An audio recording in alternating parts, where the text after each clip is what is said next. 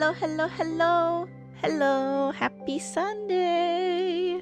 Oh my gosh, I didn't stream all of Saturday. So now I'm like, what day is it? I don't know. Hello.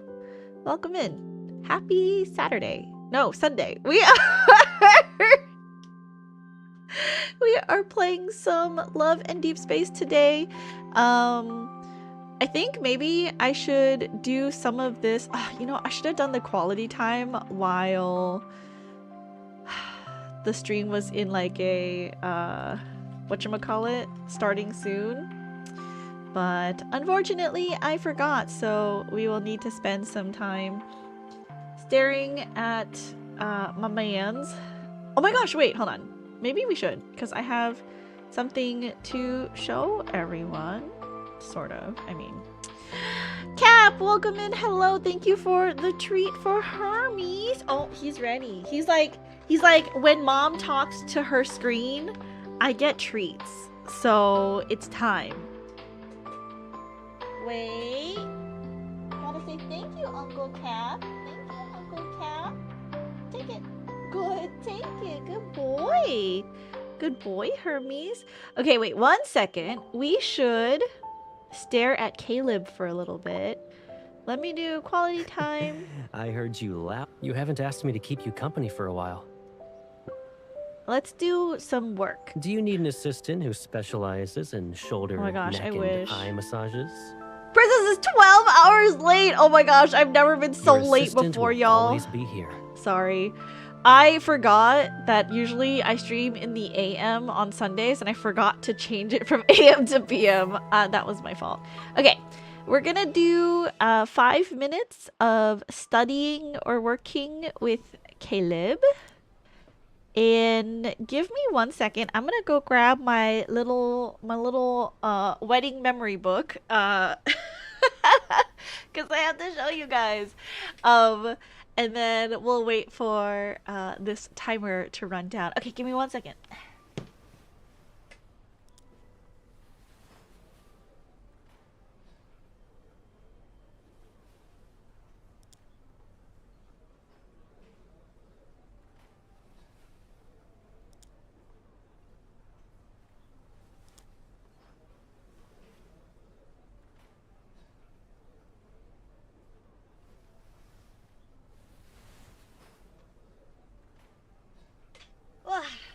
Okay. I'm sorry, I'm back. Okay. This morning, as you guys saw in the Discord, I literally, I forgot to put my schedule out last night. Yesterday, I was really busy. I'll tell you guys about that in just a little bit, but yesterday I was really busy, and then I got home and I had to work on like a music project with a friend. So my evening was, just like really packed, and I went to bed without making my schedule. And so I was like, okay, well, I didn't promise I would stream on Sunday. So I decided, let me just go to sleep and not set my alarm. I'll just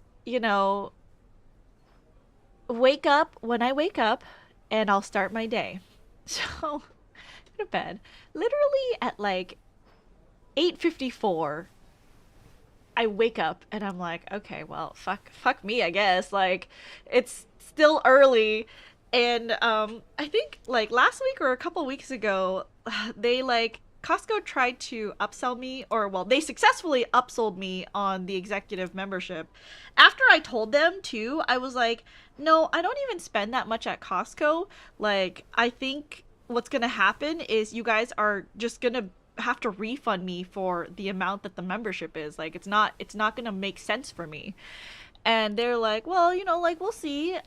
You would have gotten $54 back. And I was like, that makes no sense. Like, that's the cost. That's basically how much it costs to upgrade. So like, anyways, so, and then that reminded me, oh, my ex still has like a Costco card on my membership. So I'm like wondering, should I just be like, hey, I need you to like shred that card? Or hey, I'm canceling your card. Anyways, I don't know. So I literally woke up and I was like, okay, well, I have the executive membership, so technically I can go shop at Costco at like 9, because the executive members get an hour of shopping, and then like the regular members start at 10.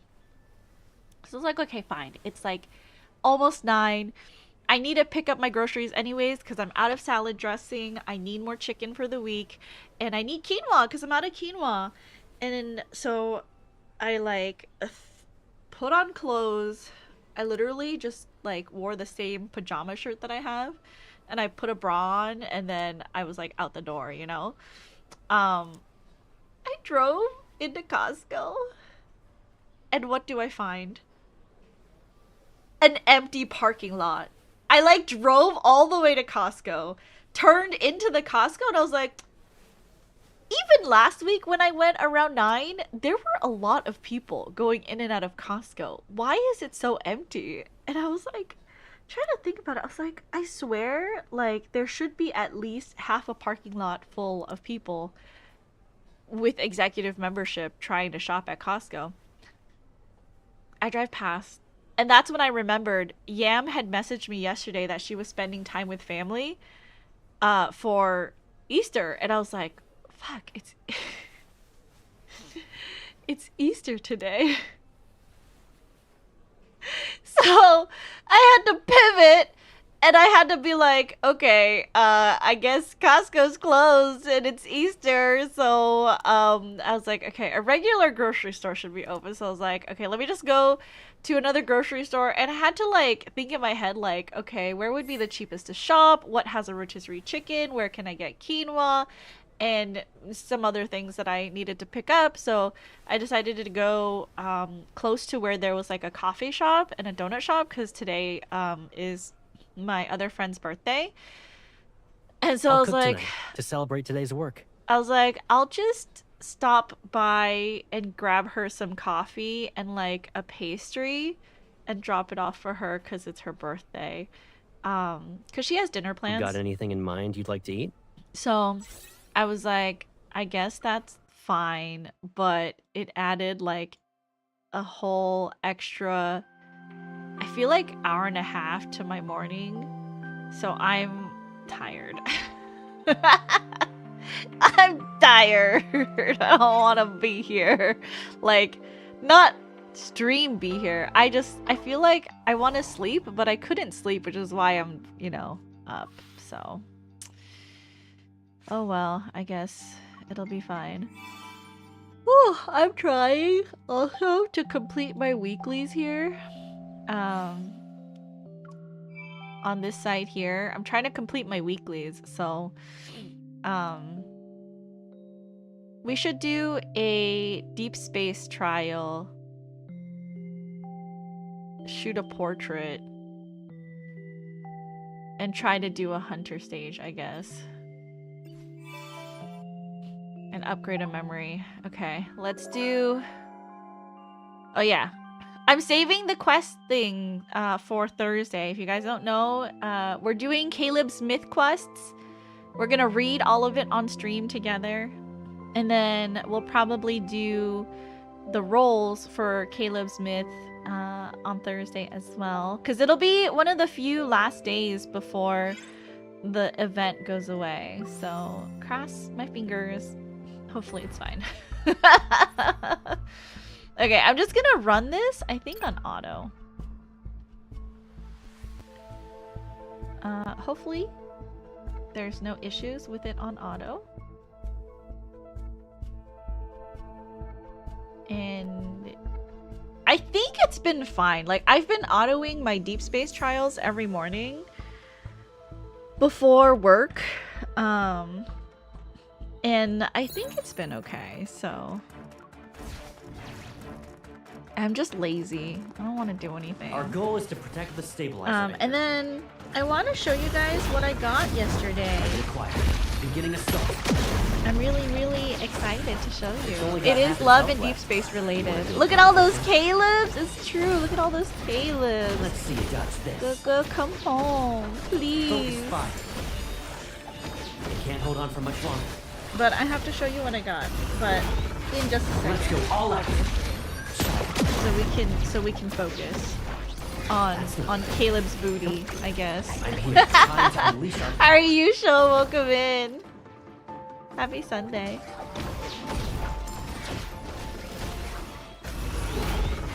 Let's go all out. I feel like a lot of people say the auto battler for some companions are like pretty easy, so they just let the game auto battle for them. I don't know. I feel like you have to build out your teams quite well to be able to have auto battle be like worth it. Charging up for an attack. Yesterday. What did I do yesterday? I went to the Japan OC fair. So I had my meetings yesterday in the morning, and then I got ready, I got dressed, and then if you guys see, I put on my yukata. It's so cute. I put on my yukata that I had to drag out of my closet. It's literally been 5 years. No. Longer. 2017. Oh my god, it's almost been like 9 years since I last put that yukata on. Watch out. Still fits. Thank god. Still fit me. I was able to put it on. It was fine. It looked good. Collecting energy. So I was happy about that. Let's go all out. And I went with Han and some of her friends who drove down from LA, and we all gushed about Love and Deep Space. It was great. I loved it. I had so much fun. Beginning assault. Just got back from the Dominican Republic. Ooh, how fun was that? That was for your sister's birthday, right? She chose she chose someplace warm. How long were you there? It was like a week? 2 weeks? Did auto battle do it for me? We're never going back to that land. No? Dude, this is fucking long as hell. How long is this gonna take? Let's go all out. Oh, okay. I think we're close. This is wave 6. Well, I don't know. I don't actually know. Does this take a long time? Please! I'm here. Time to unleash our power. Hurry up. Let's go. I don't want to be here anymore. Now's our chance to strike. Gathering our synergy energy. Can I skip this? Quickly beat this so I can leave. That's impressive. There we go. There for a week at an all-inclusive. That was nice. Does that mean if it's all-inclusive, you didn't have to leave the resort? You got to stay at the resort the entire week?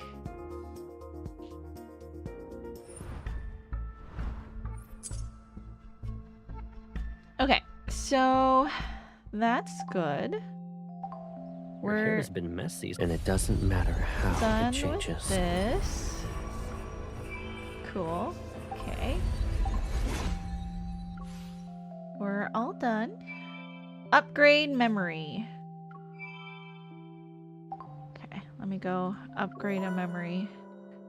Let's do Zane's card because I haven't leveled it up yet. We'll just put one wish bottle on it. There we go. Oh, he leveled. Okay. Well, okay. I feel like I've been putting wish bottles on him. Okay, cool. So we're gonna do more of the main story. I did unlock a few. What is it? I did unlock a few like entries in the information tab here. So let's go over this first, and then we will go through more and maybe cry because it's Dawnbreaker. Okay, so we have prototists and purists. We did go on a couple of excursions just to change things up, which I think was needed. Too easy for things to get stale and boring if it's just at the resort for a week. You know, I can see it. What kind of activities did you do while you went out? Okay, Prototists, a school of thought that advocates for advancing protocore technology. Prototists view protocores as a powerful energy source that could enhance quality of life, aid in the fight against wanderers, and enable exploration of deep space tunnels and other cosmic frontiers. Purists, a school of thought opposing the development of protocore technology. The purists argue that, despite their power, protocores are inherently dangerous and poorly understood. Warning of a potential catastrophe caused by the overdevelopment of protocores, they advocate returning to Earth's original energy sources as the only viable path to a sustainable future. Tail. The N109 zone. So, rife with illicit trade and dangerous research, many of its activities... Wait, why is there a red note here? Oh, wait, hold on. More down here. I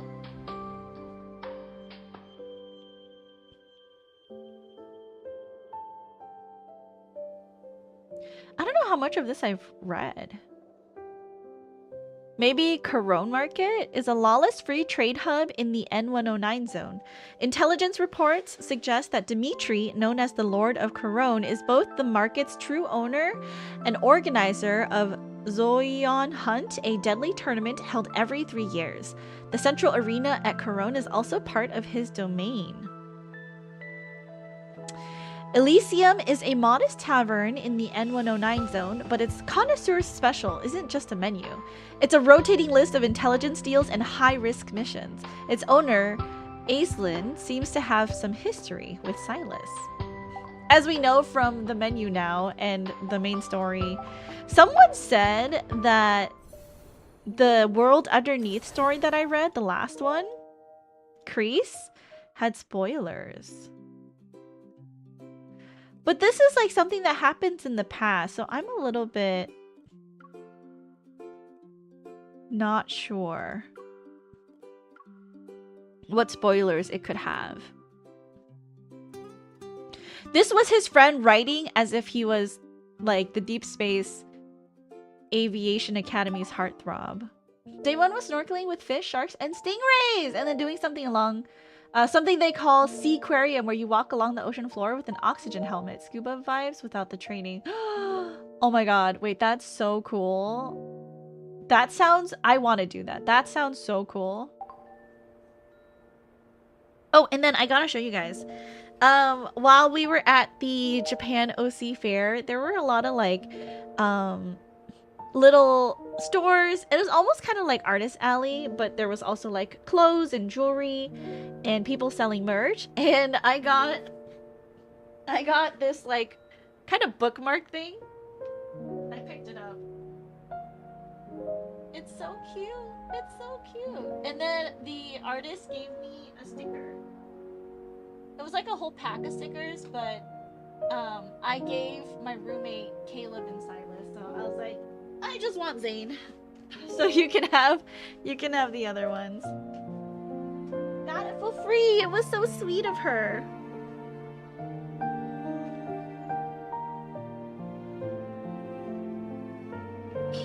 So that's what I wanted to show you guys. Okay. So now let's maybe have our hearts broken by Dawnbreaker. Are we ready?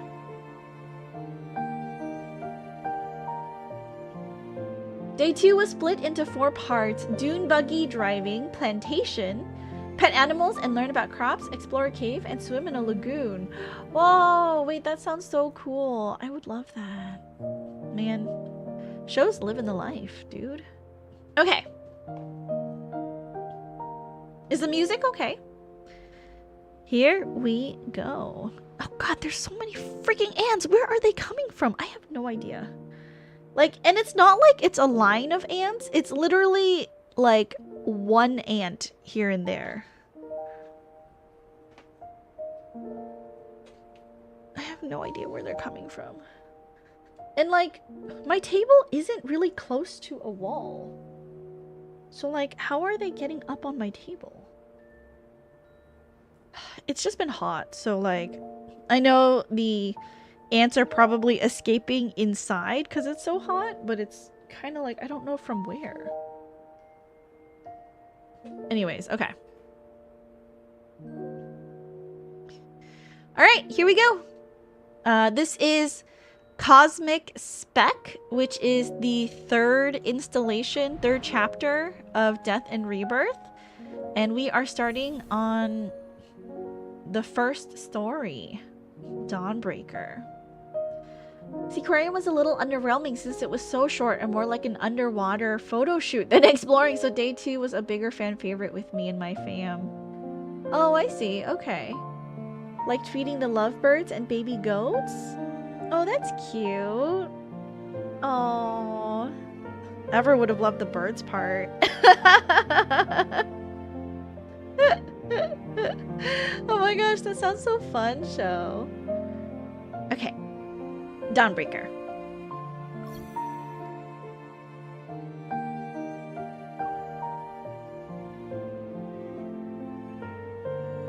I thought I downloaded this last week. Anyways, here we go.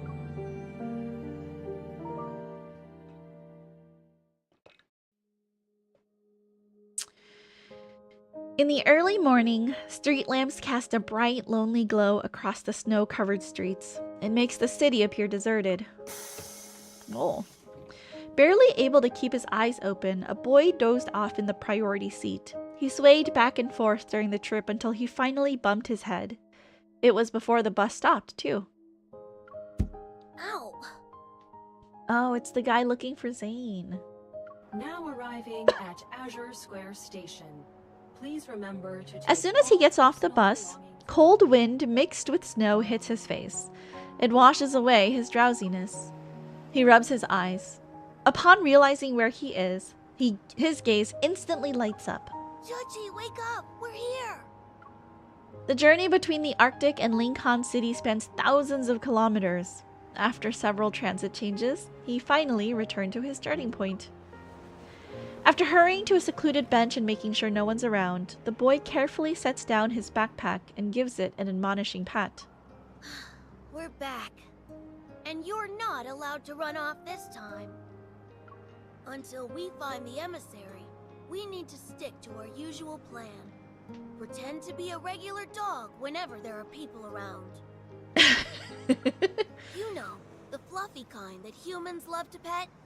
Got it? We'll practice paw shaking later. Like that one right there. He's just a regular dog. Aren't you? Aren't you just a regular dog? Yes, you are. Yes, you are, baby. The boy waits for a long while, but there's no response from the backpack. Shuji? With a growing sense of dread, he unzips the backpack only to find a hole and a few tangled tufts of white fur. The wind whistles through the gap. Uh-oh. He's lost his dog. His maybe dog. Hunter Association 2 days later. Studying the documents Zane gave me, I searched through every library and archive in Lincoln City. I tried my best to uncover the information about cosmic civilizations, hidden in the biometric key, but every search has come up empty. Several days of running around have taught me one thing, though. Unlocking the key's secrets won't be something I can accomplish overnight. But right now, something else has caught my attention. Oh, Captain Jenna. These are special pathological cases where the subjects retain a human's physical features, but their consciousness has been eroded. Only primitive aggression and instincts remain. For now, we're designating them as Alterum. These Alterum share one common characteristic too. They were diagnosed with protocore syndrome. Interesting. Protocore syndrome. 2 days ago, I received an unexpected message from Zane at midnight. It was long after we parted ways. I have to go on a business trip. It's not dangerous, but we might not be able to contact each other for a while. Don't worry. P.S. I'm not going to Mount Eternal. These sudden announcements had become the norm. I scrolled through my emojis and sent back a happy snowman with ellipses above its head. The words, Protocore syndrome, act like a signal. They connect my earlier suspicions to create a clear pattern. This is under Zane's field of expertise. Could a sudden departure be connected to these Alterum? The description of the Alterum reminds me of those so-called specimens I encountered in Skyhaven. With the Alterum appearing in Lincoln City, does this mean the Fountain of Vitae has entered another phase? But according to these forum posts, a mysterious figure has appeared these past few days. They strike before the police do, and their codename is apparently Dawnbreaker.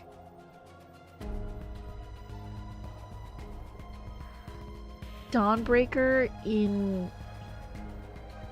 Hello, welcome in. Sorry, let me just remove that one.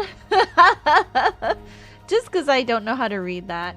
I'm good, how are you? Welcome in, Kruger. Happy Sunday. How are you doing? We're just getting some Love and Deep Space story in. We're seeing if it really is Dawnbreaker. Because isn't he only available in Zane's dreams? Like, he only exists in parallel with Zane. They can't meet, right? How does this work? How is he here? They always manage to deal with the Alterum before the police can arrive. Wait, what? Another urban legend?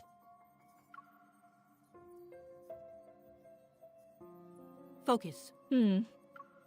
Jenna interrupts the off-topic discussion. The virtual display scenes switches to show some photo from a crime scene. I'm fine today. Today I was in a sauna. Oh, fun! Man, I want to go to a spa. That sounds so nice. Spas are so expensive, though. Thank you for the head pat. I appreciate it. Thank you, thank you. Kirk, meat pie for lunch pie? No pies today. I might make some brownies later this week. As for these recent Alterum attacks, the police need a hunter to investigate and detect metaflux readings. Is it really Dawnbreaker? Do we get to meet him? Does anyone want to volunteer? Me. Thinking these clues might help Zane, I raise my hand without hesitation. I'll go, Captain.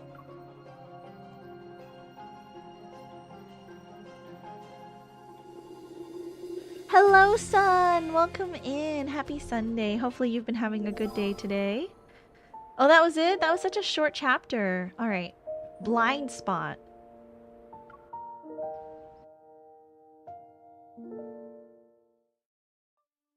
Okay. Northern Ring Road crime scene. Oh, because of the thing from yesterday. Not yesterday. Last week we read the kid and the mom. After receiving assistance credentials for my investigation, I head to Northern Ring Road that's located in the downtown area. A detective lifts the barricade tape and approaches me. After we shake hands, he leads me to the crime scene. Thanks for coming out when there's all this snow. I'd like to say the same thing to everyone else who's here. I set up the precision scanner I brought on the ground and turn it on. Once the scan is complete, the data will be uploaded to the cloud that the association can access. Then, a detailed report will be generated for police use. Perfect. We've received some of the restored surveillance footage, so we can take a look at it. The surveillance equipment was damaged by the cold, though. I'm afraid the video quality won't be great. I thought Lincoln City's outdoor surveillance systems were designed to withstand low temperatures. The temperature dropped far below the equipment's tolerance threshold. It's safe to say the damage wasn't caused by natural means. Hi, Ash. Welcome in. How are you? Happy Sunday. In the low-quality footage the detective hands me, I manage to spot an unsettling figure lurking in the darkness. The creature's form is distorted. Weapons that look like hooked tendrils grow from its body. Compared to the ones I've encountered before, they seem to have grown significantly stronger. What about Dawnbreaker? Did you catch them on camera? The detective shakes his head. They managed to avoid being captured by the surveillance system. Meticulous and efficient, I'd say. As I approach the damaged guardrail by the road, my hunter's watch immediately starts blaring an alarm.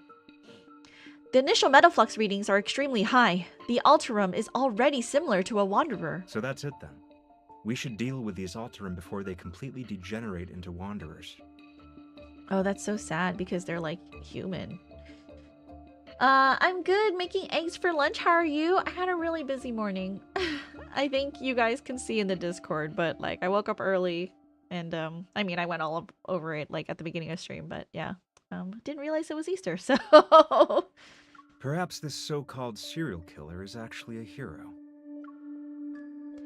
The detective gives me a contemplative look. However, from a hunter's perspective, do you see the Alterum as humans? Or are they monsters that need to be destroyed like Wanderers?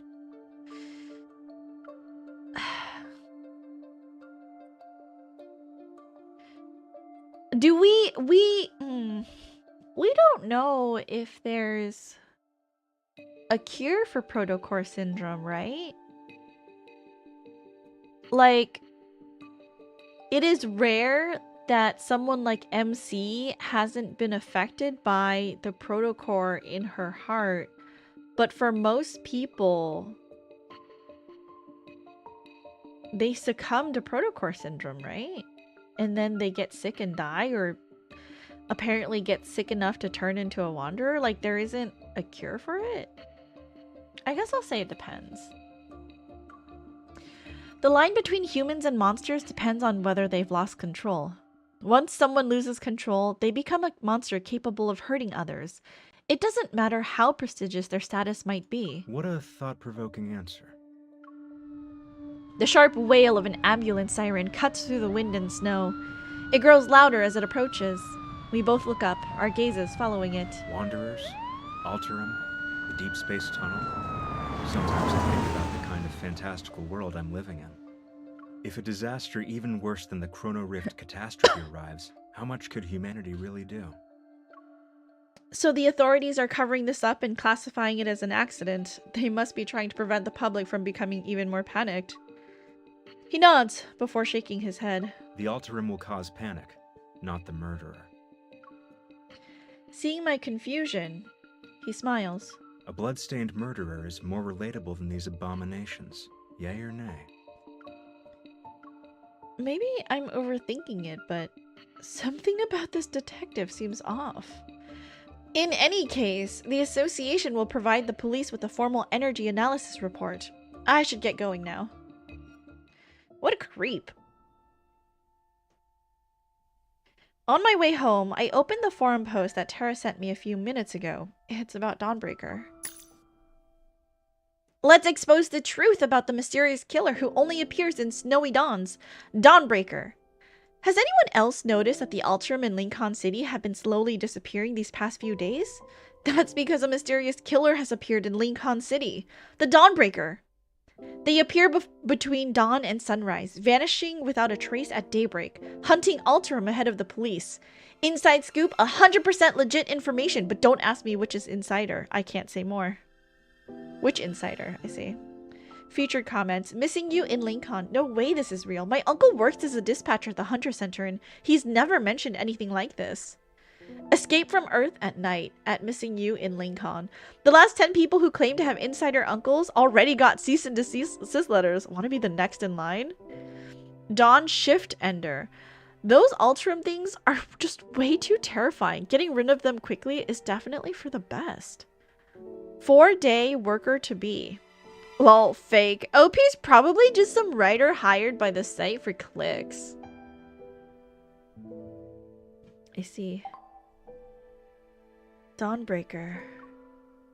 The Alterum and Dawnbreaker. These names sound like links in a food chain destined to exist in a perpetual cycle of predator and prey.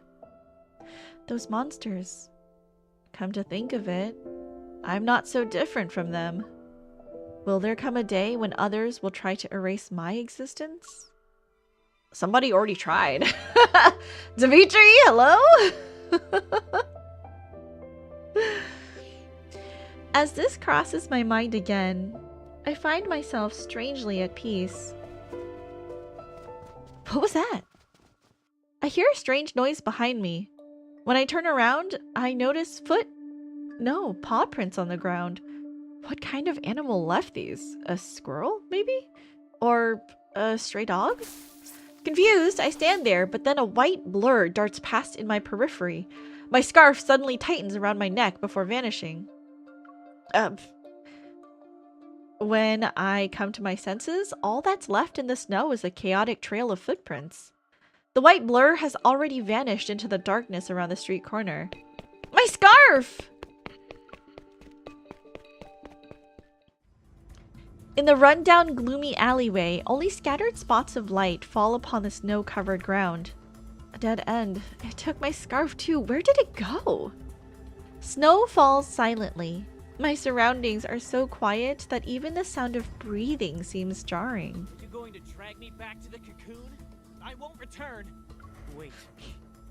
You're Dawnbreaker. Just kill me already. Oh man, what's this? Dawnbreaker? My heart races as I hold my breath and silently move forward. As soon as I turn the corner, I raise my gun at the shadowy figure. You. In the dim lighting, several objects coldly flash from the figure's palm. They're ice shards, and they've pinned the teenager's sleeves and pant legs to the wall. Black crystals cover the teenager's left arm and neck, but he's different from the test subjects I encountered in Skyhaven. The realization hits me. He's an Alterum. I said you could kill me, not torture. I suggest you stay quiet. That voice. I freeze upon hearing a familiar voice and move my finger away from the trigger. In that split second, a sharp ice shard cuts through the air. Oh!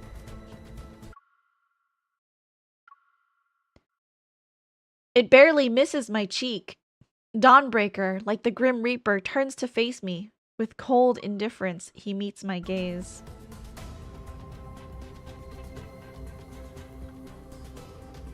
Zane? The white creature that had vanished into the snowy night suddenly appears from out of nowhere. It jumps onto Zane.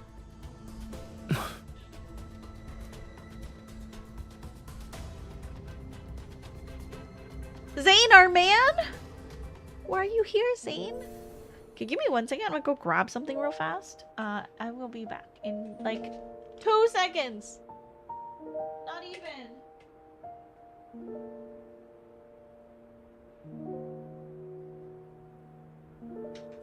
See, I'm back already.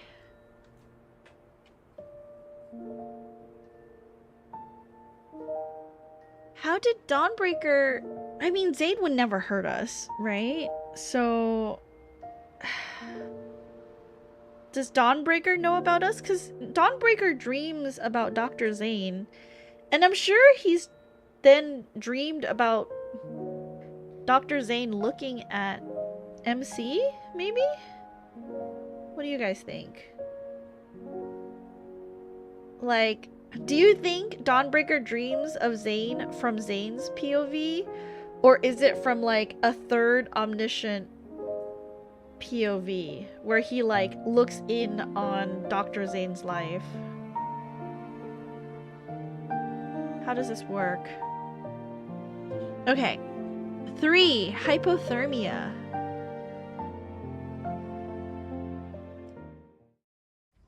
Taking advantage of Zane being momentarily distracted, the teenager breaks free from his restraints and pulls out a knife from his waist. With desperate, wild eyes, he lunges at him. But his wrist is caught and twisted again. The cracking of a dislocated bone echoes through the alley.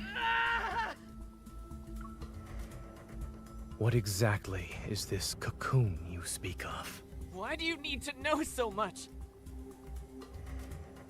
Okay, I'm really confused because sometimes sometimes the game auto advances the text and other times it's like, no, you gotta click, and so I'm a little bit worried about clicking through too fast, and I'm just like, okay, do I click or do I wait? As if the word cocoon was burned into his nerves, the teenager suddenly jerks away. He clutches his crystallized left arm as he frantically runs to hide behind me. Spotting my gun, he forcefully grabs my hand and turns it. If you're not going to kill me, then let me go. The barrel is pointing at Zane now. Stay back. So I'm confused. It goes too fast. A flicker of surprise appears in Zane's eyes, but that moment of uncertainty quickly fades and his usual coldness returns. Zane, why are you here? Zane, who should be away on a business trip, is in a remote alleyway in the middle of the night with an Alterum teenager. He was addressed as Dawnbreaker, too. Something isn't right. Questions pile up one after another in my mind as I assess the situation. I slowly try to free my hand from the teenager's grip. You haven't gotten to the point where death is necessary. Zane and I speak almost at the same time. I'm once again taken aback by the coldness in his voice. But after tonight, that might change. The crystals will erode your body. Your skin will be split open, and your bones will be ground to dust.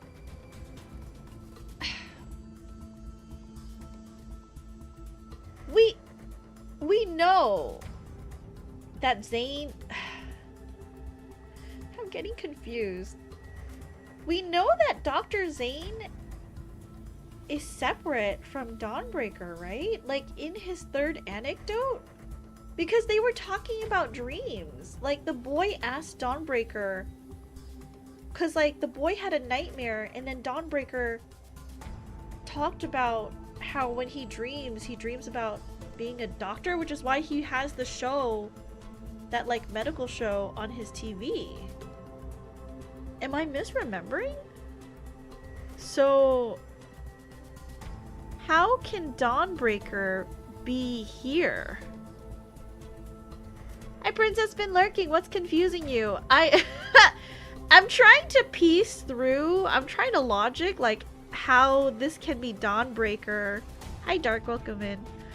How this can be Dawnbreaker and where is Zane? Like, I thought that they couldn't, like, I thought they were parallel versions of each other, and I didn't think Dr. Zane and Dawnbreaker Zane could exist in the same space.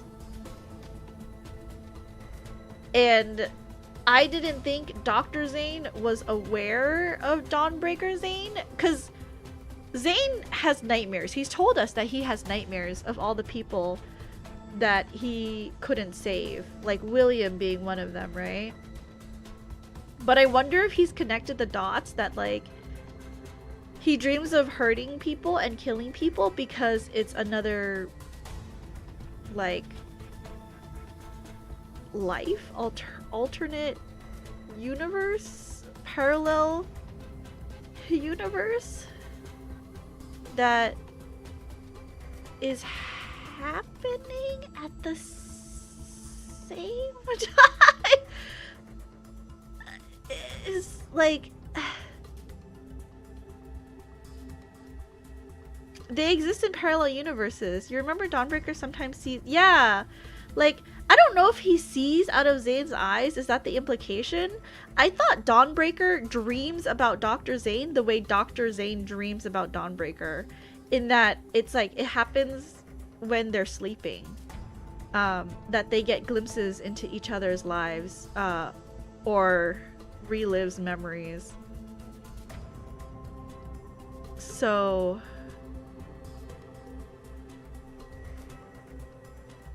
but, like, how can Dawnbreaker be here in Lincoln is my, I guess, big question.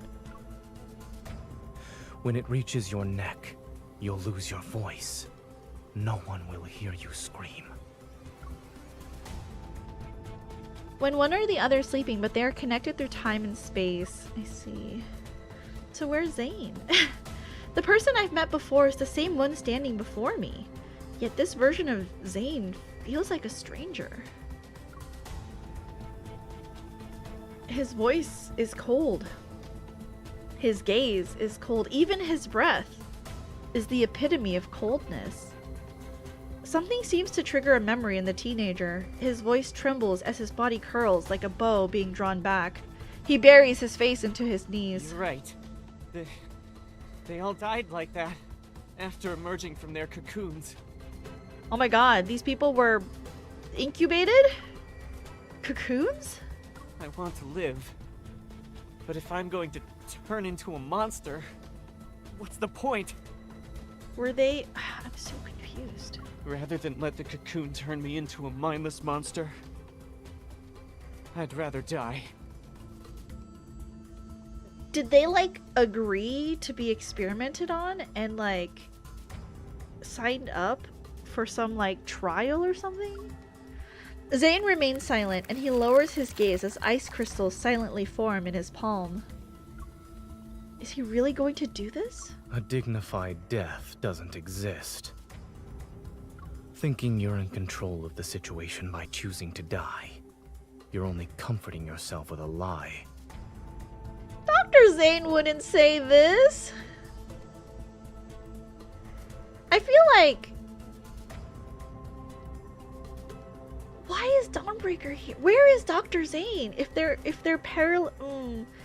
if they exist in parallel universes, then does that mean Zane isn't here? Like, Zane said he'd go on a business trip. So where is he? And then, like, here's another thing. Doctors, more than most people, believe in dignified deaths, no? So the fact that Dawnbreaker said that, like, that's... It's not Dr. Zane cosplaying as Dawnbreaker. You know what I mean? You know what I mean? Did you escape just so you could die like a dog? Oh my goodness. Don't lecture me with that nonsense. The teenager straightens up and lunges at me again. His hands trembling uncontrollably, yet he grips my gun with all his strength, refusing to let go. You're a hunter. A hunter's gun can kill a monster like me, right? Pull the trigger already!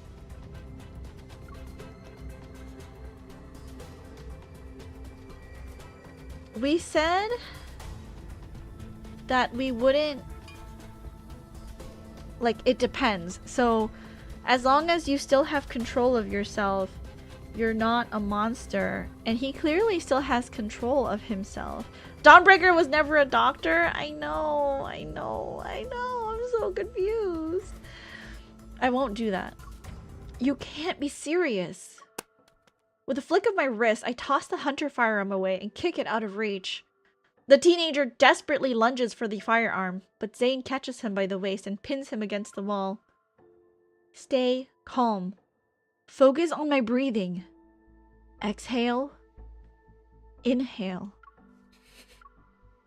You're trembling.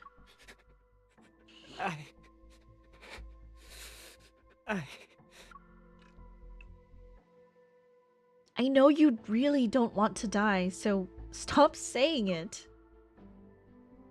After several seconds pass, the teenager finally comes to his senses. He nods as if emerging from a trance. I steal a glance at Zane. His expression is completely serene and unmoved. It's as if he's an aloof observer, standing at the crossroads between life and death. I move closer to Zane, firmly hold his hand in place, and give the teenager a gentle smile. You heard what he said, right? He said you can't die yet. He's the best cardiac surgeon in the city. If he says there's hope for you, then you can be optimistic about the future. He's a doctor?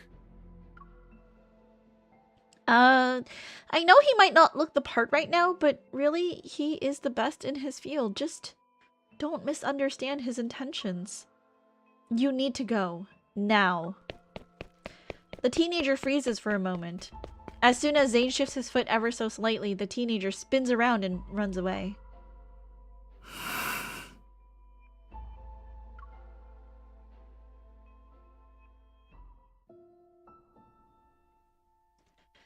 Late into the night, the streets gradually darken. The light reflected off the snow makes streetlights appear soft and dim. After watching the teenager leave, I turn back to look at Zane, who feels like a stranger. The small animal of an unknown breed stubbornly refuses to let go of his coat. It whimpers as he pushes it to the ground again. now that it's just the two of us and this dog? Anyway, you can tell me what's going on, right? Did your business trip end early, or did Oxo Hospital call you back for an emergency? While I'm still asking questions, Zane bends down to pick up the snow-covered scarf. Then he stares at me as if trying to confirm something. Is this yours? Don't tell me this is the scarf that Zane bought her. Huh? If I... Oh, remember correctly, this is the scarf you knit. No, picked out 3 days ago. Oh, then it's mine. No, he gifted it to me. As soon as he says this, Zane walks right past me. You don't know me? Why are you suddenly acting like you don't know me? Should I know you? Yeah. I'm your childhood best friend, and you love me. Well, not your childhood best friend. But you walk around with the face of a man that should know me. I'll get going now. But your home isn't there. I know.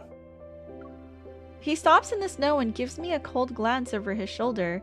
His voice is devoid of any emotion.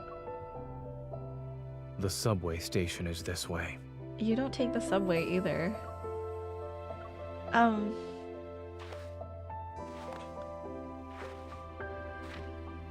the empty street, our footsteps crunch in the soft snow.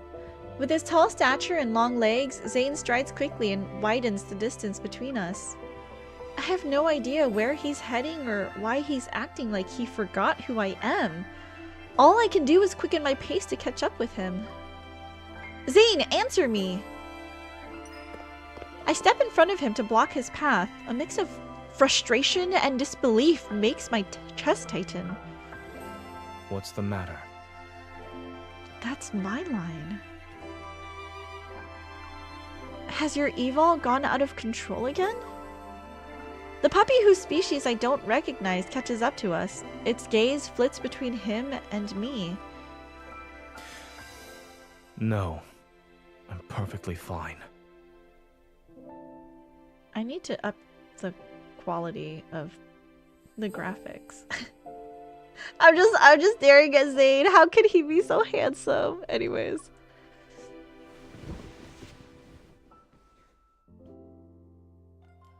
Zane casually brushes me aside and continues walking. I think a couple is breaking up in the middle of the street. The puppy quickly shakes the snow off its body, gives me a sympathetic look, and then runs after Zane, who's already walking away.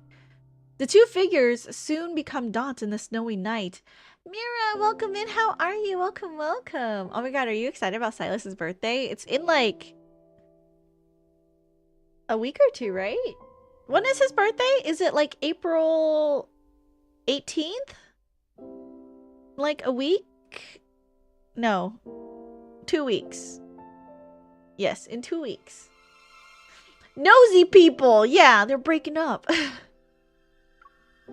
Whether it's because of frustration or anger, I stubbornly walk away without looking back, but after a few steps, I feel like something is wrong. Wait, the direction Zane's heading in.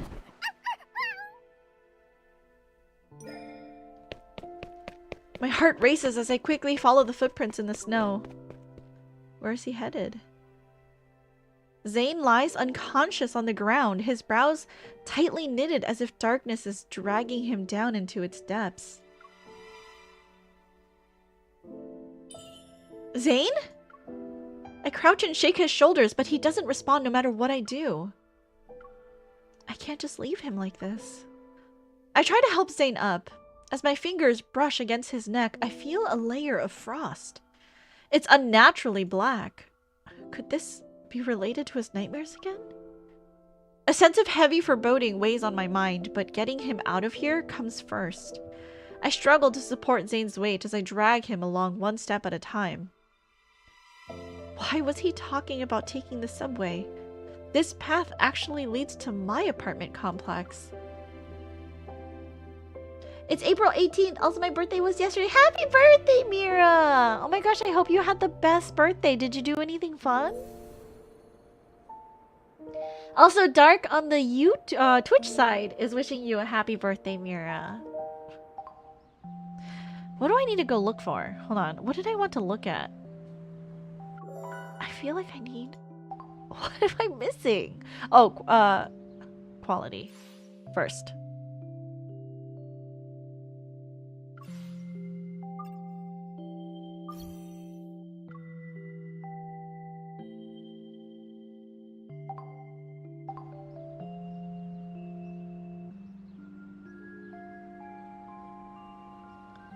Uh-oh, I might have crashed it. By upping the quality, it hates me.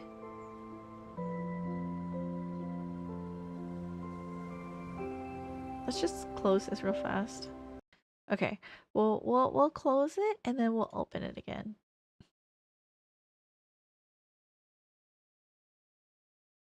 Can I redeem a happy birthday song for Mira? Yes, you may. All right. Then before we start the game up, let's wish Mira a happy birthday. If everyone in the comments who haven't wished Mira a happy birthday, can you please wish Mira a happy birthday? And Mira, I'm going to sing you a birthday song because Show is redeeming the birthday song for you. Happy birthday to you. Happy birthday to you. Happy birthday, dear Mira. Happy birthday to you. Happy birthday, Mira. I hope that you spent it well, got lots of presents, had a normal day but had nice birthday cake and lots of friends' blessings. Oh, that's so nice. What kind of cake did you have for your birthday? Thank you, Show, for redeeming Mira a birthday song. You're very sweet. Okay, let's try to redo this. Okay.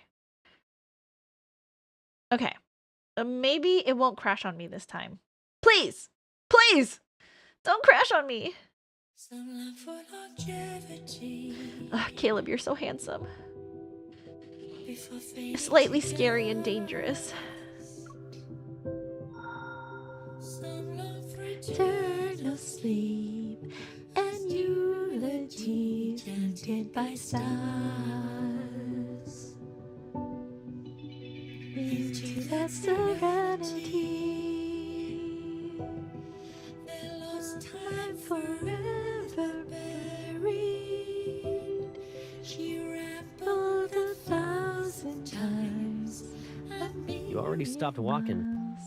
Are you still gonna pretend you're passing by? You have a lovely voice? No. But thank you for coming here and hanging out with us and letting us know it was your birthday yesterday. Okay. It should be high quality. We should be ready to go to the next chapter. Okay. In the dream. Okay, dream? Dream? Maybe we'll find out why. Maybe we'll find out why Dawnbreaker is here. Had a cream and fruit vanilla cake. It's my favorite. Oh, that sounds really yummy. I love like a good fruit tart with like a vanilla custard. Oh, so good. I generally like cakes that aren't too sweet, like a chiffon cake with light whipped cream.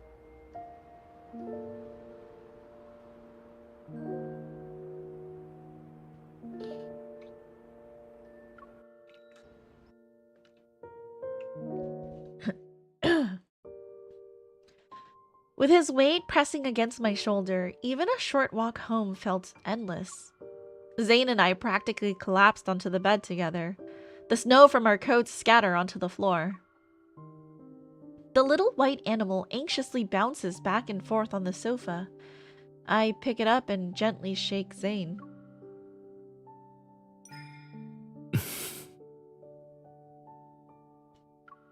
His eyes remain closed. A streak of black silently emerges from his sleeve and creeps along his veins until it reaches the back of his hand. The black ice that appeared on his neck has already spread to this area. I need to wake him up from this dream. I reach out toward the side of Zane's neck and gather my power.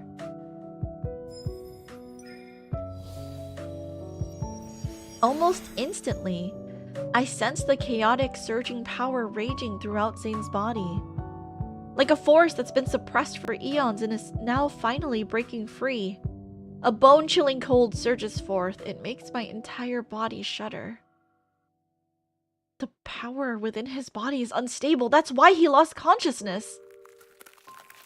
At that moment, Zane's eyes snap open and he grabs my wrist. I don't like it too sweet, but I'm a cake lover, so give me any cake, I will eat it. Oh, just like Zane! Look at my handsome man.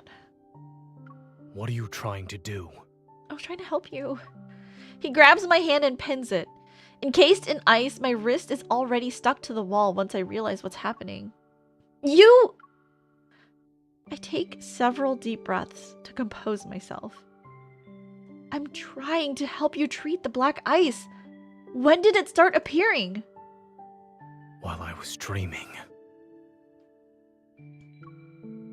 He lets go of my wrist and the ice crystals dissolve with it. I guess there's no point in asking. To my surprise, the black frost didn't disappear after our resonance. It stubbornly remains on his body. Nevertheless, Zane appears much better than before. Remembering how cold he felt, I take out a thermometer to check Zane's temperature. Extremely low temperature detected. Oh. To protect the device and extend its service life, the system will be automatically turned off in 1 minute. I see. The reason for the extremely cold temperature isn't concerned and tries to prop himself up. Seeing this, I pull out an old-fashioned infrared thermometer and aim it at him. Freeze! Okay, MC! I press the sensor against his forehead and playfully pull the trigger. You're being childish. As expected, he doesn't move. Beep! Lost in thought, I stare at the screen showing his abnormally low temperature. No wonder all the surveillance cameras at the crime scene were damaged by extreme cold. Even though I'm not sure if it'll help, I take out 2 fever pills and hand them to Zane along with a glass of warm water. That's medicine. Yes. It's bitter. I'm not consuming it. No, sir, you have to. You're a doctor. You, of all people, can't complain about bitter medicine. For what must be the first time in his life, Zane's face shows an expression that can only be described as okay and not knowing how to help him recover. I head to the kitchen and make fresh carrot juice. I doubt it'll do anything though. Make him drink it! Make him drink the carrot juice. Drink this instead. It's your favorite. You know my preferences that well? Wait, does Dawnbreaker also hate carrots? Zane seems genuinely thirsty. He takes the glass, hesitates for a moment, and then chugs it in one go. Oh. Well, do you want to give a more detailed review this time? He meets my gaze as the entire glass of carrot juice turns into a solid column of ice in his hand. It's awful.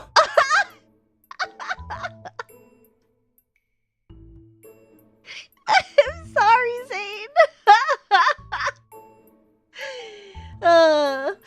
I see your hatred for carrots is written in your DNA.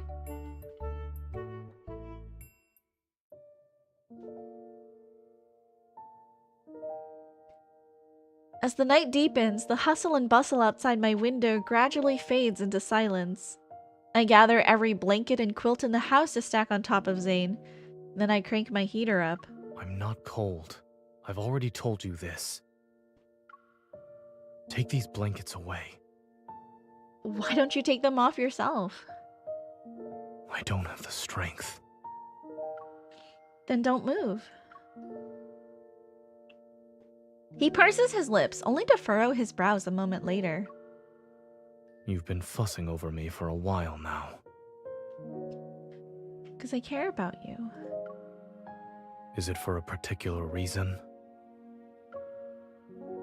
You're important to me.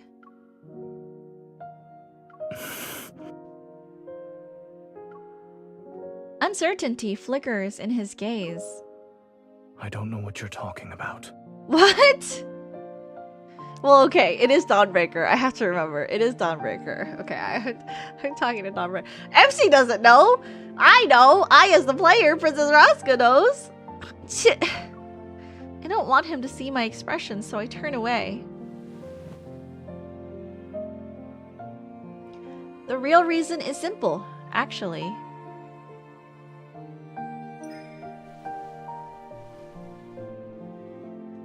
When he falls silent, I push away my chaotic thoughts and turn his cold face toward mine. Dawnbreaker, you're very famous. Don't you dare run away or disobey me, or else I'll...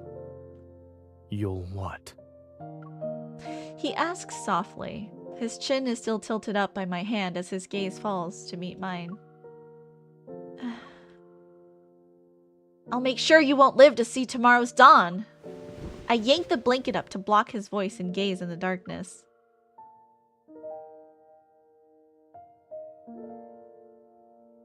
What you described is not the first time this happened to Zane.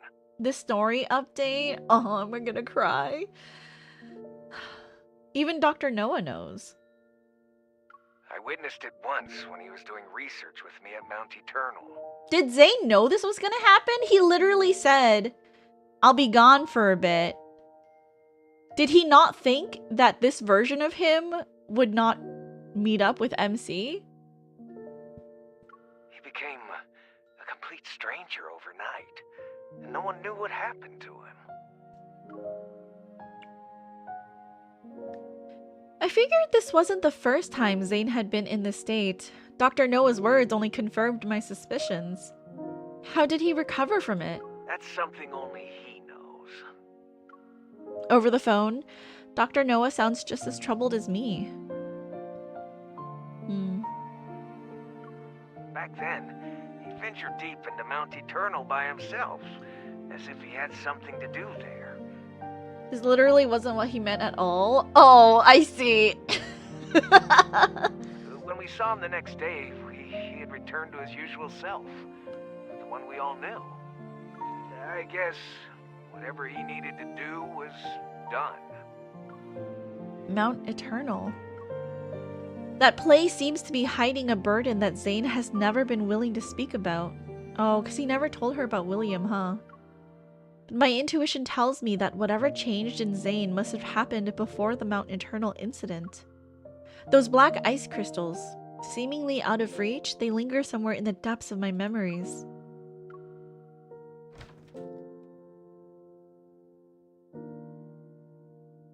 When I open the door again, I find a ball of white fur sitting by the bed. It's wagging its tail at me. When did you sneak in?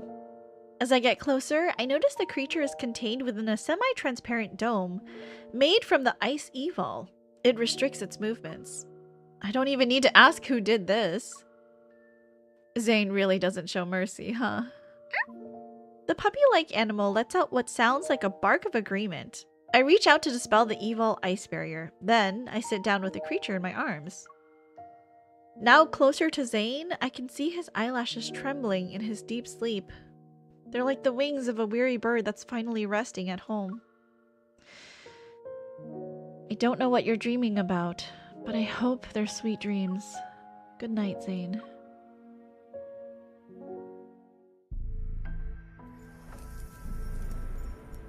In the stillness of the night, only the white creature notices a faint sound. A subtle energy seems to be flowing. The white animal's ears twitch as it looks up at Zane and the girl's joined hands. The cold, corrosive sensation gradually fades. A warmth surges through Zane's cold fingertips like water traveling through a leaf's veins. For this soul that's been trapped in nightmares for so long, the unmelting black ice covering his body finally recedes bit by bit.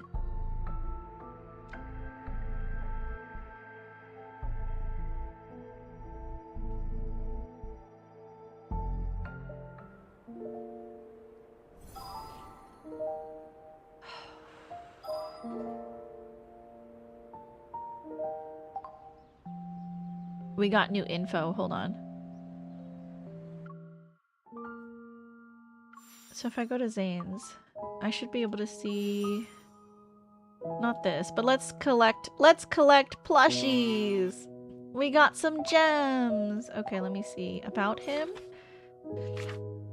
As black ice crystals envelop Zane's body, the temperature surrounding him drops so significantly that the household thermometer classifies it as an extreme coldness. Okay.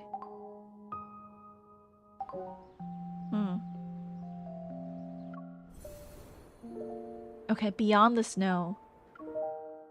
Is our Zane back? Is Dr. Zane back? The investigation into the alterum and the unidentified suspect is still ongoing. We urge all citizens to remain vigilant, avoid spreading rumors, and exercise caution when traveling alone at night. It's already the next morning when I wake up. Groggy, I prop myself up and press my temples to clear my mind. Beside me, Zane is still asleep. It's a rare sight at this hour. I lean closer and slowly become aware of his steady breathing. I watch as it slightly stirs the fabric across his chest. Poke! Let's just bother a sleeping man, I guess.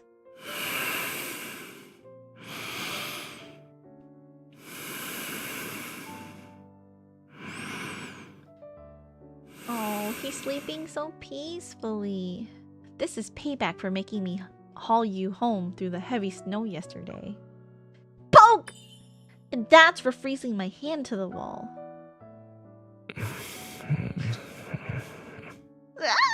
so cute, you guys. Why is he so cute? Holding back my laughter, I give Zane's nose a gentle pinch. Oh, he's waking up. It really hurt when you froze my wrists. I'll pinch your nose for that.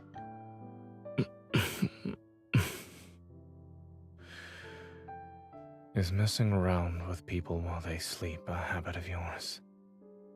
I feel his warm breath on the top of my head. My breath hitches as I meet his slightly weary gaze. Zane? The morning light filters through the curtains and falls back onto his tousled hair. Looking into those eyes, I can tell that familiar Zane has returned.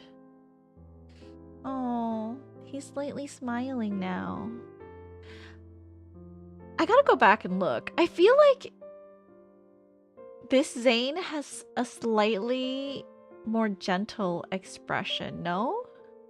I'll look. I wasn't paying super close attention, but after this chapter, we'll go back and look. Yes. Joy wells up inside me as I wave my hand in front of his face. Yeah? Okay. We'll look just to be sure. Let me take a picture. Because, like, why not? I'm going to take a picture using my snip tool on my computer. That way, I can compare. But, like, I feel like his face is slightly more gentle. Are you finally awake from your nightmare? He nods, and as he stretches his neck, I see the black ice on his body has completely disappeared. You're actually back to normal. You could phrase that differently.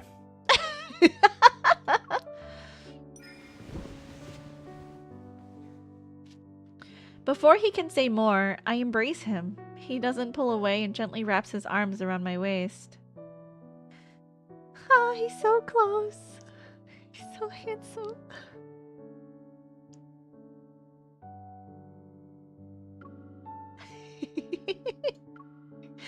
Congratulations. I'm the first person you saw when you woke up. Yesterday, when I was in that nightmarish state, did I trouble you? You almost hurt me. But that's okay. I can take it. You're a little childish.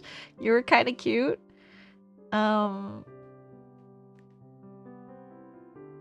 You were a little childish. You were cold, distant, and had an unpredictable temper. You were even a little childish. But that was still you, wasn't it? I'll just think of it as seeing another side of you, Zane. Why do I hear a hint of disappointment in your voice? Can't stay long. It was nice seeing you today, Princess. Have a great stream. Thank you, Mira. Thank you so much. I hope you have a good day today. And I hope that you have a good rest of your birthday weekend. Goodbye. Seeing that cold and willful side of Zane, even for one night, reminded me of when we barely knew each other. I feel at ease as everything falls into place. A moment passes and I look into his eyes again. How much do you remember about yesterday? Zane rubs his temple and sits up. It's a little hazy, but I remember most of it. Including how you froze my electronic devices and hand to the wall? And how you even told me to not be nosy?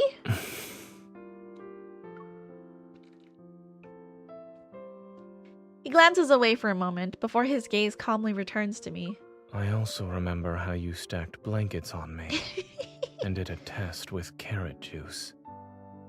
Your memory is impeccable. So when did these nightmares start? Okay, I'm confused. How can he remember? Can he, like, is it because he remembers dreaming? Like, is he, so, is it that, like, he can see through Dawnbreaker's eyes when Dawnbreaker is in this world, but, like, he has no control over what Dawnbreaker is doing? I mean, I guess that makes sense. They became more frequent after I returned from Chansha City. And in those dreams, I always forget who I am and what I'm supposed to be doing. The me in my dreams, however, has his own mission to complete.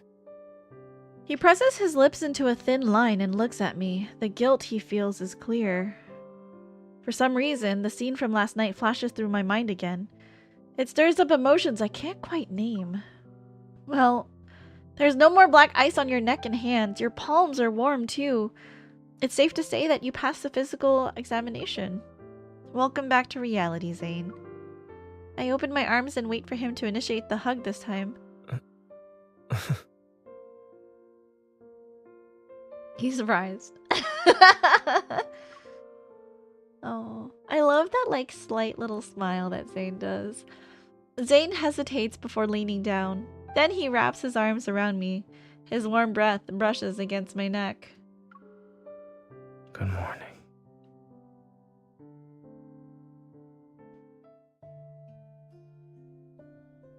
Before taking Zane home, he accompanies me to the association. I'm going to update them on my progress in the Alterum investigation. Dawnbreaker vanished overnight. Some people on the forums joked that he had been broken by the dawn. The police investigation has hit a dead end, and the relentless snowfall is still the biggest obstacle for gathering evidence at the crime scene. While waiting for Zane to finish shopping, I sit in the car and look at today's news. Ever, which announced the Fountain of Atay initiative, has revealed the first phase of the project, the Val Sanatorium. According to several reports, Val Sanatorium is using medical pods called Rebirth cocoons to treat patients with protocore syndrome. So it is a trial. Rebirth cocoons? My mind quickly latches onto this word. I heard this term yesterday. You're right. They all died like that, after emerging from their cocoons. Rather than let the cocoon turn me into a mindless monster, I'd rather die. The cocoons the Alterum mentioned must be these rebirth cocoons. Sensing my troubled thoughts, the white creature pushes his fluffy self from the back seat to settle on my lap. Obligatory fuck ever?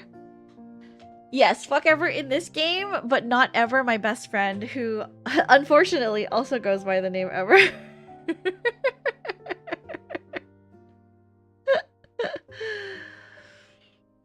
Are you trying to comfort me? Thank you. When Zane woke up, I asked about the animal. He said it belonged to some distant relatives. As for why he got lost, stole my scarf, and refuses to leave Zane's side, Zane says he's not sure. So, what kind of creature are you? I decided to take out my phone and use its image recognition feature. As the screen refreshes, it shows a majestic Baizi, the divine beast of antiquity, known all beneath heaven and earth. Huh? With trembling hands, I cup his face. My gaze travels from his clear eyes to the tiny horns protruding like fresh sprouts near his ears.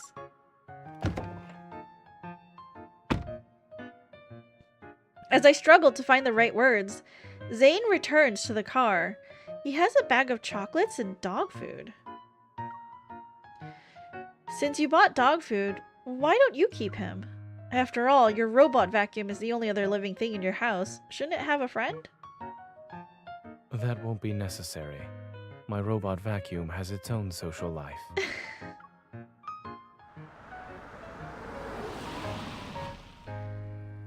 Through the windshield, the warm glow of our headlights cuts through the heavy, snowy gloom. A figure is looking around while standing near Zane's house. It's a young boy in plain clothes. He's holding books in his arms. As soon as we get out of the car, the boy's face lights up with excitement and anticipation. He spreads his arms wide, forgotten. The books fall to the ground. Emissary!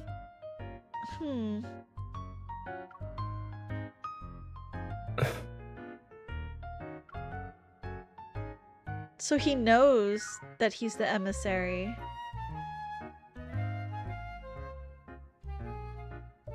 Because he must have met the kid.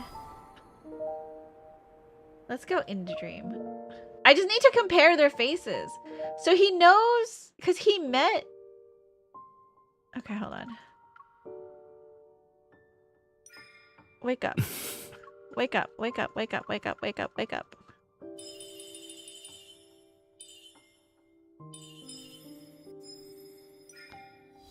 Wake up, wake up, wake up, so I can look at your face.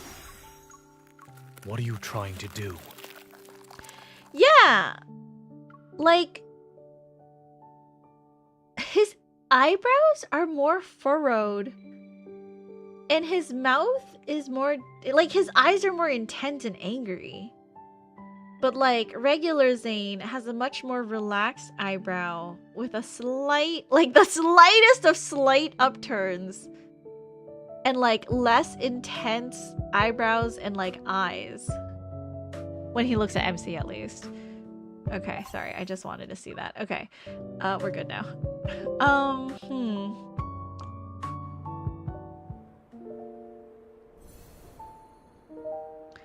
The emissary.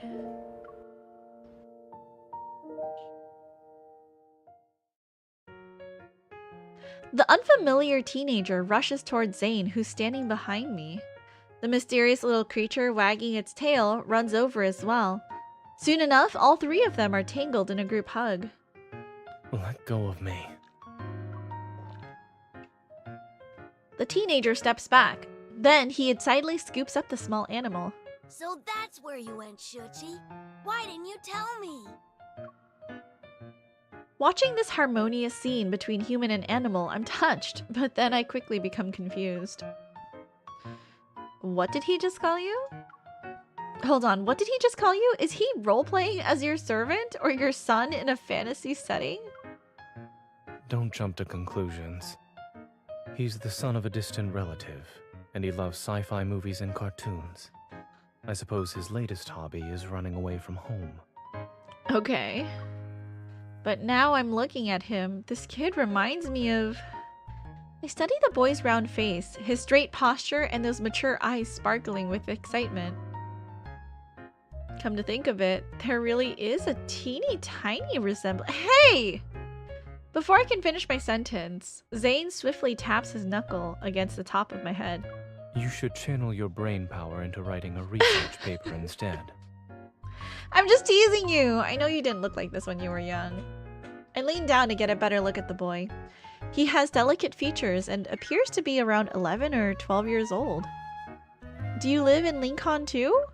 Well, you could say that. I live in the Fractal Library. Excuse me? In a nearby residential area.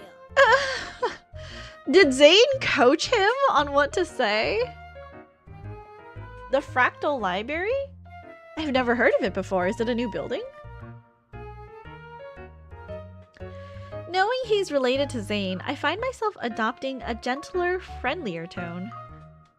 Is this little guy your pet? What breed? Actually, what kind of animal is it? He's just a regular pet dog. He's not special. Go on, Shuji.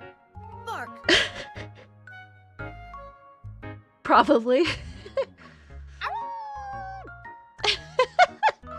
That's not the correct sound.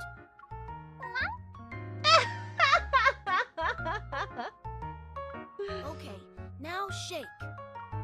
The small creature glances at me and then at Zane.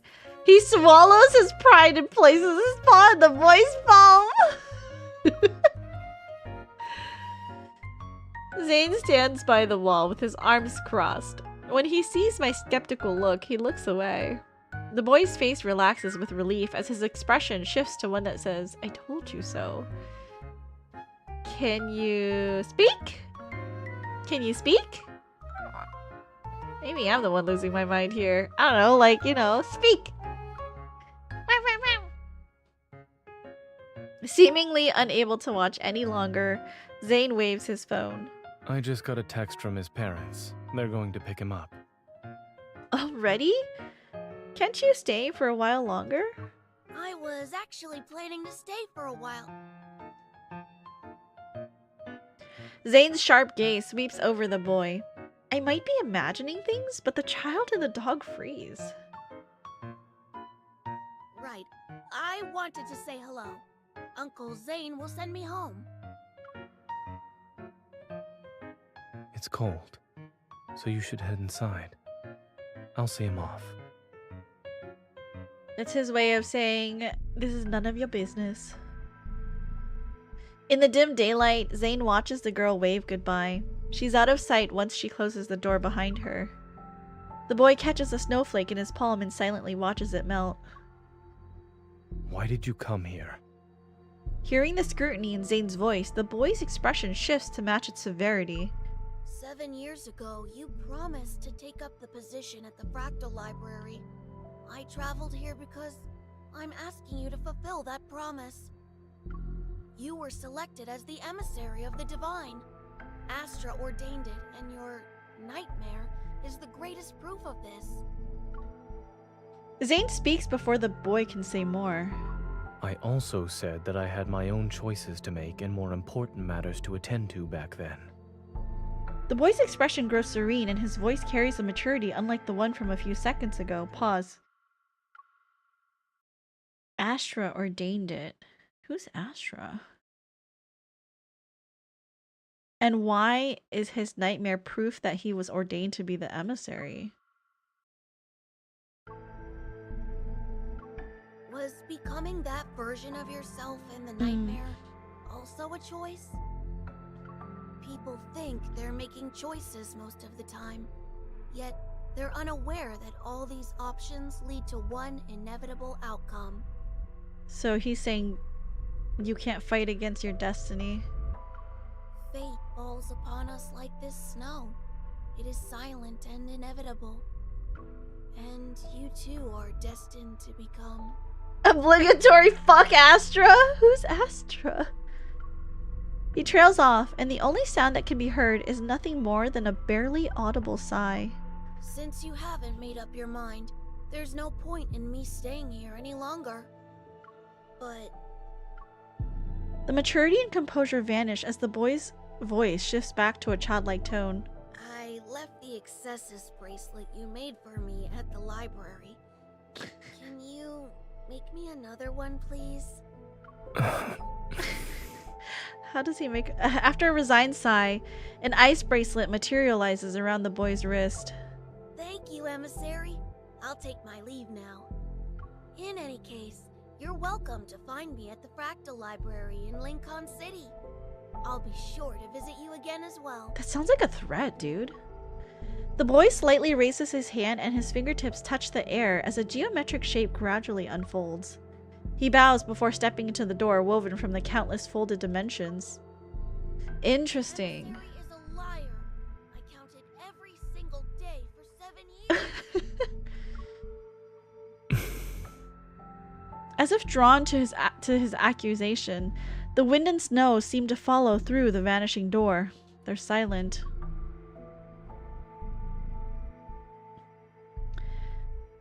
Ooh. The snow's fallen and frozen. The snow ceases, and Zane remembers the first time he entered the Fractal Library. Even though it's called a library, its exterior was remarkably ordinary. It was a building nestled in a quiet corner of Lincoln City's silent streets. The young boy begged him again and again, so he pushed open the slightly weathered wooden door. Oh. There were neither bookshelves nor defined boundaries. Instead, an endless garden with intertwining paths appeared before him. And a library that seemed to belong to another world stood at the point where those paths converged. As soon as Zane stepped into the backlight, he raised his head and saw countless bookshelves. They reached toward a tower summit where sunlight poured in. The library shelves were endless. They were like stairs that led to another dimension. Then, a young person approached them and claimed that Zane and the young boy were the administrators of this place. In addition, Zane was destined to become the Fractal Library's owner. The young person told him that the Fractal Library, which stood at the intersection of dimensions, didn't really exist in any galaxy. It didn't belong to any civilization either. And each book in the library contained the fate of a world. Zane wondered if his own fate was among them. Perhaps his nightmares were hidden within a page of these large volumes from the moment he pushed open the door. On the night he returned home from the library, Zane had a different dream. In that unfamiliar world, he wore robes as he walked into a very tall tower. He was leafing through an ancient tome. Between its pages lay a jasmine petal from a spring day, and that spring day belonged to a timeline he had erased with his own hands. It would forever remain unknown to anyone.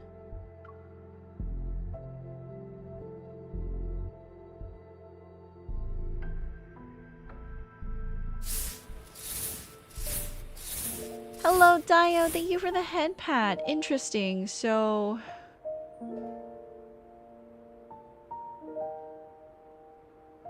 Zane has to oversee and maintain this library. Why? Because Astra, someone important, says so. And the little boy knows about it. Zane knows about it. And someone else knows about it who introduced him to the library. And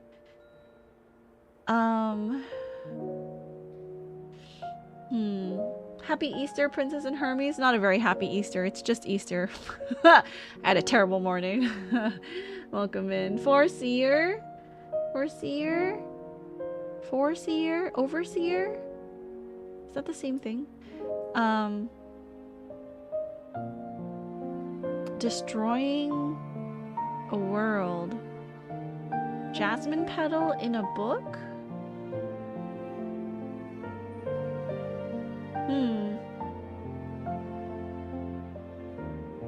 Anyways, okay. Shoulder to shoulder.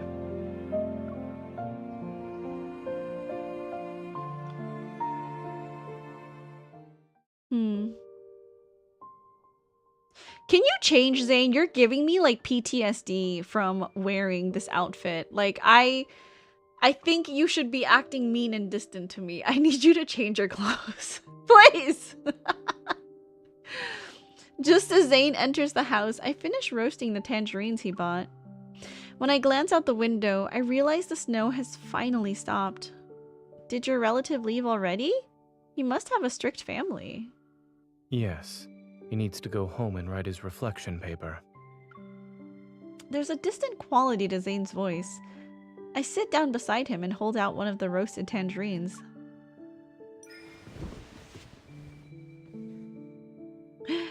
Would you peel an orange for me? I think Zane would peel all the oranges I wanted if I asked.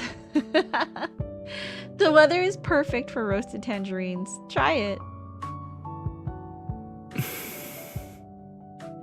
He stares at me for a long time before finally eating a piece of the tangerine.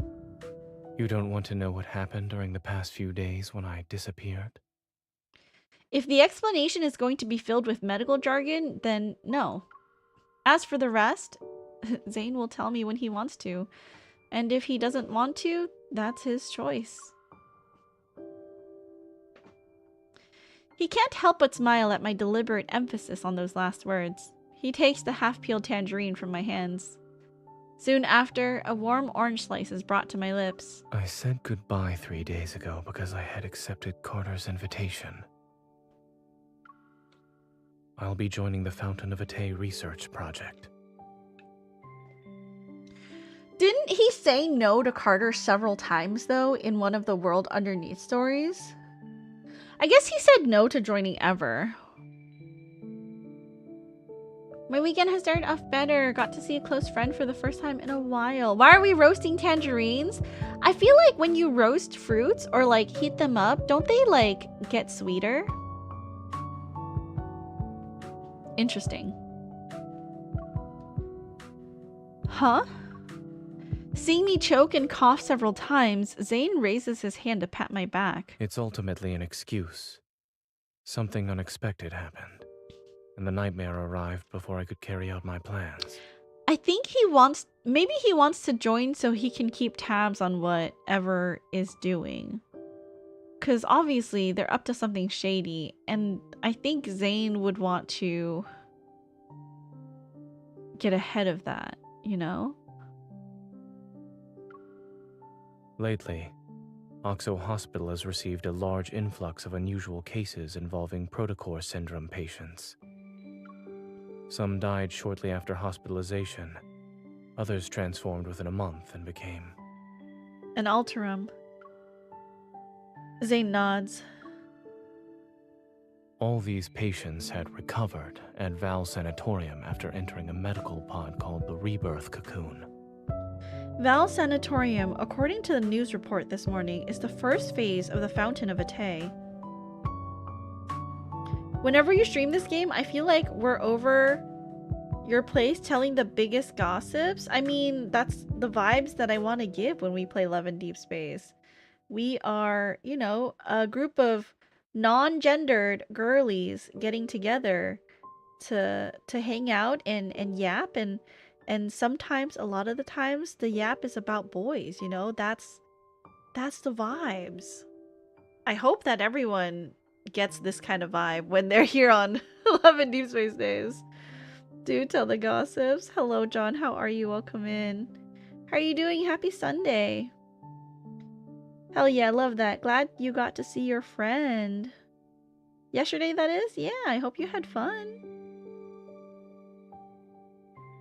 Carter told me that Ever will soon hold a press conference to demonstrate the Rebirth cocoon's effectiveness to the public. But we know it's not very effective. That guy literally said that, like, they turned into monsters when they got out of the cocoons. Wouldn't that mean more unsuspecting protocore syndrome patients will go to Val Sanatorium? We can't let them do as they please. I want to stop Ever's plans. Not just for the protocore syndrome patients. There's...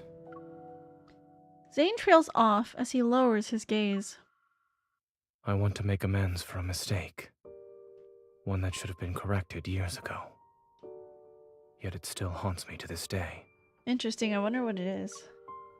I realized that for Zane, this carries a greater, more painful significance.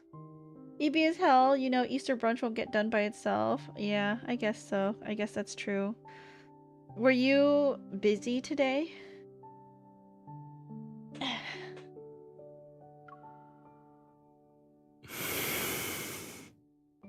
Yes, sir? I know I disappeared without a word before, but will you come with me this time? He's asking us to work on something together? Like, honest to God asking us?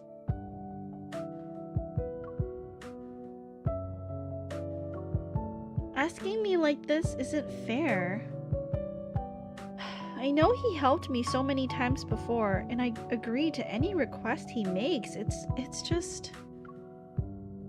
I still need a reason.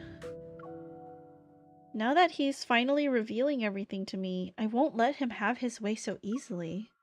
What's in it for me? The whereabouts of the ether core, dirt on Ever, or more leads about that biometric key? Together? It's true. Together? Not as much as last year? Oh, I see. That's good. I mean, I feel like every big holiday, your work gets really busy, so... A few sweet words aren't enough to make me risk my life with you. I need a more convincing reason.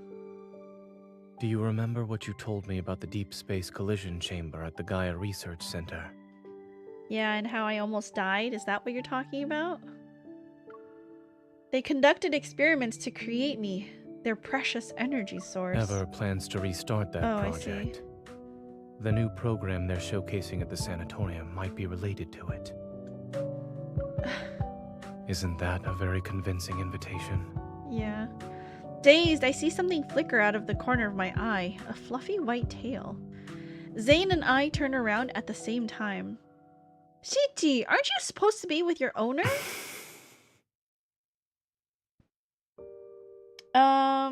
Also note, Carter works for Xander Sciences, which Zane did say no to. However, after the death of Raymond, Xander Sciences was bought by Ever. Yeah, we saw that Xander Sciences was absorbed by Ever in one of the like notes in the like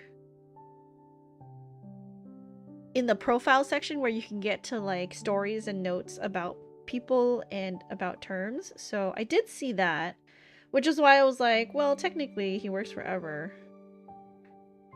Zane is your favorite, right? He is. Just look at him. Look at how handsome he is. Look at his face. His gentle gaze. It's so funny, you know, there was someone from IGN, I think, that did an exclusive interview with the producer of Love and Deep Space, and he kind of went through questions. And he was like, oh, like, when we first meet Zane in the story, isn't he, like, kind of rude to you? And the producer just, like, I guess had a good laugh, because she was like, oh, so, like, to you, he seemed rude, but to many people who play, to many women who play, you know, they really liked his first interaction with MC.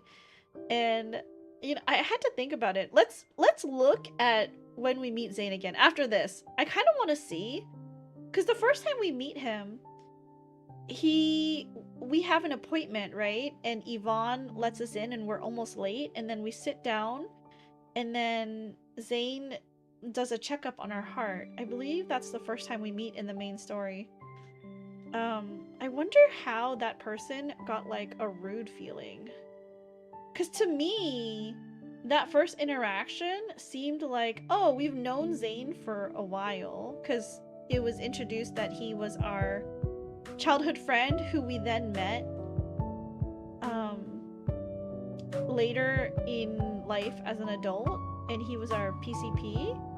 So I'm curious, like, how some people can read him as rude versus, like, what I got from it was, oh, you know, he's just kind of poking fun at us. Zane feels cold in the beginning to a lot of people. I gotta go look again. Crouched near the robot vacuum, Shichi whimpers. Those clear, innocent round eyes look at me first, and then at Zane. You're staying here to watch the house.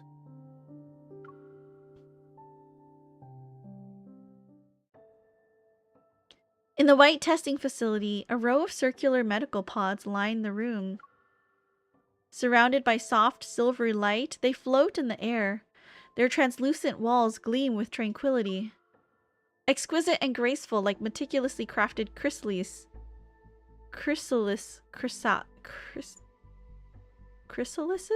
They pulse and contract with the rhythm of beating hearts. At any moment, it seemed their contents might break free and soar towards the sky.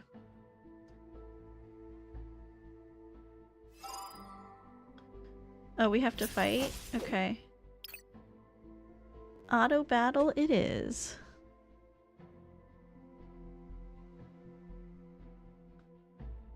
Oh, our game crashed. That's right. We gotta adjust the window. I will not let tragedy repeat it. Hopefully, auto battle is okay. Let's go. And our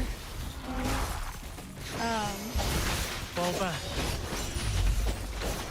Our emulator doesn't crash on us. Proceed with caution. Offense. Let's go. It is weak. Now's our chance. Keep your distance, or else you'll get hurt. Interesting. It recovered. Be careful. Have you done any battles not through auto battle? Usually I don't It's auto battle. your turn. Usually I'm manually battling, but I'm lazy today, so we'll auto battle, like, because also a lot of like the battles for the story aren't difficult, so I'm just gonna let it go. Let's go. Offense. Seize this chance. Watch out. Let's call it a day. It is falling apart. Fall back. It's your turn. It is weak. Now's our chance. Nice. Okay.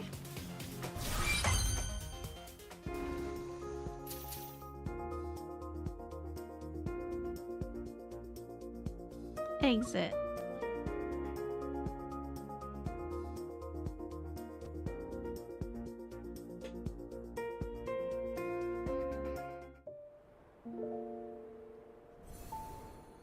White sepulcher. Is that how you say that word? Sepulcher? What does that even mean? Sepulcher. A small room, vault, or stone receptacle designed for the burial of a deceased person. I see.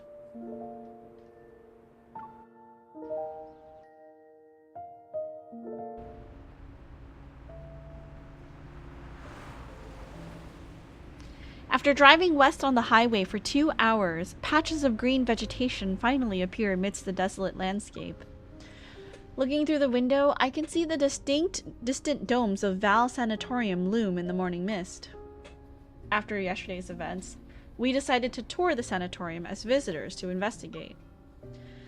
The Fountain of Atay, the Rebirth cocoon, the press conference, none of these can be tackled in a single move. However, we can assess the situation first before planning our next move. Are we almost there? I feed the last cookie to Zane as he drives. He nods and takes a moment to gather his thoughts before speaking. Ooh, feeding someone in the car when they're driving? That's like girlfriend behavior. There are things I need to tell you. The technology used in the Rebirth cocoon is from a research project Carter and I worked on when we were in medical school. Is this the one that you stopped working on and burned the results of?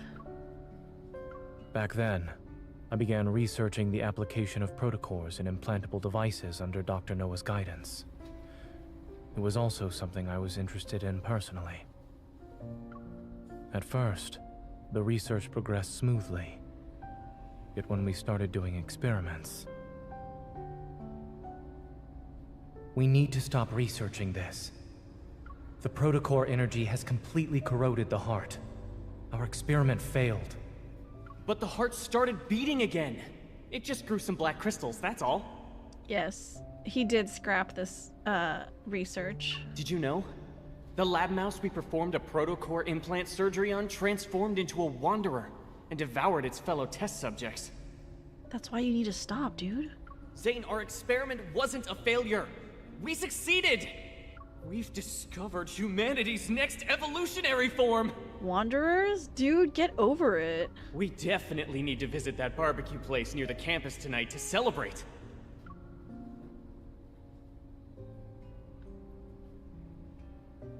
The experiment didn't lead to new life. It turned people into wanderers, minions of a protocore. It was a Pandora's box that should have remained sealed.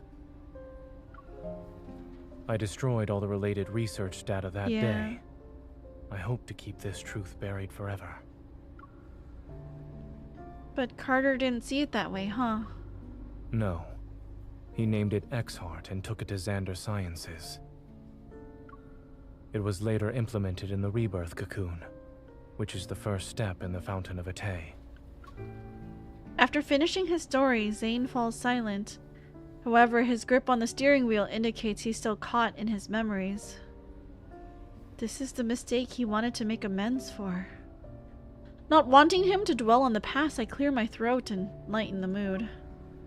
I used to think about how, if we had gone to the same university, I would have dragged you out to have fun every single day. We'd watch the flowers bloom in spring, enjoy the summer rain, collect autumn leaves, have snowball fights in winter. But based on what I've heard, you must have been too busy to do any of that with me. Not at all. In our lab, we always said it's best to take a 4-hour break while data is being collected. Then we can see the results after. So during those times, I would have been available at least. Come on. I was joking. If you were there, I would have always made time for you. Oh. Oh.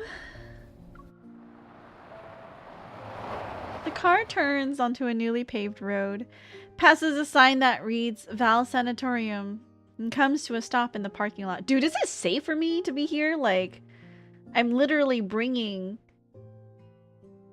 the technology that they want right into... It's like, what's it called? A lamb going into the wolf's den? Oh, I don't want to auto. I'm not familiar with the sanatorium's interior layout. If you encounter any danger during this visit, remember not to go in alone. Don't worry, I'm a professional. While I speak, I catch a glimpse of White approaching us. Carter, who's here to receive us, wears a casual white business suit. Only a navy blue butterfly pin adorns his collar. Have you been waiting long, Zane? No, we just got here.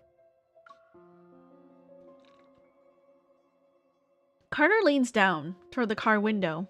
Upon seeing me, his eyes crinkle and his smile widens. When Zane called about needing 2 visitor passes, I had a feeling you'd be accompanying him.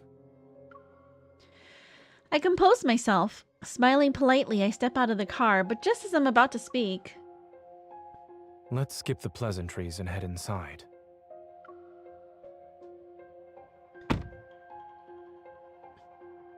Following Carter, we enter the long corridor that connects the parking lot to the sanatorium's lobby. My gaze falls on the emblem at the entrance. Under the curved shape are the following: Eternity Vanquishes Evolution Restraint Group. Eternity Vanquishes Evolution Restraint Group. Evergroup.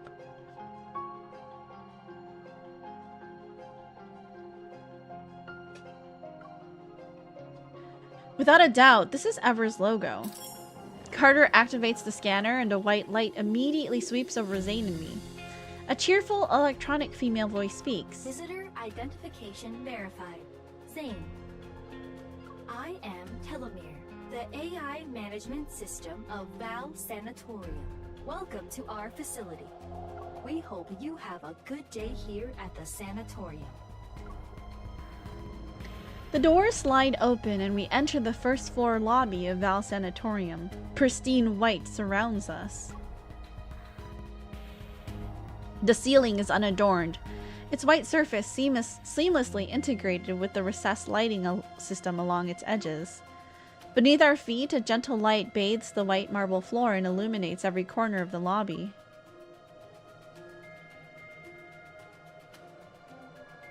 This place seems... bright yet oppressive? Yes. Pristine, Silent and unchanging, it's as if time itself stands still within these walls. In this environment, Zane and I stand out like two stains on an otherwise white canvas. A few doctors in white lab coats pass by us. Although they were quietly discussing patients' medical conditions, they nodded in Carter's direction. Since Zane personally asked me for visitor clearance, I should give you two a proper tour. Side by side, we follow Carter as he leads us to the reception desk in the center of the lobby. I see the Fountain of Ate finally caught your interest. All those phone calls over the past month weren't in vain. But I'm curious, what made you change your mind? Carter stops in his tracks by the reception desk. He turns around, his signature smile returning with narrowed eyes. You kept talking about humanity's future. I wanted to see if it would actually come to pass. Besides, nobody knows Exhard better than me. Carter's eye twitches. After a long silence, he suddenly erupts into a fit of laughter and shatters the lobby's tranquility. Good, good. You've convinced me. Everyone deserves a second chance at redemption. Remember, Zane, I gave you this chance. And what about you, Miss Hunter? When I receive this question, I deliver my carefully prepared response. Since Zane is joining the research project, I wanted to see what it's all about. Carter tilts his head. His gaze flits between Zane and me before settling on Zane. The amusement in his eyes is obvious. I see.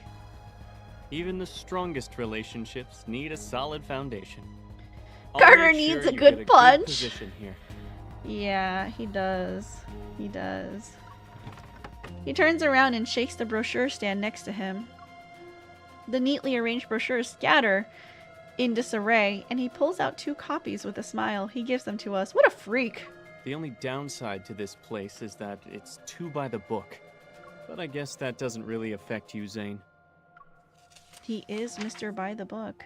It's about complicated medical cases. The thin booklet methodically categorizes various diseases that conventional medicine has yet to cure. It's like a university department, and the facility's patients are eager students with a thirst for knowledge. A commotion breaks out in the distance. I look up.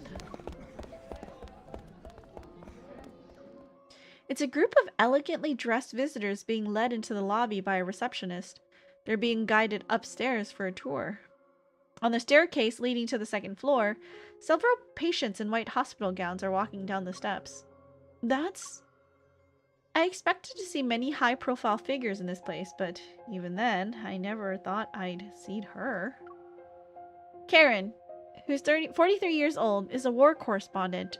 She's won numerous prestigious journalism awards. She spent years reporting from the front lines, faced countless life-threatening situations, and has earned a large amount of respect in society.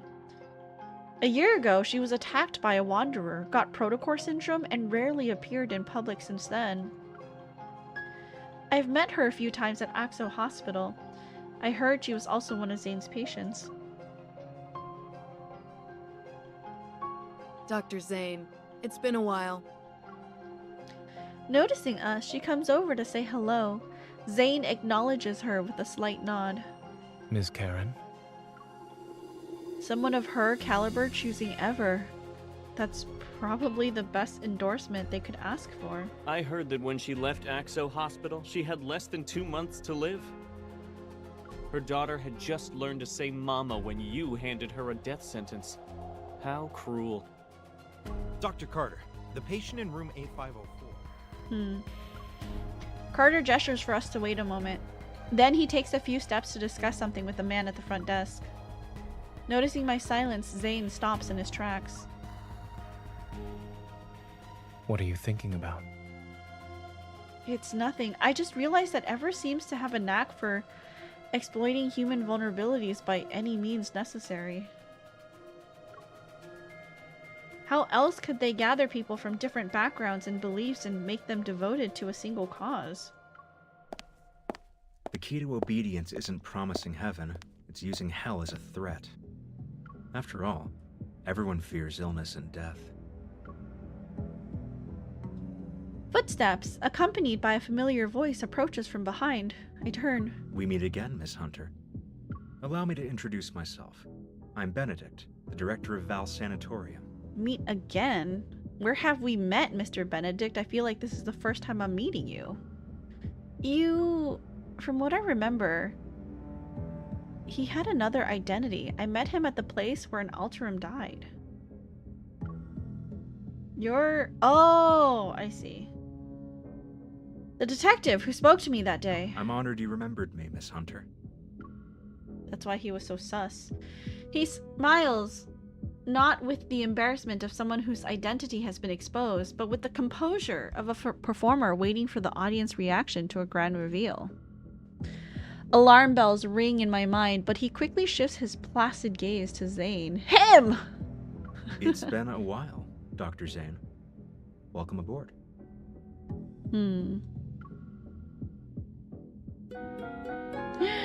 Hello, Chelsea Apple. Welcome in. How are you? Hello, hello. Welcome in, Raiders. Hold on, let me give you a shout out here.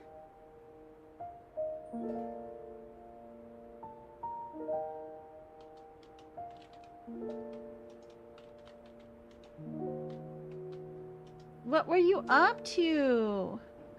Hello, Raiders. Hello, hello. Welcome in. Today we are playing some Love in Deep Space.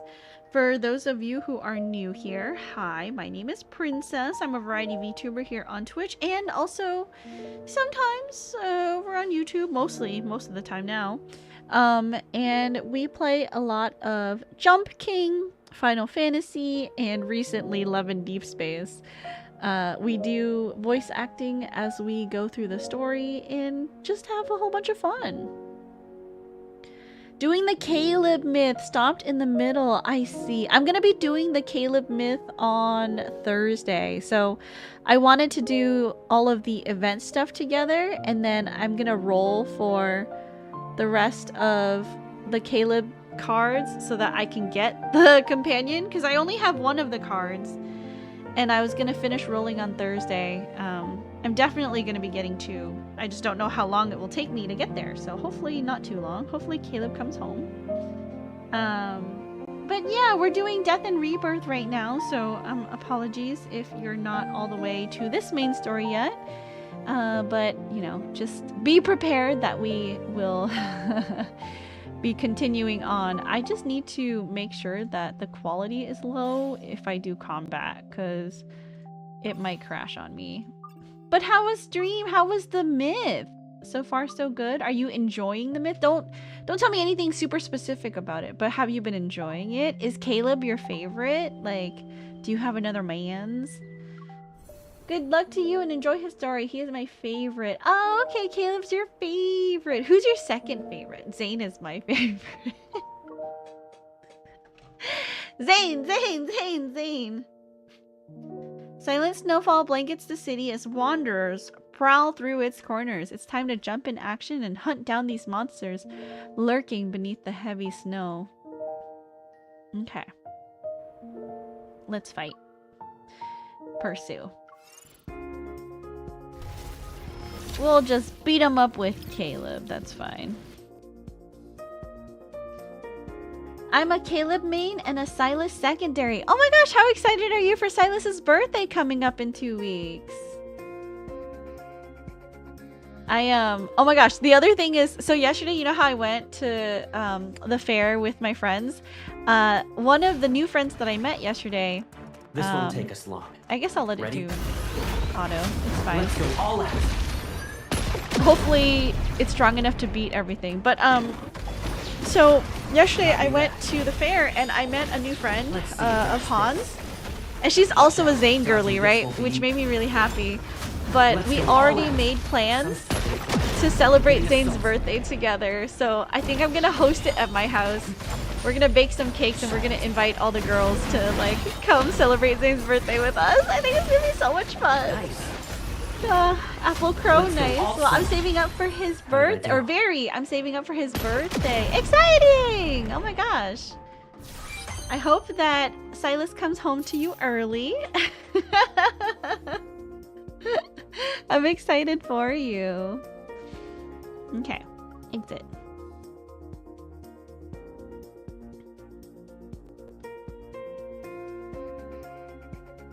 Okay. I think we have to go through these battles to go to the next story. So, like the next chapter. So we're just gonna... I think I'm just gonna let it auto. I don't think I will need to actively play. Right now, at least.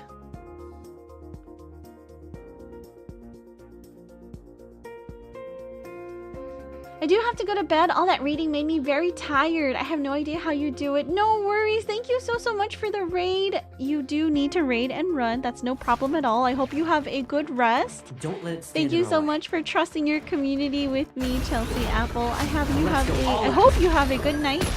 Sleep tight and don't let the bed bugs bite. Copy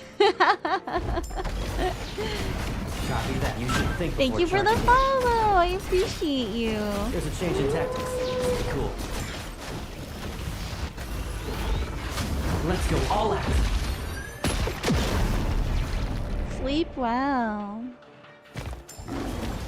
I'll see if I'm tired after stream. I might take a short nap before movie night tonight. Or never. Let's go all out. Beginning assault.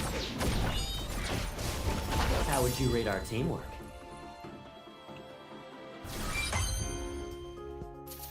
Okay. Easy enough. 2 or 3 battles. Is it gonna make us do 3?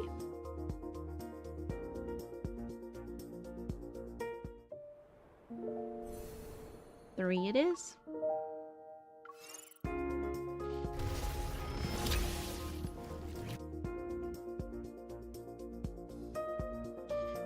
Well, we are also getting a small amount of diamonds as we go through this, so I guess that's good.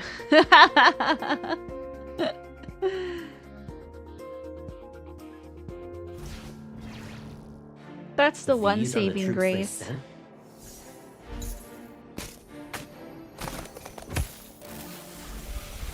Ready? We'll attack it together. Let's go all out. Target acquired. Beginning assault. Oh, did we not match Stalactrum? I guess it's fine. It's only got half its health left. Get behind me. Well, lost already. Let's go all out. Can't hold on for much longer.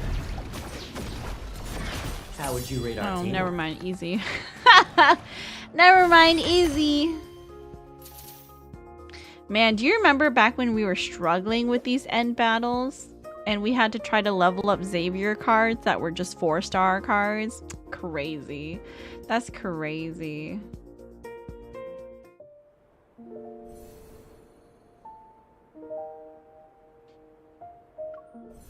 Okay.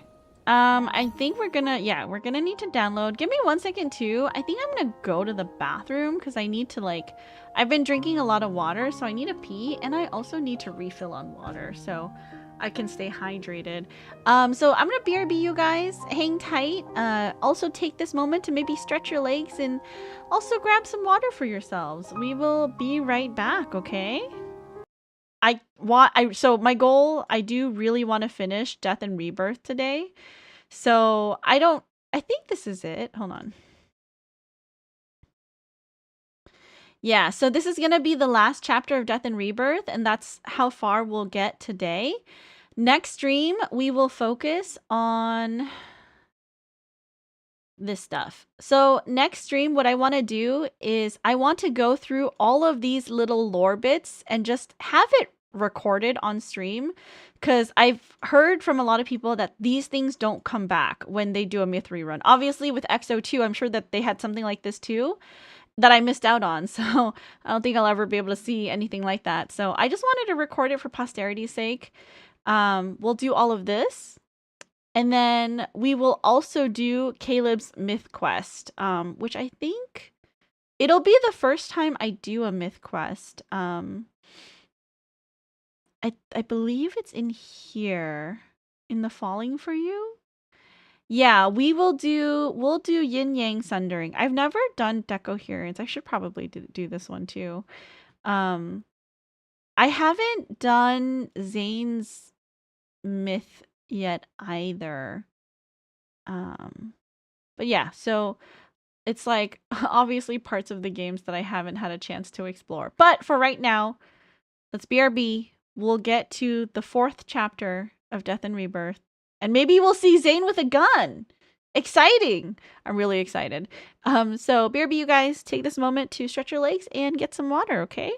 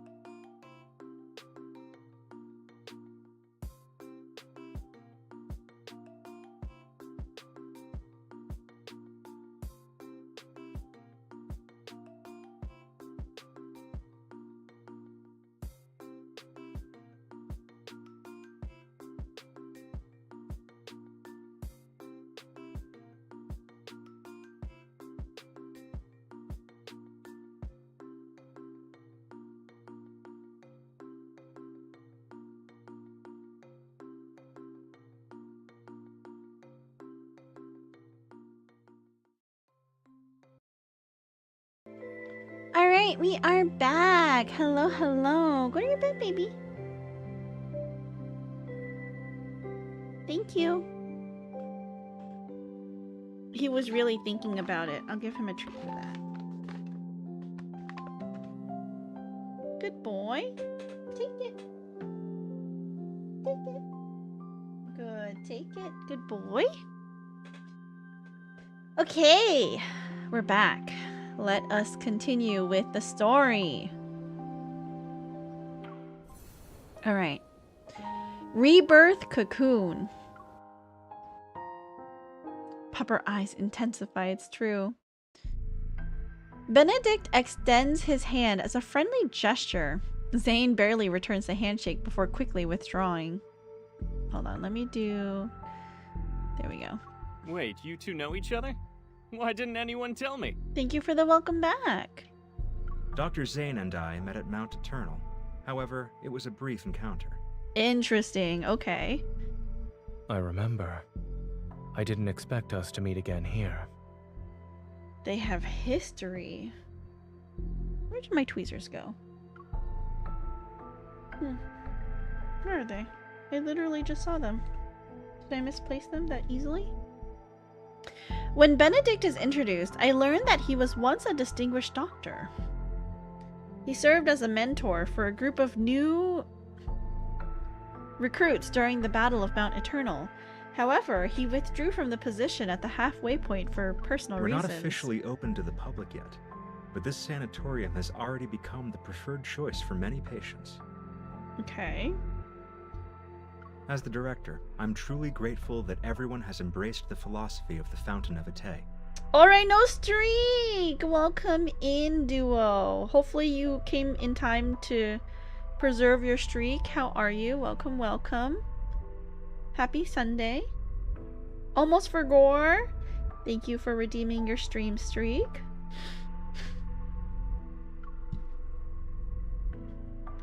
Through the glass walls lining both sides of the corridor, the sanatorium's new patients can be seen. They're undergoing a physical examination. Each patient is accompanied by their assigned medical staff member. The checkups proceed quickly with virtually no wait time. Interesting. Okay. When you hear Rebirth cocoon, what comes to your mind? Metamorphosis. Outside the ascending elevator, the stark whiteness gradually gives way to green. A vibrant garden appears before us. And suddenly, everything clicks. When someone returns from death's door and this is the first thing they see, a crescent-shaped corridor encircling a towering tree, surrounded by emerald-like grass dotted with vibrant flowers, the area overlooks a circular azure lake. They feel like they've been given a second chance at life. To be frank, we need Dr. Zane's help to improve our experiment's success rate. Because of his research that he's done? Why Zane specifically?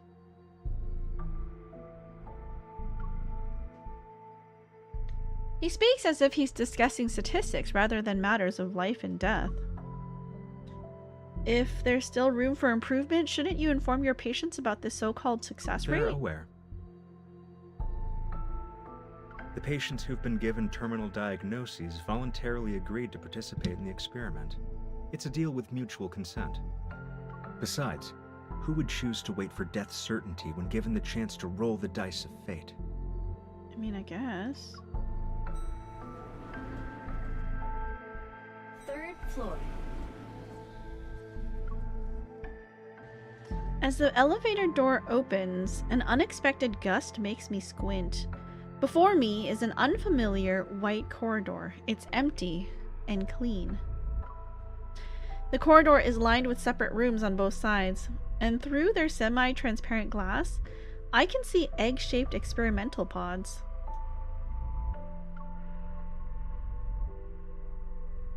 Here are the rebirth cocoons. Their mysterious nature has been revealed. Mounted on bases lined with energy circuits, they emit a gentle glow. Contrary to what we expected, Carter and Benedict seem quite willing to show us everything. Yet what we see feels like a meticulously crafted exhibition for the visitors. The light bathes everything in soft, warm tones to create a sort of cocoon effect. Even the air filtration system can be adjusted to simulate different scents based on mood.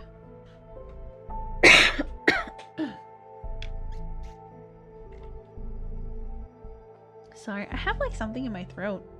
Every detail was made to spark a desire for life and create an illusion of truly being alive.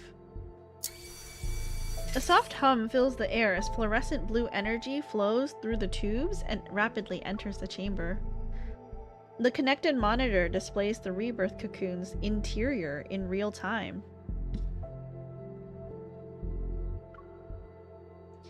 Inside, a young girl receiving treatment clutches her chest. She takes deep, labored breaths. Pain covers her already pale face as she breaks into a cold sweat. Her hands tremble, and she soon starts convulsing. Seconds after the device activates, her breathing steadies at a remarkable rate. Her convulsion stops. As time passes, her breathing finally becomes regular. Did you see the Pom Pom Purine collab cafe? I bet Pom Pom Purine tastes like Hainan chicken. I did not. What's that about? Why would Pom Pom Purine taste like Hainan chicken? He's not. I don't think he's a chicken. Is he a chicken? I don't think he's a chicken.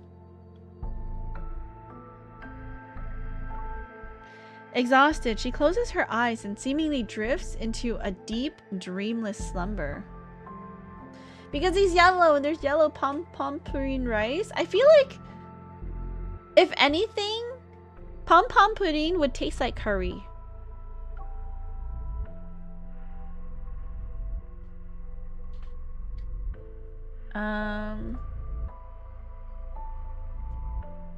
The video feed sparkles with light as text appears to indicate the treatment is complete. Benedict presses a button on the wall, and the treatment room's smart glass returns to its opaque, milky white state. I like Pom Pom Purine less Dr. now. Zane, these should interest you the most. You don't like curry? I love curry. The treatment consists of 7 sessions. Patients show significant improvement in health indicators after each one. He hands over a document that contains experimental data from several test subjects. Zane's gaze lingers on the first page for half a second before turning to Carter, who's standing to the side with a self-satisfied look. I won't be sugarcoating anything. Your experiment has failed to meet its objectives. You've lost control of the cellular mutation process. You could have used a little bit of sugar.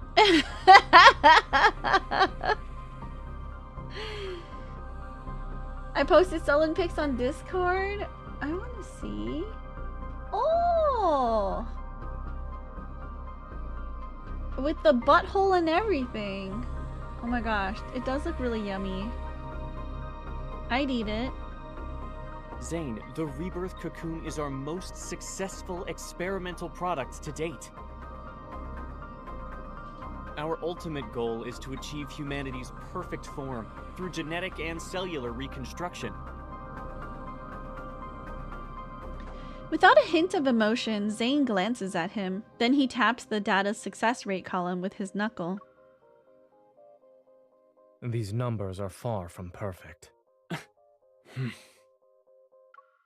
Someone's using his expertise well. As the creator of XArt, I can tell you that your so-called success merely uses the existing technology to temporarily delay the disease's progression. Yeah, it doesn't cure them. And if it fails, there's a likely chance that the patients will transform. Then they'll begin to turn into wanderers. Every treatment carries risks. If we only relied on your safe methods, then... Zane closes the files and hands them back to Benedict. His expression remains calm throughout the exchange. Of course. I understand you're challenging the impossible. That's why I decided to join. I enjoy challenging the impossible.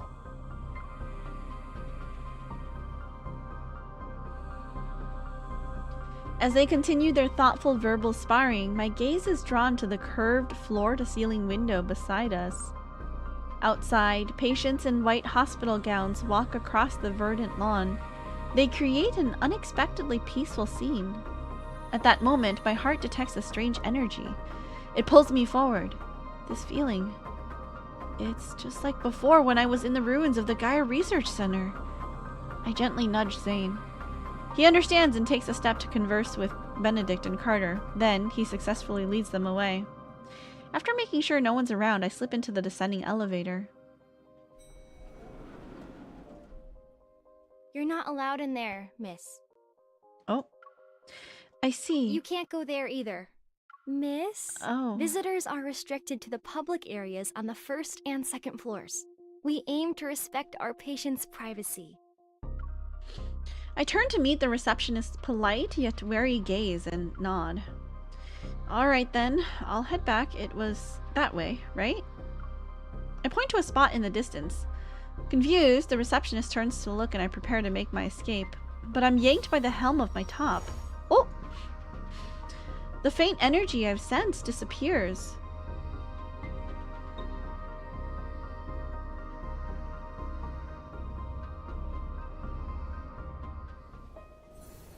Undercurrent. In the hallway, the receptionist has finally noticed my disappearance and is looking everywhere for me. The sliding door closes. I turn around, cautious, only to find myself face to face with someone familiar. You're the young lady who accompanied Dr. Zane. Miss Karen? Allow me to properly introduce myself. I'm Karen, a patient with Protocore syndrome. A sliver of light from the outside filters through the Venetian blinds. It illuminates her gentle features. She extends her hand, thin yet steady, toward me. I politely return her handshake. I know you and Dr. Zane are here to investigate the Fountain of Ate, or rather, the Rebirth cocoon. However, the press conference for it is coming up, and you're not the only ones keeping an eye on things. You said exactly what I was thinking. Are you also undercover so you can gather information? She nods, but after a moment passes, she shakes her head. Sort of. My original reason for coming here was simple. I wanted to live. Isn't it strange? After all, I was a war correspondent who once risked everything on the battlefield. Yet, after returning to civilian life, I'm afraid of death. I even believed in far-fetched promises. When it comes to matters of life and death, I have no right to judge, let alone interfere with others' choices. Yet I also wondered, if I were a patient, would I pin my hopes on this experiment despite knowing full well how absurd it is? But I hesitate, unsure if I should reveal what I know. You want to say that this experiment is turning people into monsters. Oh, she knows. Those things called the Alterum. I was there during the Battle of Mount Eternal.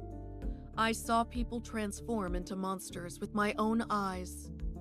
Whether you're trying to stop it or investigate it, 2 people won't be enough to treat this as a simple matter. She turns around and opens a drawer. She takes out a small, elegant notebook and hands it to me. This may seem sudden, but I need your help. And I believe you might need mine as well. It'll be necessary to prevent this press conference from taking place. But why would you... Questions flood my mind, but I can't find the right one to ask. As it stands, I'm their most successful test subject. That visitor just disappeared around here. Uh-oh. The receptionist I managed to shake off earlier hurries towards us. Karen responds with a slight smile. Take this with you. When you get out, tell them you saw the patient in room A107 faint. You were just escorting me back to my room. I understand. Thank you. Miss, how did you end up here? Is there anything I can help you with? The patient in room A107 just collapsed. You should check in on her. While skeptical, the receptionist quickly summons doctors and nurses. The quick response suggests Karen's presence carries a special weight here. For my first visit to the sanatorium, uncovering these crucial leads is more than I could have hoped for. As for those secrets that lie deeper in a shroud of mystery and finding a way to stop Carter and Benedict's plans, that will take more time. I wonder how Zane is doing. I should act like I don't know anything when I meet up with him. Pushing these thoughts aside, I carefully hide the notebook on my person before heading toward the main white building.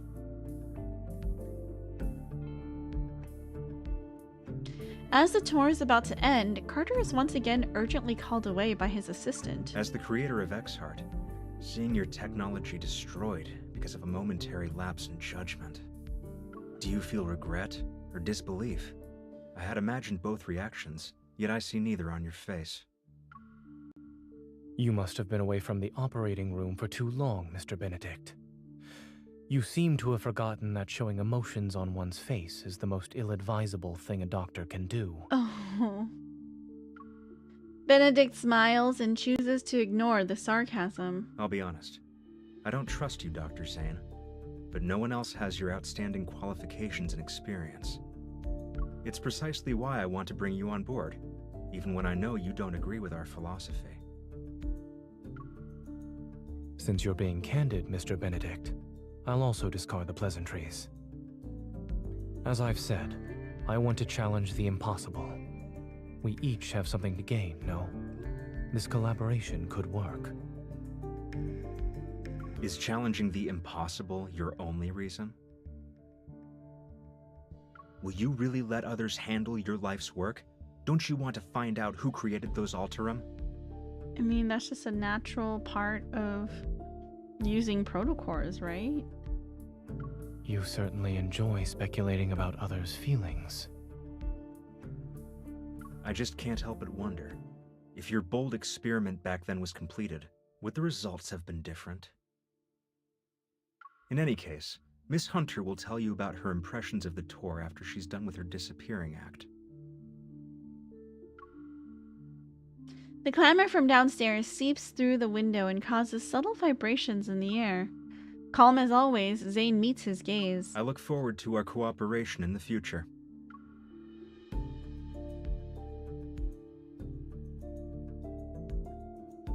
Go eat a dick, Benny.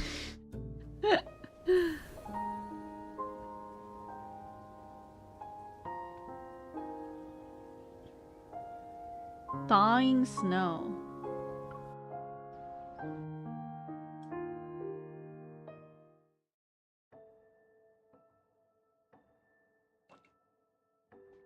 And just like that, our first tour comes to an end. After leaving the sanatorium, life with Zane seems to have returned to normal. Barely finding a moment's rest, he rushes between Axo Hospital and the sanatorium. For the time being, Ever seems preoccupied with their great vision with the Fountain of Atay. The lead related to the Ether Core have also gone cold. The leads related to the Ether Core have also gone cold. Meanwhile, protocore syndrome cases are multiplying at an incredible rate. Axo Hospital's emergency room is constantly overwhelmed. Medical teams worldwide continue to test new treatments, but the results remain disappointingly ineffective. It's as if a deity somewhere in the cosmos and uncertain about the world's fate keeps listlessly rolling the dice again and again. Emergency room. Aren't you supposed to save people's lives? My wife is critically ill and you're just letting her die. Oh, I forgot to change the quality. Where's Dr. Zane? Isn't he the leading expert on protocore syndrome? Why can't he see us first? Doctor, my child was perfectly fine yesterday. Why did the condition worsen? In the break room for the Division of Cardiac Surgery, the doctors and nurses can finally get a few minutes of rest. Exhausted, they slump into their chairs. Grayson! We're humans, not gods. We want to take care of everyone too. In 3 days, Ever will officially unveil the Rebirth cocoon at their press conference. It is designed to treat protocore syndrome. Is that how he sounded originally? I thought his voice was a lot deeper. We interviewed Ms. Karen, one of the first patients who underwent this treatment. She will appear at the press conference. We might be witnessing a medical revolution. Only time will tell. Everyone remains silent as they watch through the transparent partition in the door. From the corridor, they observe Zane's focused expression. Isn't Dr. Zane supposed to be on leave? Officially, maybe. I bet he's just busy with other projects. Things just aren't the same without Dr. Zane here. Seeing him around makes me feel at ease. It doesn't matter how exhausted I am. Yvonne lets out a deep sigh and turns to open the storage cabinet. With practiced ease, she breaks 2 dietary glucose sticks to hand out to her colleagues behind her. Let's eat these and give it our all. He was also a victim of Jenna's syndrome. I see. Damn, man. Sad that these voice actors, our initial perception of was so good. Will I turn into a monster? No. Really? Will from the bed next to me said these crystals will eat us and turn us into big monsters. What's Quill saying, huh? Dr. Zane, I'd like to process my child's discharge papers. If you could... Lexi's condition has shown improvement. I advise you not to transfer hospitals at this time. She's gonna say she's taking her kid to the Val Sanatorium for the Rebirth cocoons. But everyone's saying Yep. Ever has a new treatment. We really want to try it.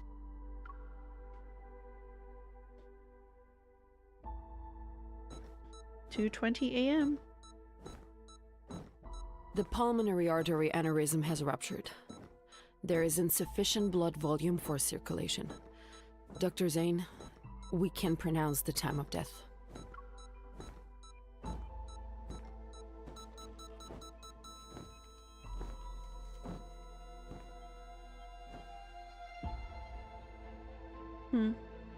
What a medical drama.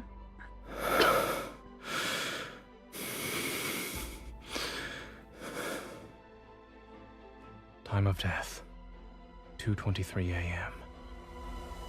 Notify the family. Oh.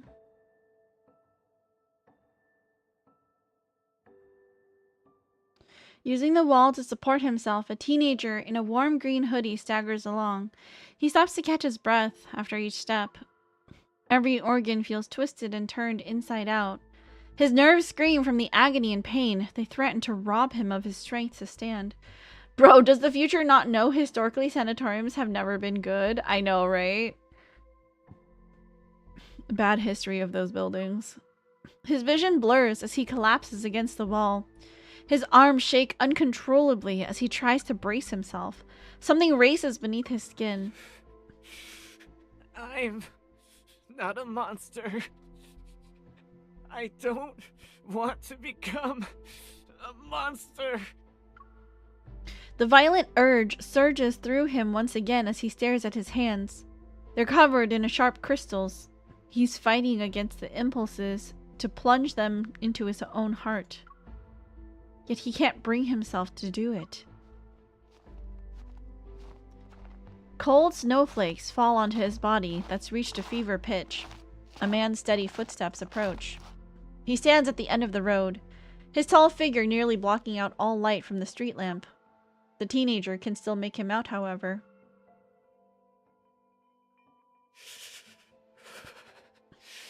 You're the killer. Or the doctor. We meet again. This isn't a coincidence. I'm here specifically because of you. Is that so? Am I turning into a monster? He forces his eyes to close for a moment. Even his vision is starting to blur. The man clad in black slowly approaches him. The teen feels an unexpected sense of peace. I knew you'd save me. Just as something foreign bursts through his skin to strike at the man before him, the teen hears the crystalline sound of ice forming beside his ear. It'll be over soon.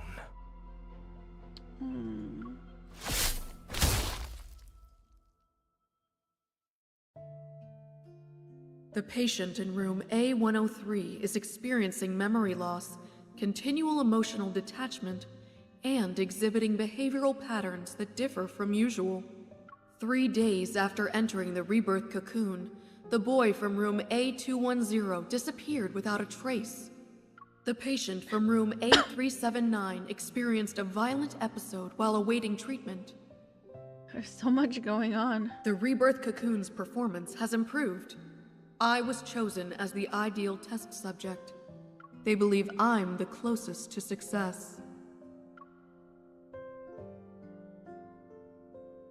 The notes Karen gave me consist almost entirely of observation reports on other test subjects. Her journalist instincts made her distrust this research project from the start. She had already noticed something was off about it. This is... A worn, creased photo slips out from between the notebook pages. Its edges reveal the countless times it's been handled. In the photo, Karen is holding a little girl who's no more than 3 years old.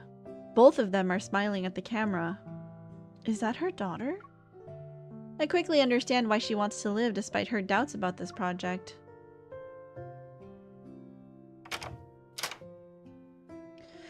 When did you get back?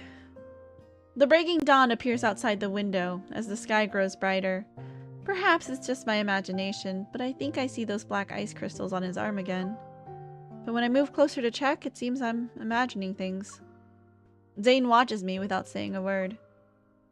I realize that I only came over last night to help feed Shichi, but I got so caught up in analyzing the clues that I accidentally fell asleep on the couch.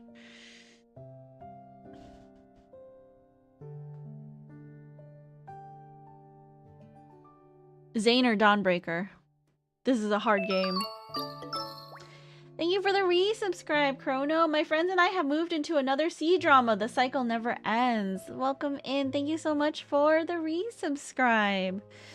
I think this is Zane. I mean, even her saying that there's no black ice crystals, but here's why I think it's Zane. His expression isn't as intense. Like, it's not as furrowed as Dawnbreaker's. Dawnbreaker almost looks angry sometimes. Sorry, I went a little overboard when I made myself at home. A moment passes and a faint smile tugs at the corner of his lips. Is there a passcode in this house that you don't know? Oh, I clear my throat and hand him the notebook. I try to prevent us from getting sidetracked. Are you telling me? This is so, like, couple coded, you know? Like, what do you mean? Like, I know every code to everything in Zane's house. Like, I know how to get into his house. I know how to operate anything that might have a lock on it. Like, is that what he's saying? That's crazy. That is crazy. If I ever met a man that had a woman like that in his life, I'd be like, you're married. Like, what? We're not dating. You're married. That's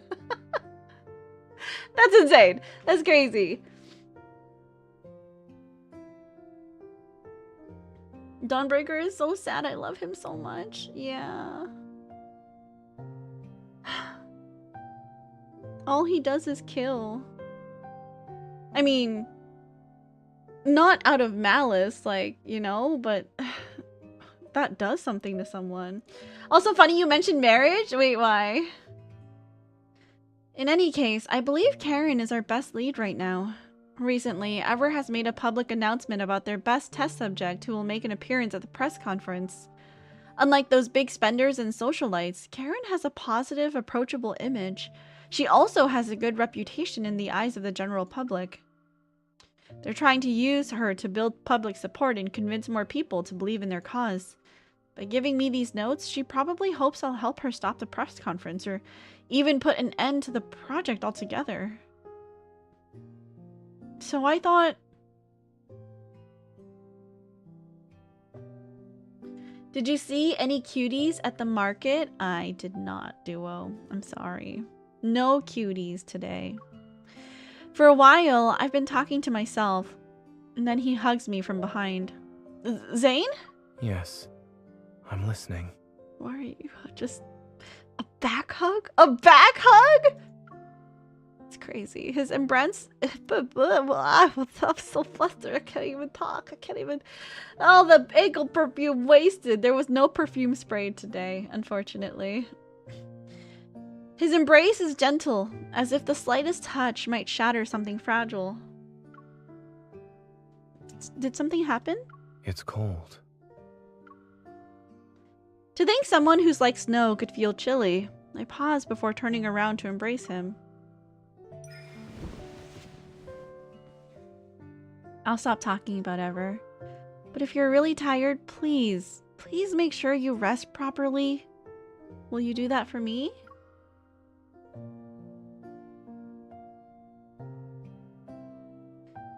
Let's up the quality, because I forgot. I didn't turn that back up after a thing. Hi, Caleb. Sorry, we're cheating on you right now. Quality. High. Ultra. Confirm. Ultra quality. Don't crash on me. Okay. We're good. Countdown. Crazy sentence? What do you mean? What sentence was crazy? Don't look at me. I'm cheating on you right now. Caleb's crazy, man.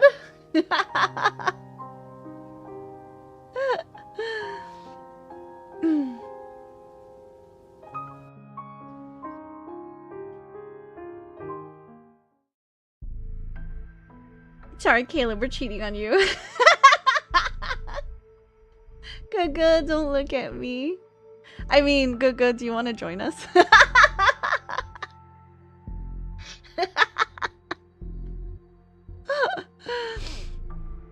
Hi, Hermes. Yeah, that's right. Hi, Enva. Auntie Enva's here to see you. She likes staring at you. You know that, bud? Yeah, she loves looking at you. Can you look at this camera right here? Look at Auntie Enva. Look at her. Look at her. She loves you. Has he had treats today? He has had a few, but he could always have more. Isn't that right, bud?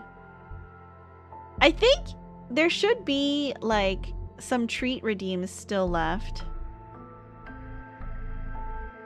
That's right. Guess who's giving you a treat, bud? Auntie Enva.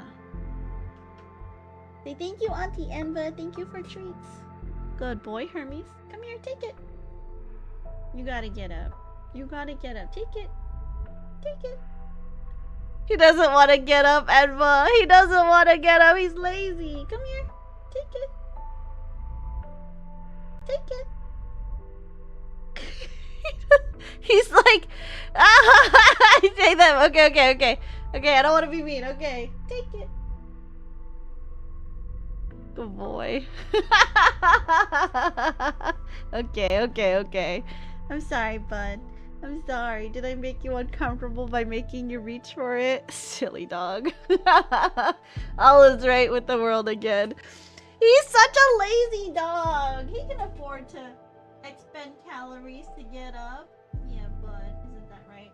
I had some friends meet up with him yesterday because they dropped by to use my bathroom, and they also fell in love with him. They were like, he's such a good dog. And I'm like, yeah, I know. Okay.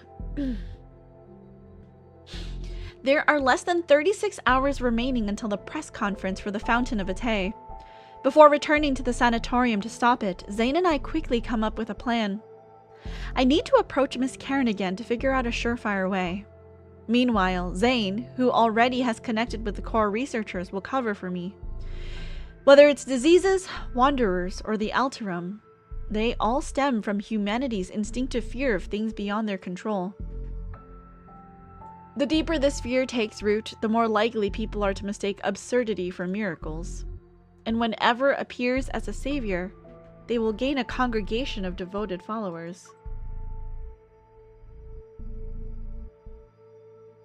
Zane, the energy source I detected wasn't my imagination. I'm still not confident in utilizing the spatium core, but another visit might help us discover something new.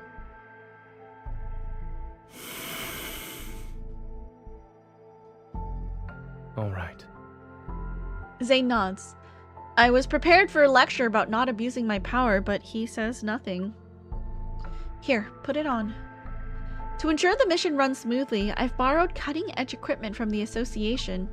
The state-of-the-art invisible earpiece, modified by engineering prodigy Simone, is now no bigger than a grain of rice.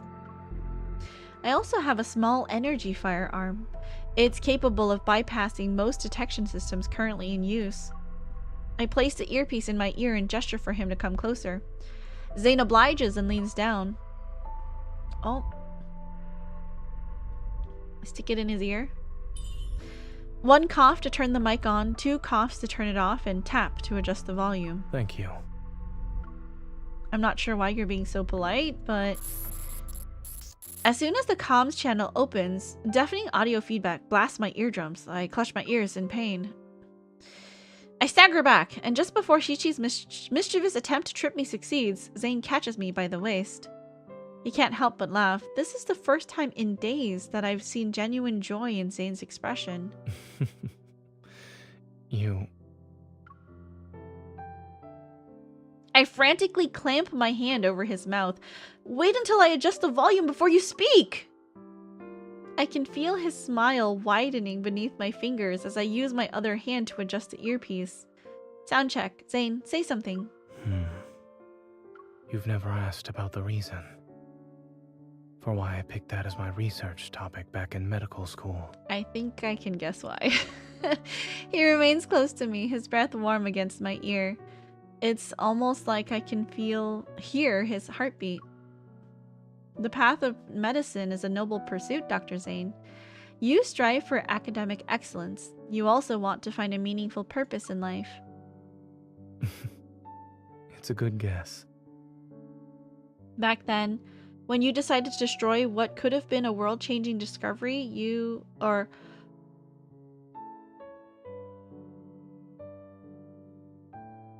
Wait, what? How do I read this line? Back then, when you decided to destroy what could have been a world-changing discovery, you didn't hesitate? Correct. It's the kind of honor most people would cherish for a lifetime, yet he seems genuinely unbothered by it. Zane must have chosen to stop the experiment because he foresaw the consequences of its potential misuse. I had considered including your name in the acknowledgments of my paper.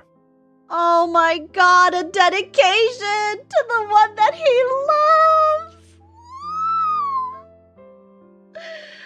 I think, you know what I think is so romantic? I think it's so romantic that there are so many, and you can look this up, there are so many PhD papers that will have a dedication to a wife or a girlfriend or a boyfriend or a husband, because their partners supported them through, them writing such a long and difficult research paper. And it's not easy to write a PhD paper, so here, let me see if I can PhD paper.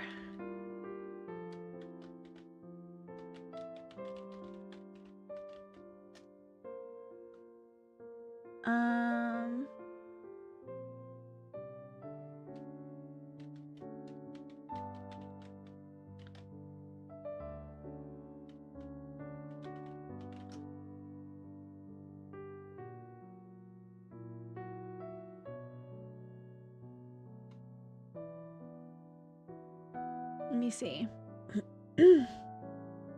I don't remember where I read it, but I've seen some really good discussion around this topic. Let's see.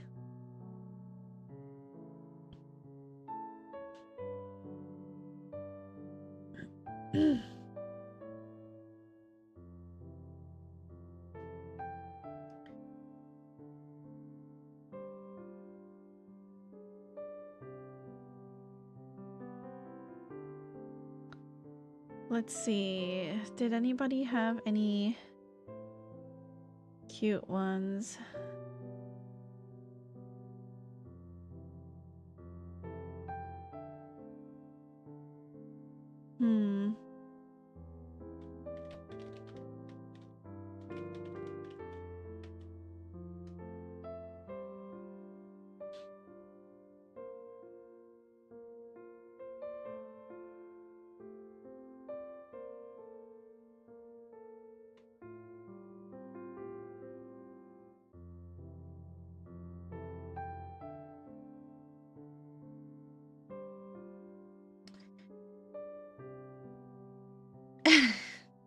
Someone wrote about how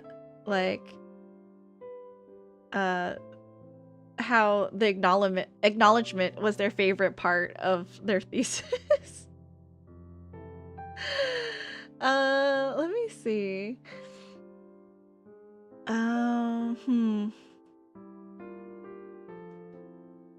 There were some really good ones that I read, but I don't know now where it was like a random Reddit thread that I saw like maybe 2 or 3 years ago now. I just remember that people had wrote really like heartfelt dedications on their thing, you know? But I guess it would be too difficult to find that exact thing.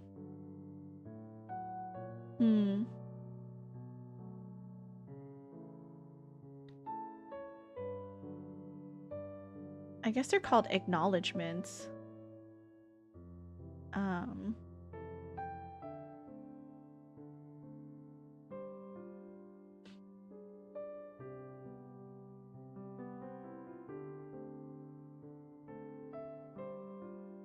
Anyways, I can't find it. It's fine.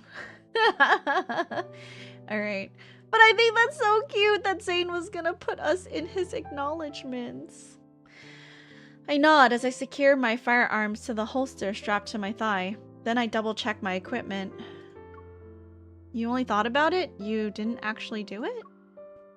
It wouldn't have been right for our names to appear on the same piece of paper without your permission. Oh. It's because during this time, they weren't in contact, right? Before I can process the meaning behind his words, a rustling sound suddenly comes from the window. A piece of bean-shaped ruby chocolate falls. Clattering, it rolls to my feet.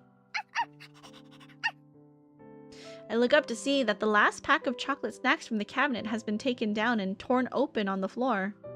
Shichi lifts his face from the snack package, which is bigger than my head, and licks the chocolate residue off his nose. That's dangerous. Dogs can't eat chocolate. Huh? Wait, what did you eat? My body moves before my mind can catch up. I quickly pick up Shichi and check the empty package. You ate all the chocolate? You almost aren't supposed to eat that.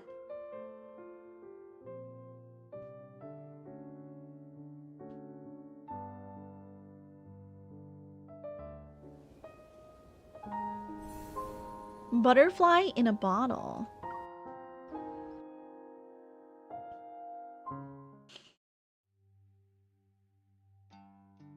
As noon approaches, the car enters the sanatorium parking lot. Since Zane holds an internal role here, he's been granted limited clearance to the facility. I plan to slip in while he keeps the receptionist distracted. Safety first. Well, dog cover blown. You too. He doesn't look back when he leaves, but he suddenly raises his hand for a quick high five as our positions shield it from view. With my biosignature concealed, the omnipresent security camera's scan doesn't trigger anything. Their red indicators blink before moving on. Dimitri might be crazy, but I have to admit the ID camouflage chip he gave me is really useful. The lush trees and flower beds scattered throughout the sanatorium provide the perfect cover. Dodging staff members in the courtyard, I make my way to room A107 from memory. That's where Karen is. The staff will change shifts at approximately 12 p.m. There's a small window of time. To be more specific, there's a small window of time where no one checks the rooms. My shoes scrape against the smooth wall as I wait for the staff to leave. Once they're gone, I slip in through the window. Karen's eyes widen slightly at my entrance, but she remains quiet. Sorry, with the press conference coming up, they tightened security. I could only use this method to visit. I expected as much. You're clever for figuring out how to find the perfect moment. I understood the message you sent when you gave me those notes. That's why I'm here. Are you really going to give up? If we take this chance, you might actually have a shot at making a full recovery. Karen shakes her head. After surviving so many close calls on the battlefield, I'd say death has already been more than generous. She reveals a peaceful smile and looks at the sunlight streaming through the window. When I first entered the cocoon, I dreamed. And in that dream, I had made a full recovery. I got to watch my daughter grow up. I was there for every important moment of her life. Aww. At her wedding, I hugged her while crying. But the face reflected in her eyes was unmistakably that of a horrifying monster. Aww.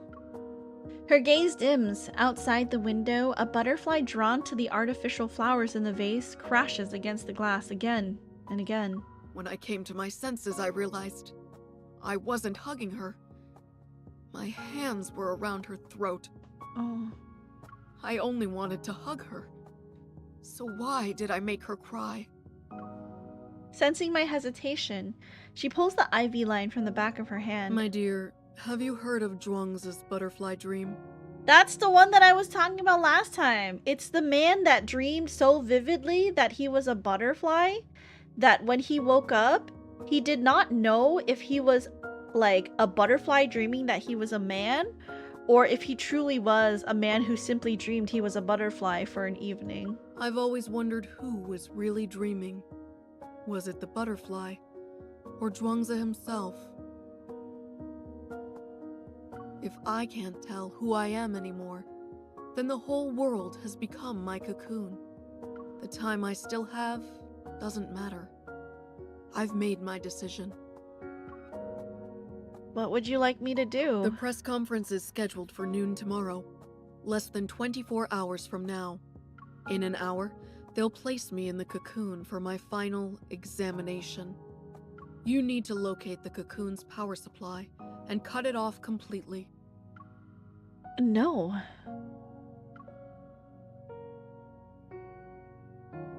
The cocoon is connected directly to the test subject's consciousness. A sudden disconnection could lead to unpredictable effects on her already fragile body. Don't worry about me. I'm prepared to face the consequences. Nah, I ain't got time for that kind of existential crisis. Finding a suitable test subject like me isn't easy. Trust me, this is the best way to stop them. I'll find a way to get you out of there. Even if you could carry me, my body wouldn't survive a strenuous escape. I know she's right. Once the guard shift ends, they'll quickly discover their most important patient has disappeared. Every exit in the sanatorium will be sealed off by then. If this is to be my final battleground, then you must help me. Please. I understand. After leaving room A107, I move quickly without any hesitation and stay out of sight. Did you hear? Patient A379 suddenly lost control and became violent just now. It's fine. Dr. Carter said that was normal. Along the way, I quietly took down several orderlies and receptionists who spotted me. The sanatorium is massive and many areas are restricted. A blind search could last until nightfall and still be a failure. What I sensed that day, it must have been the cocoon's energy core. I take a deep breath and activate the spatium core's power once more. My vision ripples and expands like waves. A faint energy trail leads me forward like a guiding thread. My drifting consciousness slowly sleeps through the sanatorium's public areas, the gardens, and through each patient's room. If I can just find the energy control hub. Following the faint energy pulse, I find myself at the end of the corridor that connects the public area to the garden. There's a door almost seamlessly integrated into the wall. Without hesitating, I push it open. A large, enclosed space gradually reveals itself. Behind this door lies an unexpectedly serene forest. Strange.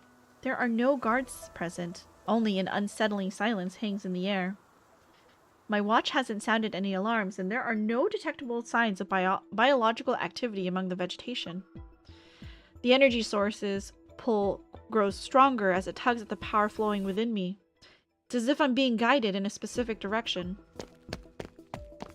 Past the forest winding paths, an unexpectedly elegant old building comes into view.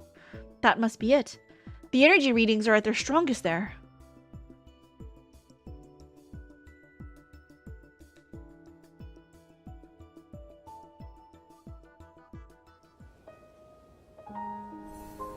Trustworthy colleague.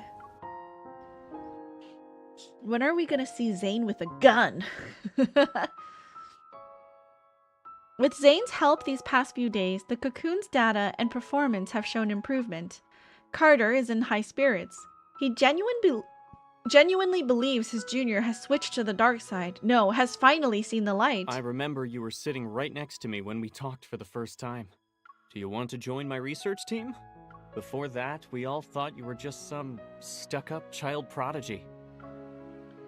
Dr. Noah used to say that one person can go fast, but a group can go far. Besides, your theoretical research was undeniably superior. A look of surprise appears on Carter's face. Back then, you were the youngest and quietest out of everyone. Who knew you'd be the most forward-thinking, boldest student in the lab? You went ahead and performed what we didn't dare to imagine. And you'd pose what we didn't dare to ask to the most distinguished of professors, until they were left speechless.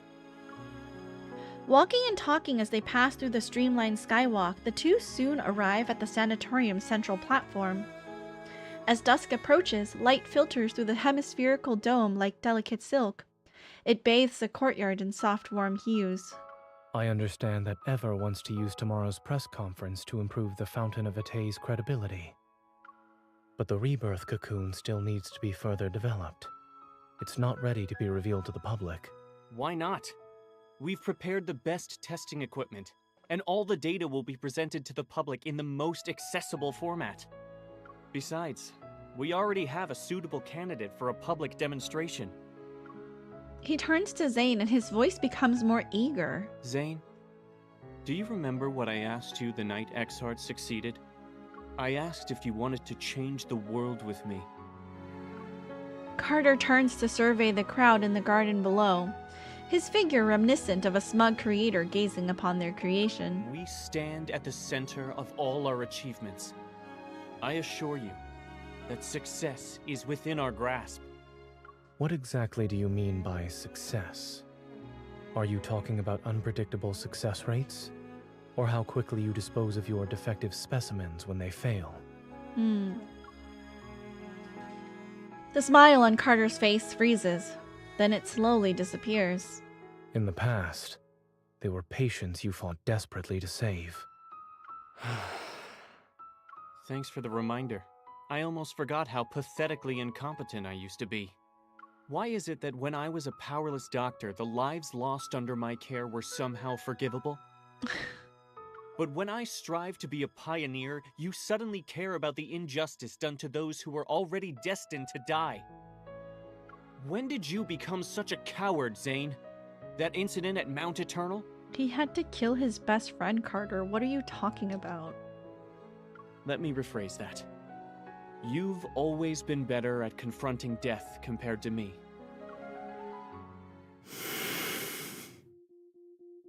An uncontrollable impulse surges within him. Fortunately, a voice comes through his earpiece and pulls him back to reality. Zane, I found the location with the strongest energy signatures. Just in case, if you can get clearance from either Carter or Benedict.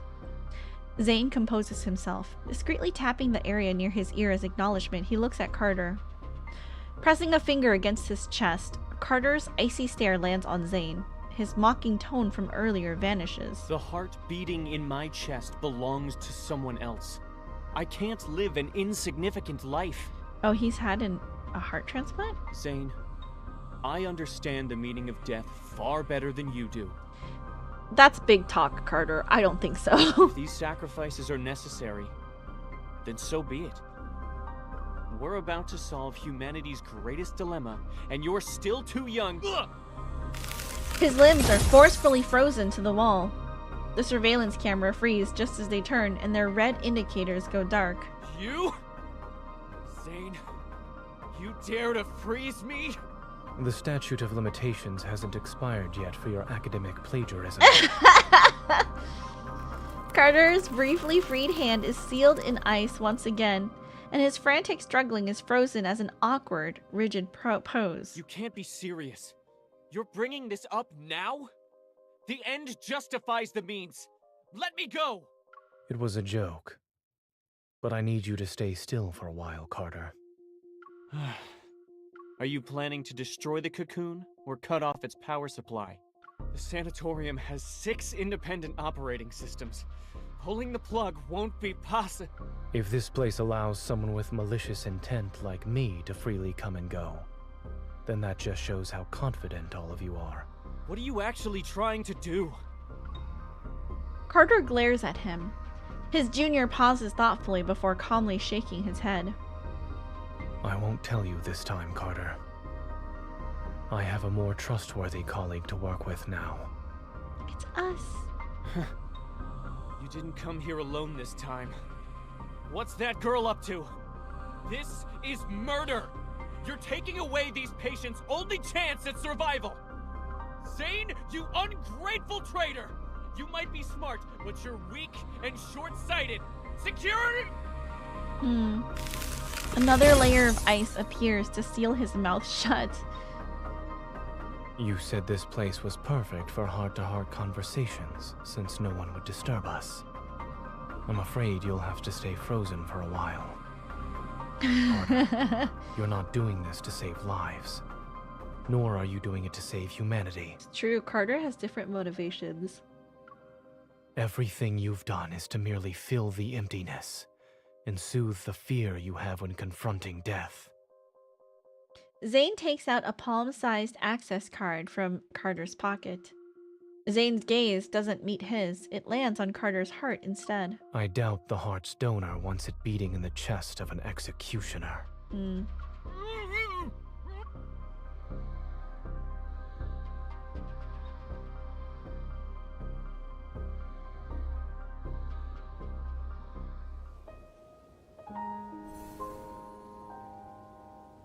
Perfect specimen.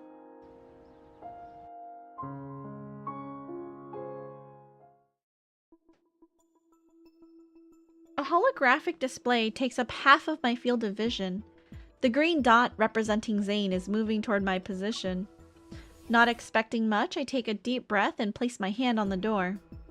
To my surprise, it opens with a gentle push. Light streams through the glass dome and lands on the floor. It reveals an elegantly decorated reception hall.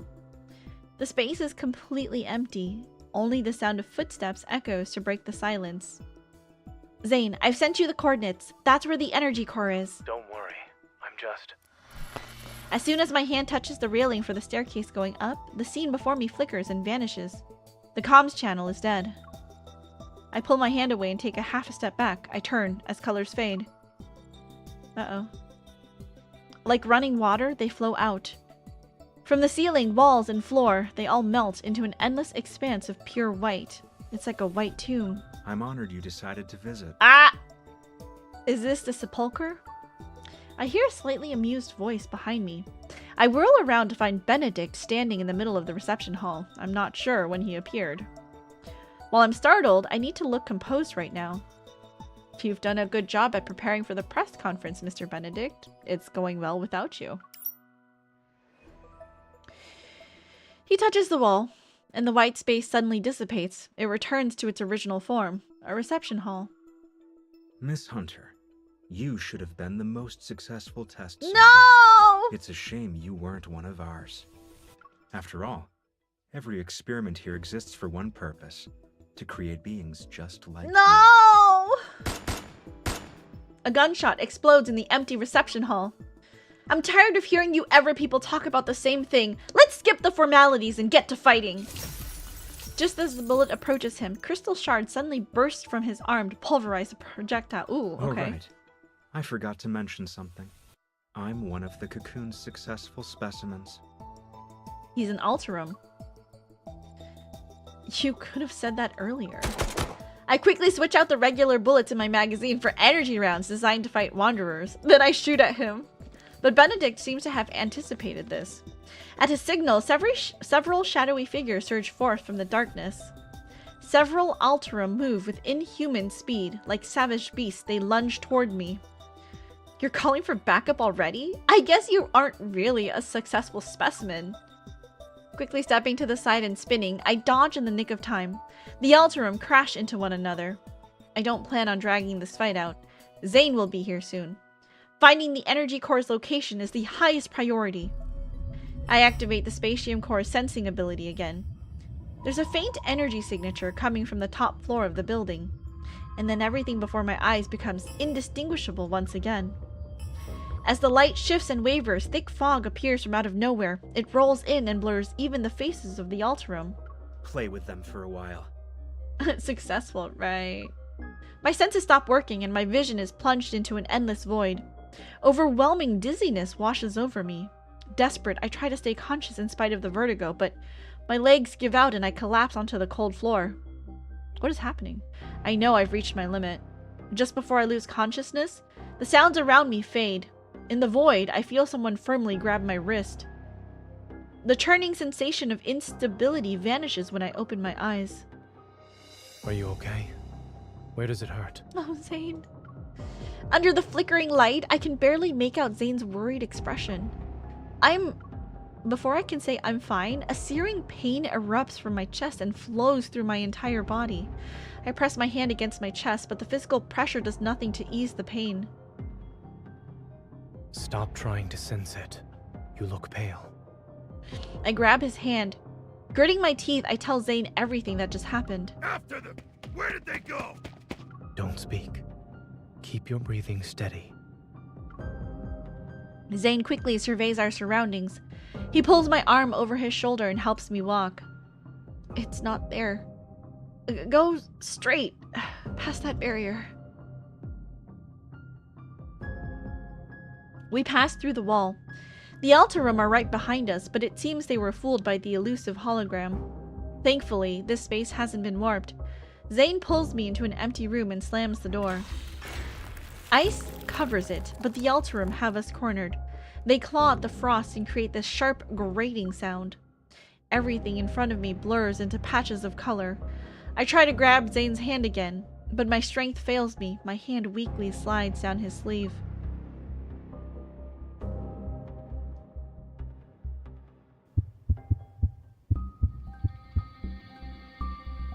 Oh, okay. Oh, okay. Okay, I hate needles. I have to get my blood drawn tomorrow. I hate needles so much, you guys. Zane? Why am I tied up? It's done.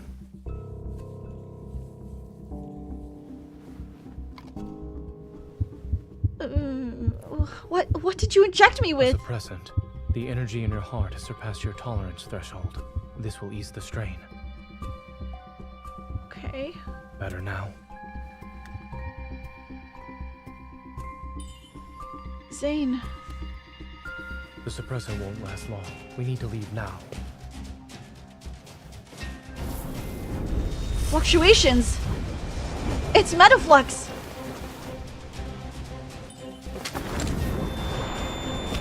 Oh.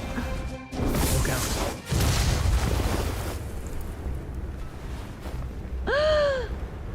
Why is he so cool? Why is he so cool?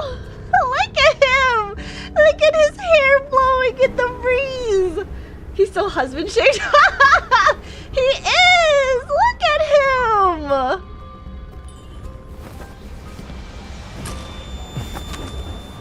Fire. Oh, wait.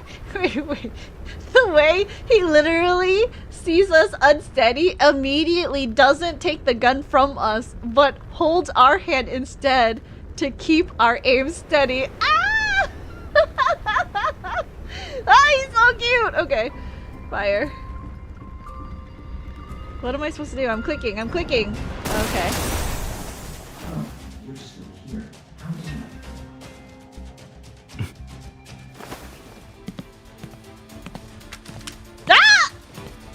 Zane with a gun! Of course we would survive. Wait, go back! That was such a cool shot! If you take another step, I can't guarantee you'll get out of this alive. Dr. Zane, a hunter fire alarm can't kill it, but a wanderer can. Why is he so handsome? Stop!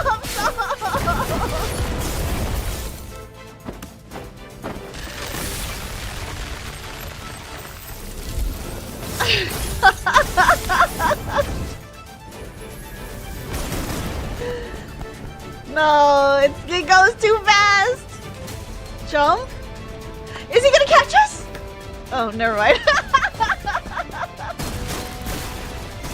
Wait, this is so cool. Ada would be proud, Leon too. It's their adopted son.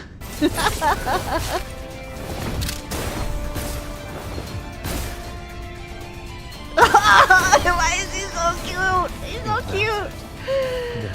Ah. He underestimated us. Watch your heart. 30% of your impulsion. Oh. Resonate.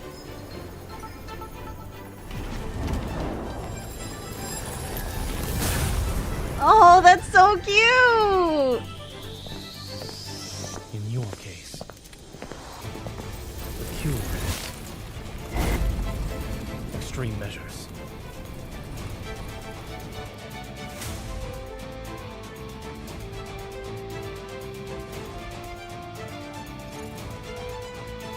My heart.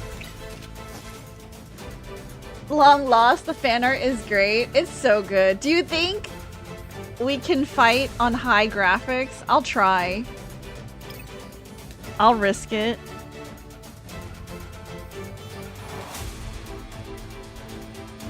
Hopefully my graphics card doesn't decide to shit itself.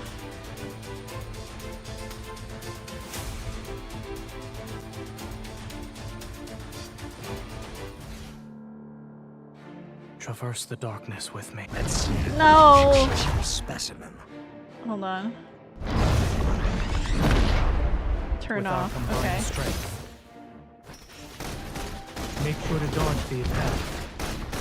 He's a bitch to fight? Ow. Struggling is futile. Things will get more challenging now. Each can stand the right. Break his shield? How do I break his shield? Self-declared successful specimen. Keep your distance, or else you'll get hurt. Here it comes. Leave it to me. It recovers. Be careful. Oh, that was his shield. I understand now. Okay. That was fast. It's fine. It's your turn. Try to find the truth. Okay. Find the real phantom. Wait, hold on. I wasn't paying attention. Which one? Wait, what was the note? Seize this chance. Okay, hold on. It should look like Benedict's original form. It's your What the turn. fuck does that mean? Now's our... I'll send it on a journey. Why is he so cool? Victory is within reach. Keep your distance, or else you'll get hurt. That was fast. It'll be If orange. I falling see. could recover, be careful. Don't rush. We finished not it too in bad. one attempt.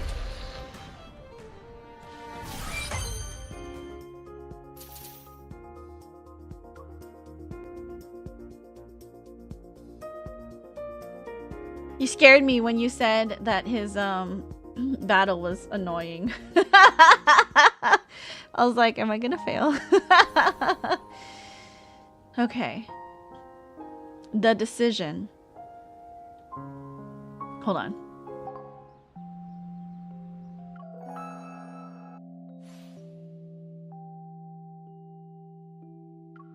Look at how handsome he is.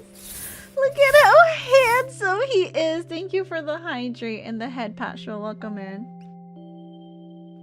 And the self-care. Thank you for the stretching. Happy Sunday. How are you? Welcome, welcome. Why is he so beautiful? Oh my god, look at him. Not here, but everywhere else. He was a new enemy type introduced during this update. Oh, I see, I see. Okay.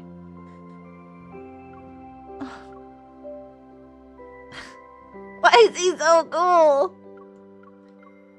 This one's my favorite. Oh my gosh, he's so cool. He's so handsome.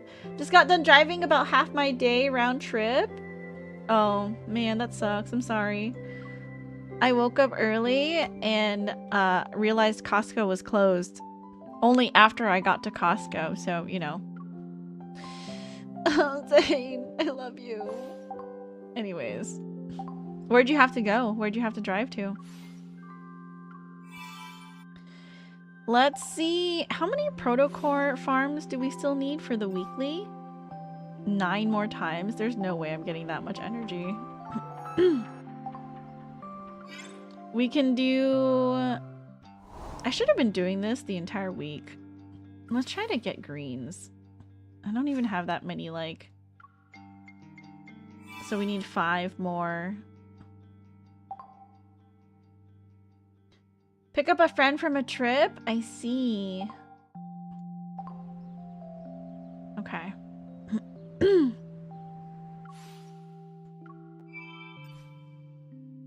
I gotta do some of these to get the weekly points for the promise.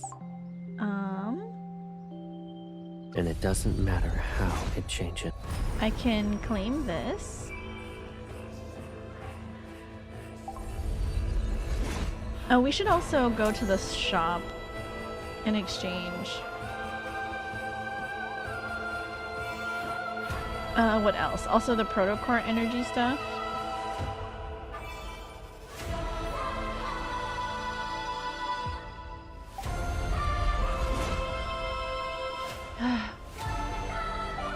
Okay, anyways, back to the story. I hope that your friend appreciated you picking them up from their trip. Seems like driving half a day is kind of excessive, but I hope that, you know, you're not too tired. After using up almost all of my ammunition, the Wanderer finally crashes to the ground, but this isn't the end. The sound of regenerating flesh excuse me, sorry. The sound of regenerating flesh echoes throughout the building as the crystals on its body rapidly retract. It's as if they're being devoured. In just a few seconds, the Wanderer has completely regenerated and takes on Benedict's appearance. Wait for an opening first, then we'll retreat. There's no point in continuing this fight. Zane is right. Benedict isn't our primary target right now. Just now, something about Zane seemed off. That flash of black crystal, the killing intent, the cool indifference in his eyes, it all vanished. In an instant, maybe I imagined it. A strange unease rises in my chest, but there is no time to dwell on it. Dawnbreaker? I fire my last bullet at Benedict as grayish-white mist fills the reception hall. Here's another good example of my seamless coordination with Zane. Now's our chance. Go. How is he able to switch from Zane to Dawnbreaker so, like, seamlessly? What is happening? I think that's what that means, right? With the altar room at our heels, I lead Zane toward the strongest energy signature I remember sensing in this building. Have you noticed how the altar room are getting stronger? They're practically like living weapons. Could it be that after their consciousness are eroded, these failed test subjects are turned into tools that can be commanded? After taking down another Alterum that tried to attack us, I run toward a corner. The strongest energy signature was right behind a door. Haven't figured that out, to be honest. I see. Still mysterious. Huh? Where's the door? Watch out. As Frost immobilizes the guard who tried to ambush us, Zane stands back to back with me. Both of us are on high alert. Part of the layout has changed again. If this place is a projection, then changing the layout would be the quickest way to hide the energy core's location. Ugh, this is annoying. I have to find the energy signatures again. Remember to not let your energy overload your heart. I don't have any more stabilizing injections. Speaking of which, where did you get the one you gave me? Knowing how a certain Miss Hunter tends to overuse her evil, I came prepared. When you restrained me earlier. It was because you were too strong. Oh, we were too strong? I see.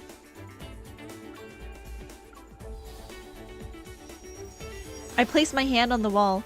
Energy surges through my veins as my sensing ability is magnified. The location becomes clearer.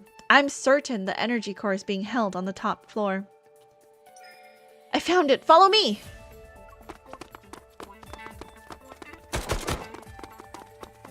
The last altar room is knocked down to the area below. Only me and Zane are on the top floor. At the end of the cold, white corridor stands a single door. It's as if our only option is to move forward. This is it.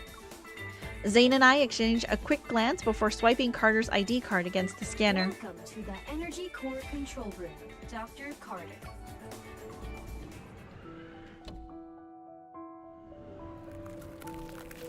Once the door to the control room closes, a layer of ice covers it.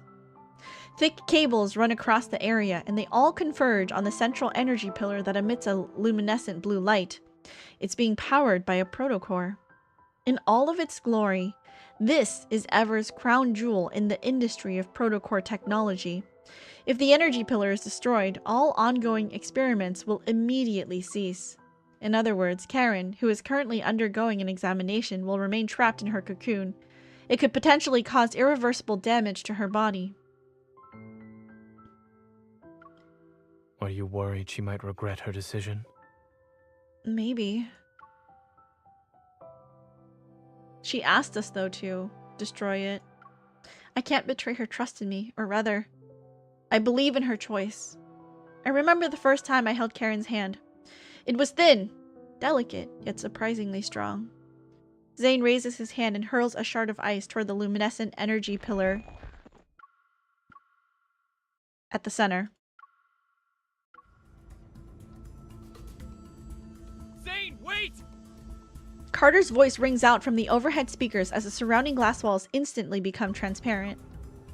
I can see Carter has arrived. Catching his breath, he's standing in the reception hall we were in earlier. Zane, leave this place, and don't you dare destroy that energy core! Do you remember how much time and effort we put into this? I mean, without a hint of emotion in his eyes, Zane gives Carter a slight nod.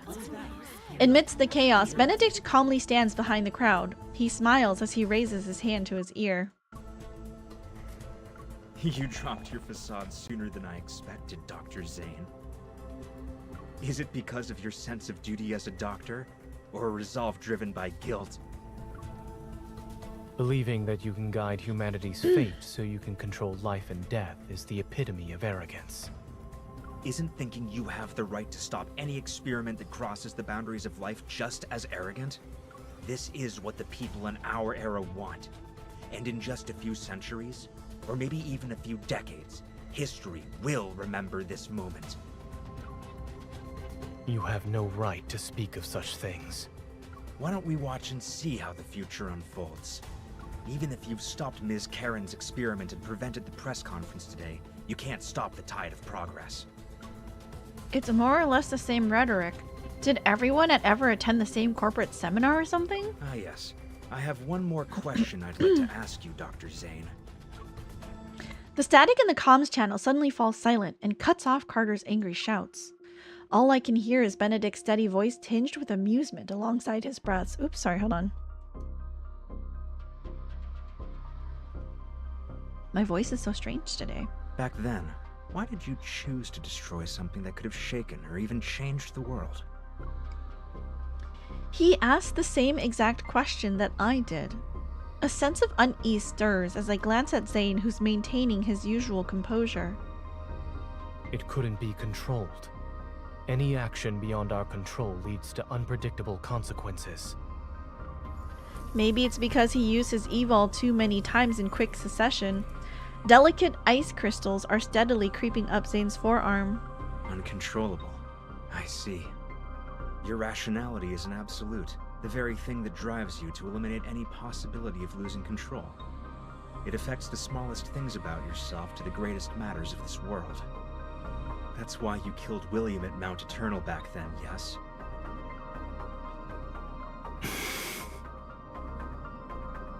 You really are capable of such cruelty.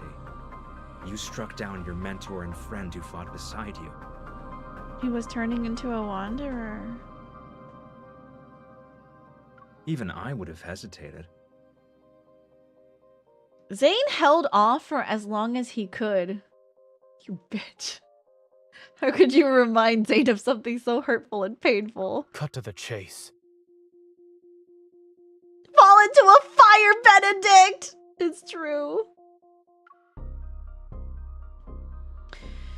A long time passes before Zane's voice breaks the silence. Although his tone remains calm, his ragged breathing gives him away. You're here to atone for your mistake. That much is certain.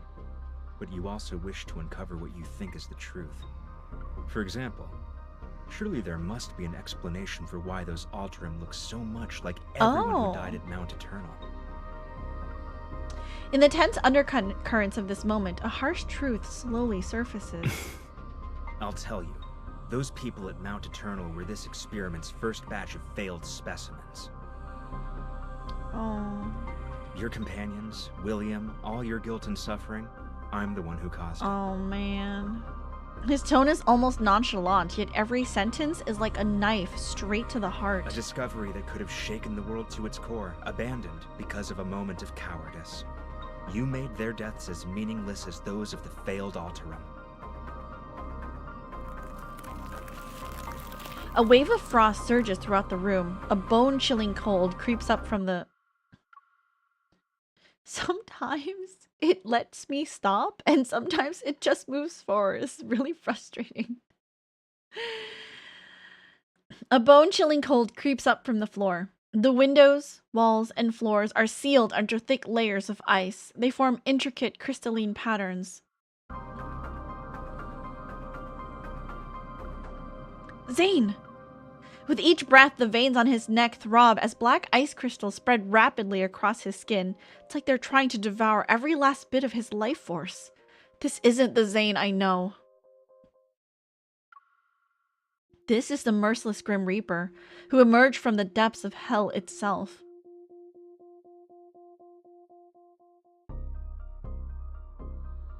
It's Dawnbreaker.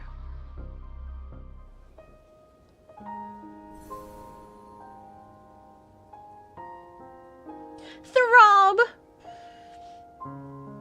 Curse of Memory.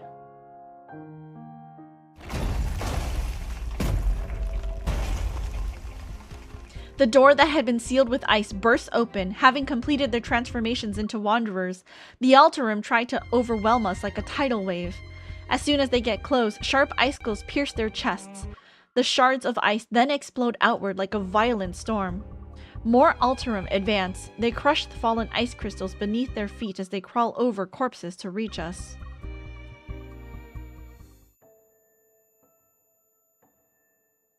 All of the Alterum open and close their mouths in unison. They stutter and produce these unsettling sounds.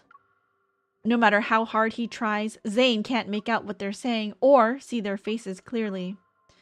The nightmare wraps around his body like a phantom. It coils behind him and whispers fate's curse into his ear. Aren't you a doctor? Am I Why going can't to you die? save anyone? Pay for this. I didn't sacrifice everything just to become someone ordinary and powerless. One day, you will hurt her. He clutches his chest and feels as if the icy wind stabbed it. He stares at the corner of the tent fluttering in the snowy gale with a distant, otherworldly gaze.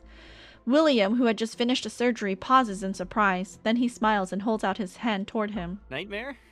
If you can't sleep, then we can go for a walk. Everything that just happened, it seems to have been a dream.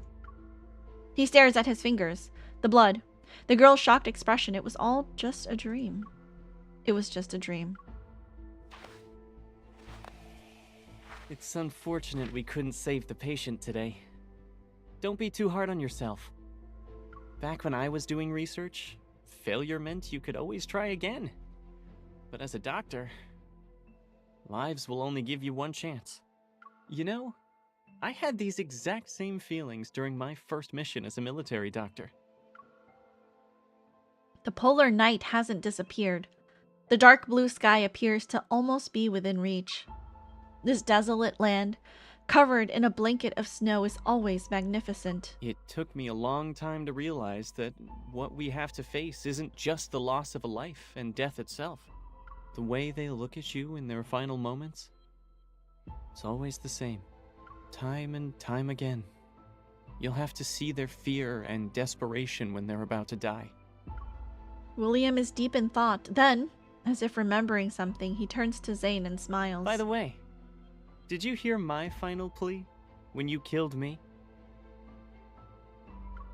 He stares blankly at William's distorted face, and in the very next second, the ice shards have already pierced his chest.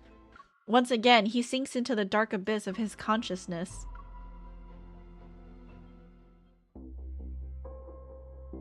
There are more of them. They're actually using the Alterum as weapons! I roll and find an opening in the wall of Alterum that's protecting Benedict. I aim my gun at him. But before I can pull the trigger, brilliant ice flies toward Benedict. Benedict smiles. He crushes the ice shard embedded in his chest. You're different from the man I was talking to earlier. Does he know? Does he know? That it's Sunbreaker. Reminder, this is an otome. Yeah, an otome with very, like, sci-fi horror vibes sometimes. I must say, you're skilled at saving and taking lives, Dr. Zane. With a slight gesture of his hand, the Alterum freeze in place like marionettes. They withdraw like receding water, as if they received a silent command. I hope you'll find your true path after our candid discussion.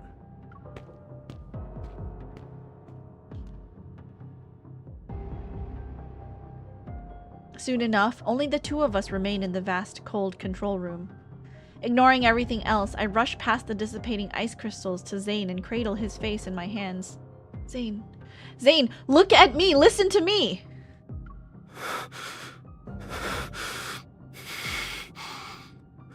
Oh, homeboy's struggling. No matter who Benedict is, I'll always keep a bullet just for him, starting today! Zane's labored breathing shows how intense the pain is. The black ice crystals emerge from his neck and continue to spread out.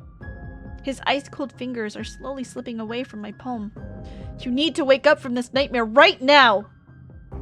These hands that saved countless lives should never be stained with the pain and guilt that don't belong to them, especially not because of scum like Benedict. Zane, you have to... These few seconds feel like centuries. Oh, stop! Why does it do this?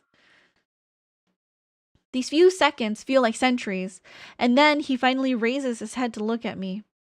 He slowly tenses, and I see myself reflected in his icy gaze.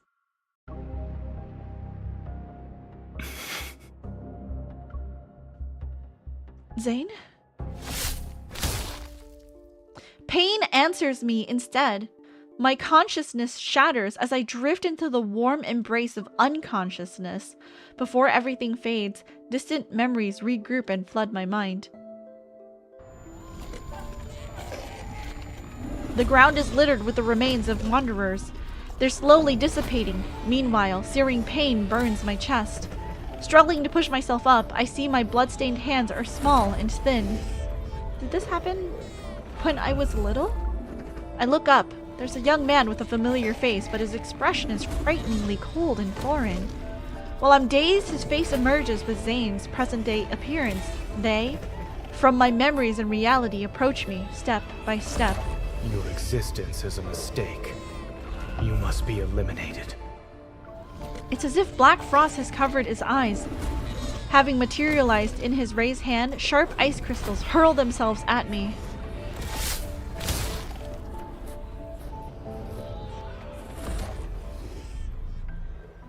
The next day, the pristine sanatorium stands tall, immaculate and serene. It's been restored to the point where yesterday's attack might have never happened at all. Wherever and whenever you need us, we will provide you with healthcare services of the highest quality. In the courtyard, a gentle breeze caresses the grass, kissed by early morning light. A cocoon hangs on a delicate, swaying flower stem. The faint sounds of struggle can be heard from within. Light reveals the outline of tightly folded wings behind its translucent walls. Moist and tender, it breaks free from its cocoon. And in the refreshing air of rebirth, those wings slowly take to the skies.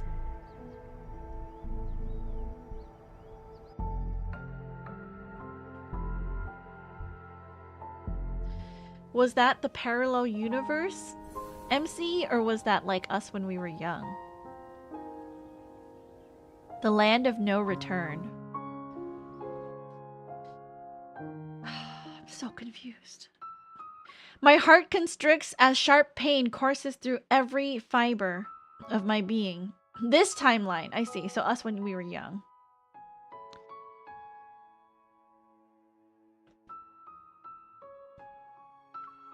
My consciousness sinks into a blurry darkness. Footsteps that are close by sound distant, as if they're muffled under a glacier. Zane? Is that you? He stops in his tracks as if he heard me. He doesn't take the candy or freeze the melting popsicle I offer him. Stay away from me! I'm sorry. A box sits on the doorstep. Wisps of cold air drift inside it. Inside the box lies 3 misshapen snowballs, remnants from when Zane was still learning how to use his e-ball as a kid. Really? Zane knows I got hit with ice when watching the seals, and now he made snowballs to tease me. I heard footsteps. Did he already leave? I don't see anyone nearby. As I hold the box close, an inexplicable sense of loss washes over me. I want to say his name, but something catches in my throat. It silences my voice.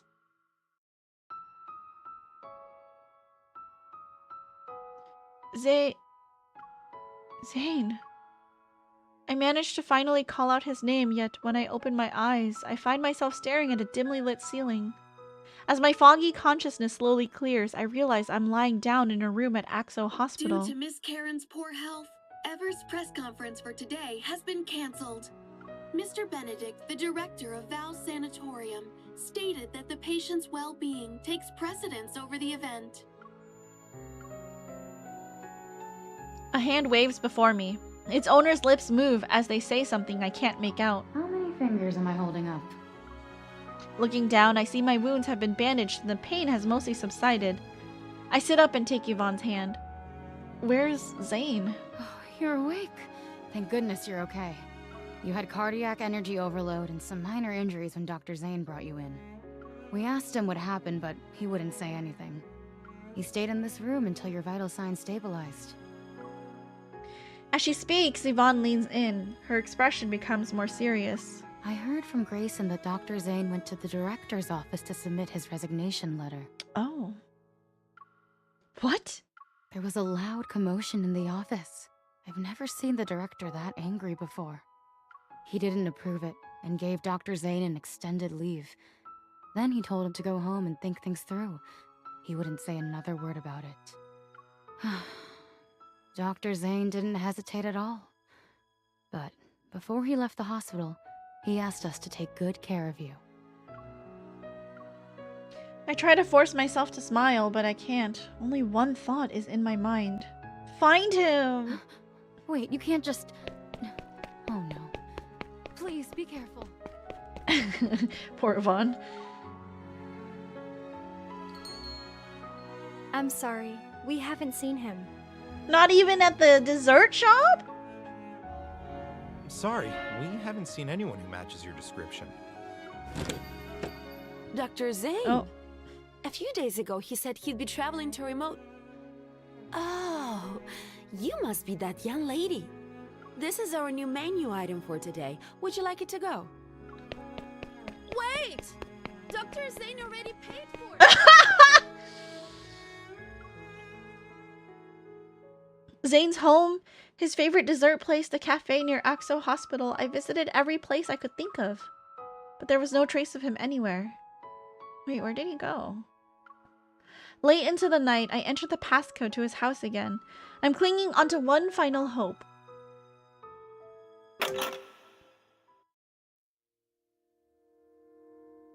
The room is shrouded in darkness. Snowflakes drift in through the gaps of the floor-to-ceiling windows.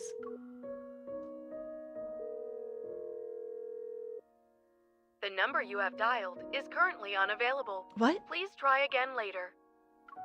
Memories that are no longer dormant slowly flood my mind again.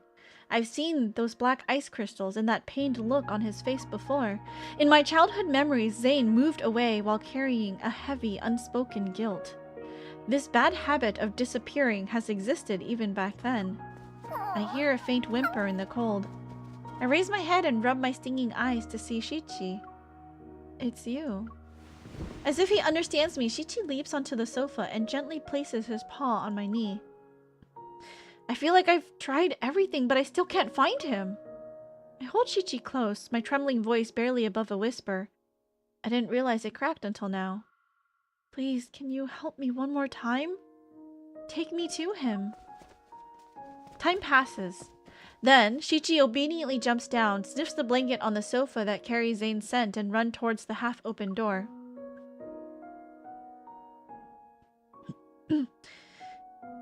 Why are we at a cemetery? He's just at a new dessert shop, right, guys? In the darkest hours of the night, it's snowing again. Large snowflakes dance around the glowing streetlights. They settle on rooftops, streets, passing cars, and the shoulders of pedestrians. After running for a long time, Shichi stops in front of a pitch-black fence. He circles it a few times before signaling me to follow him. Where am I? The streetlight illuminates the faded writing on a sign. This is a public cemetery in Lincoln City. It's also the final resting place for those who have no place to call home. Shichi quickly vanishes into the darkness. I steel myself before running after him. Or is he visiting William's grave?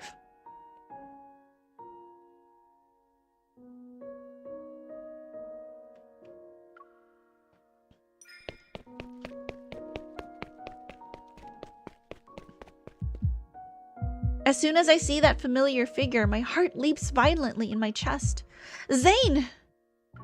He stands in the snowy night, his coat billowing between black tombstones. He's like a ghost who has nowhere to go. I understand why he left the moment I see the names on the tombstones. He chose to imprison himself in this nightmare. He wants to atone, to seek redemption for the monsters he killed. I hurry to his side, but when I try to call out his name, it gets stuck in my throat. Why are you here? I was looking for you. Questions overwhelm my mind, but I don't know what to ask about first. You chose to disappear without a word. You didn't even give me an explanation.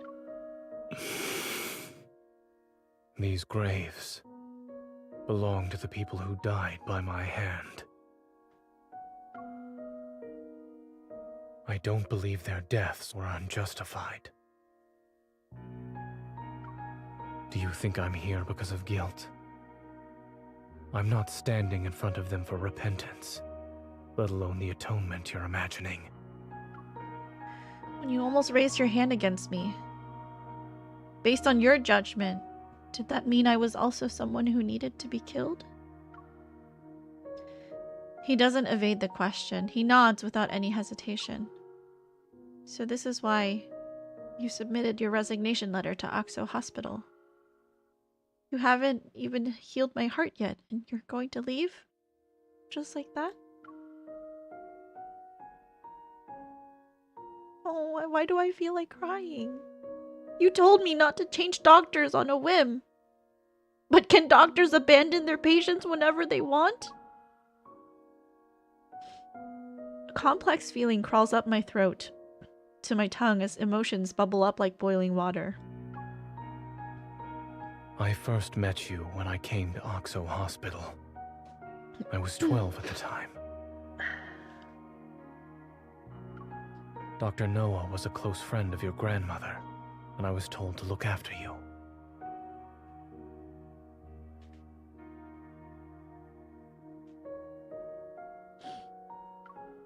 You were afraid of me back then, until I used my power to keep your popsicle from melting.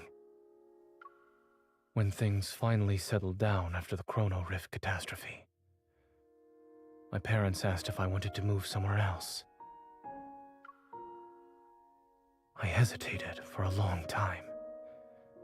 I was worried I wouldn't be able to see you anymore.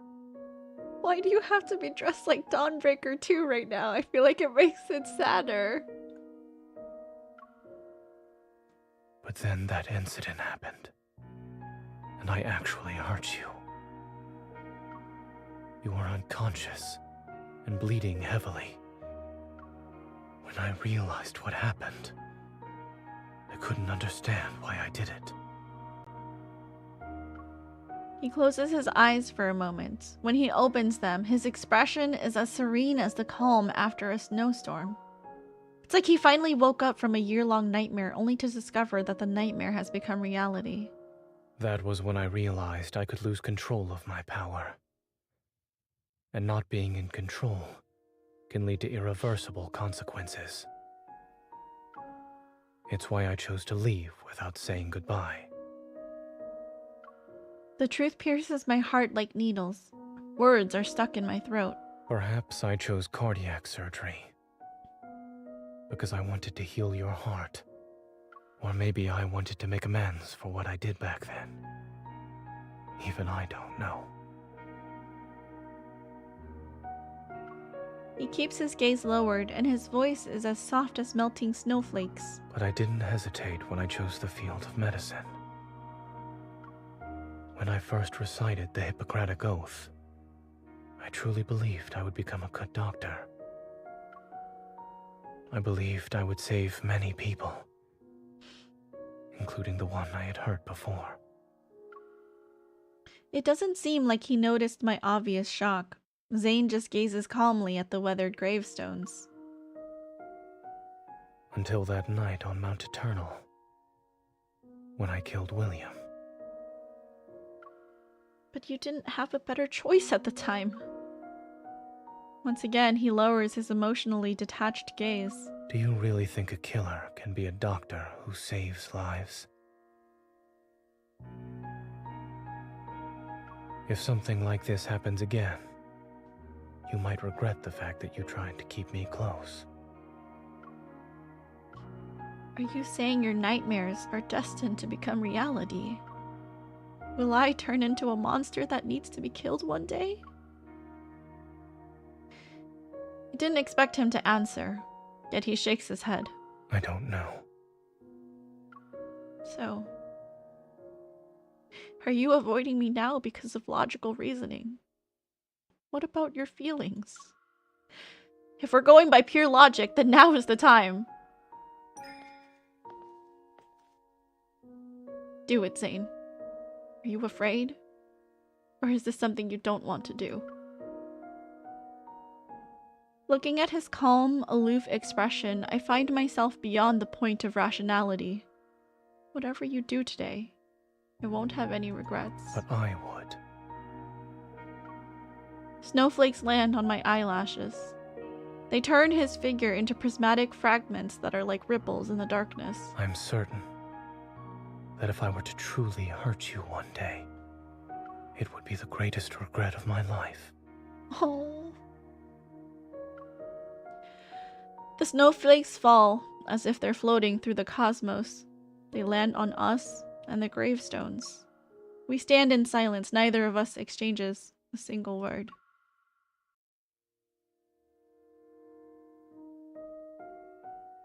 After that day, rumors related to the Alterum and Dawnbreaker faded away like melting snow. These pure white specks were but fleeting visitors. The city awakens in daylight, and once again it's immersed in its bizarre flood of information. The Spatium Core's energy remains concentrated in my chest. It's like a seed that's merged with my flesh. It faintly echoes with my heartbeat. I know these ether cores connect my past to my future. They're linked to the secrets hidden in deep space. Yet, I wonder what fate awaits the Alterum, Zane, and me. Ever won't give up on the Fountain of Vitae they've carefully cultivated.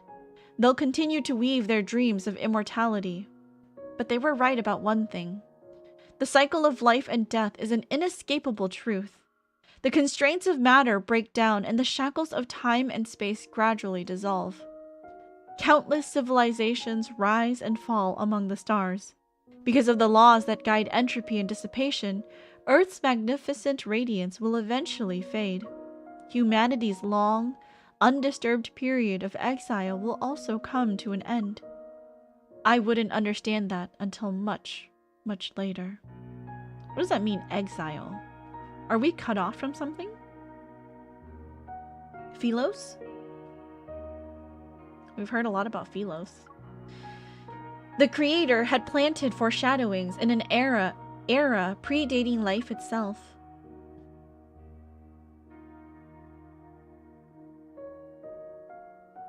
Why was that so sad?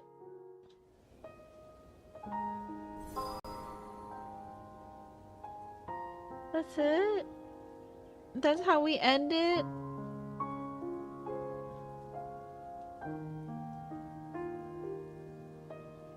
Do you remember I mentioned it was funny? You mentioned marriage. This is where we leave off with Zane until the next multi, which was witnessed by Deep Space, the wedding banner. Oh, that is really heartbreaking. You mean to say this man literally says...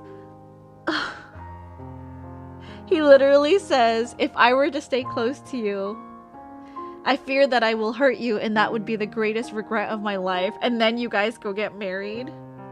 Ugh. That was so sad.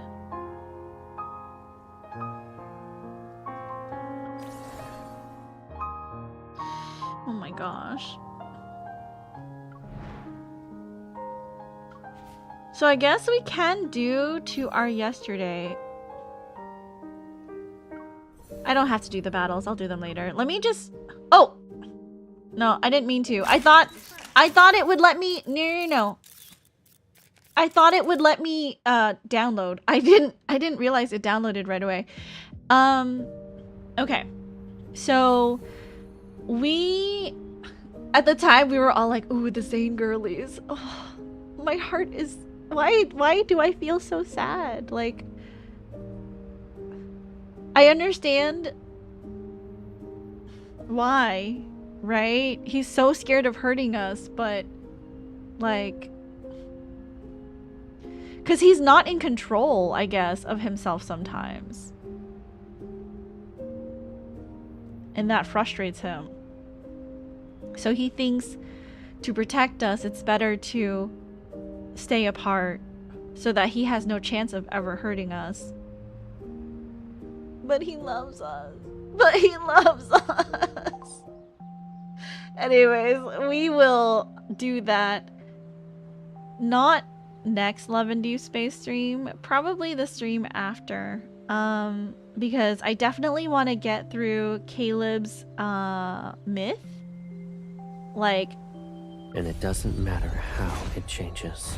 Again, we're gonna do all of this Descend in Evernight quest. We'll read all of the little text and blurbs, we'll read the stories, and then we will, once we're done with that, we'll go into Caleb's, like, actual myth here and read Yin Yang Sundering. So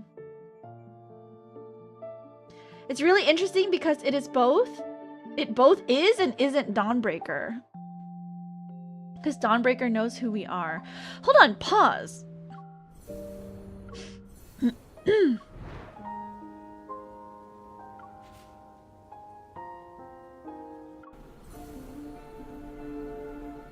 Which quest was it? Where we go into the dream... Where we go into the dream space. Is it Dawnbreaker? Did we meet Dawnbreaker? Surgery ends. It must have been the next one after. What did I click? I don't remember. Let's click... Okay, so we clicked chapter 5. Let's click chapter, what, 6? Because I remember, like, we opened the fridge and it was basically empty. Entrance, ICU, nurse approaches us. Do you know why he regained consciousness so quickly? Because we went into the proto field. Okay, hold on, not that one. I thought it was like a really long bit. No? No, that wasn't Dawnbreaker, that was still our Zane. But I thought we went into the Nightmare proto field.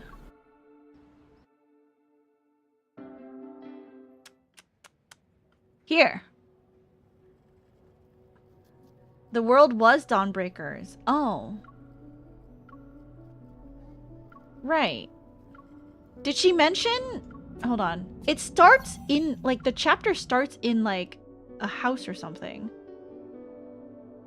And like she talks about the fridge because they go to loot the place for food or whatever. Not this one either.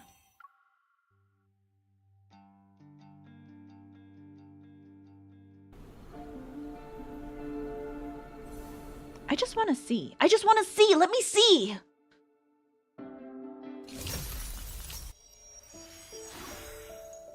No, that wasn't it. They break the proto field, so maybe it's just one before? His apartment, the jar of chocolates, and the jasmine plant. Yeah, like the kid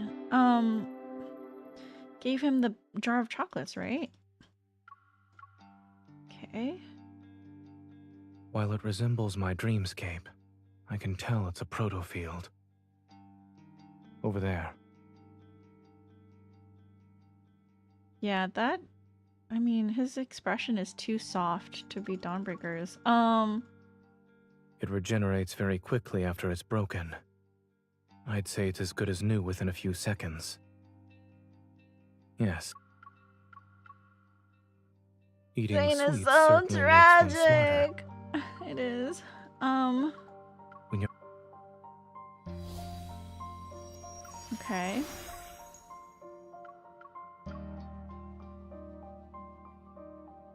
Did we not start in like one of the apartments?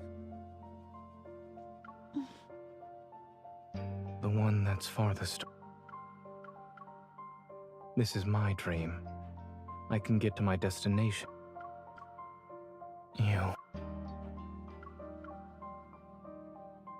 Don't push.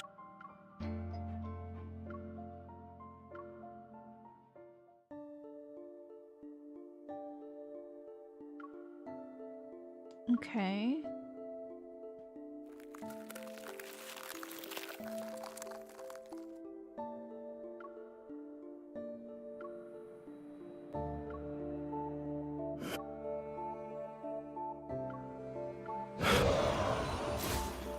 Okay, so that's him getting rid of one side of the protocol, right? And he's remembering William and all the people that he killed. She made it. Okay, so was it one before? Because they're about to break the proto field, I think. Oh, it's the girl.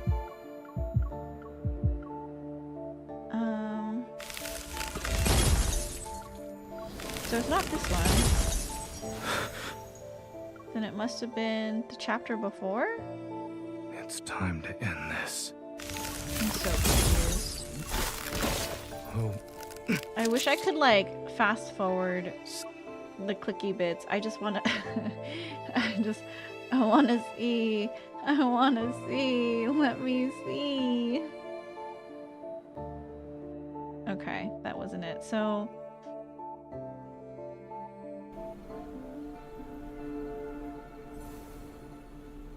seven.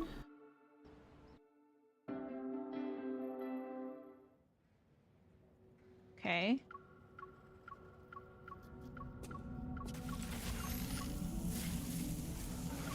It's like right when we get into the proto field. Oh, okay. You're awake. Okay, so this is the apartment, right? And then they go look. This is definitely Dr. Zane. How are you feeling?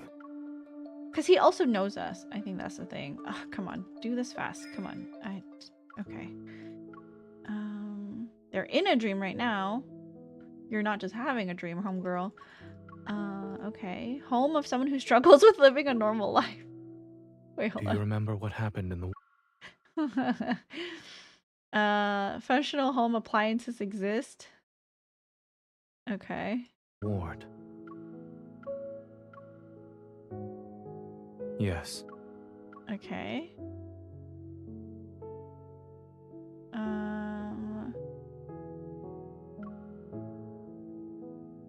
What does it say?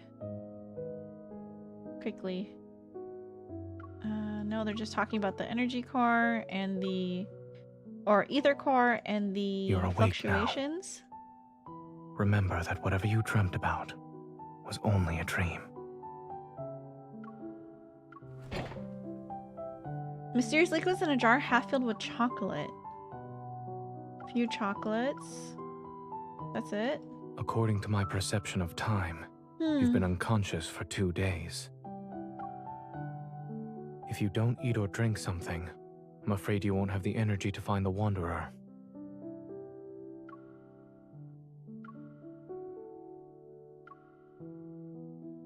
Jasmine.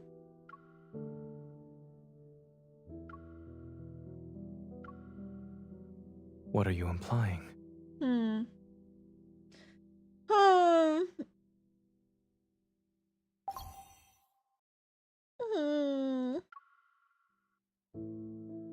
Confused. That's okay. We still have a whole nother chapter to go through. It's fine. We'll be fine. We'll figure it out. Whew. Okay. What do I have? I have messages. Oh, he was saying soup dumplings are splashing on his shirt. And then he goes, I'd like to ask a question. It goes to the person who bought this shirt. How can I get another one? Oh, he wants us to give him another shirt. Okay. Let's see. What else? Do we have anything else that we need to get done today? Oh, you know what? How it changed. I was gonna roll my Lemonette's Trove. I haven't done that yet. Let's do all 5, sure. Okay.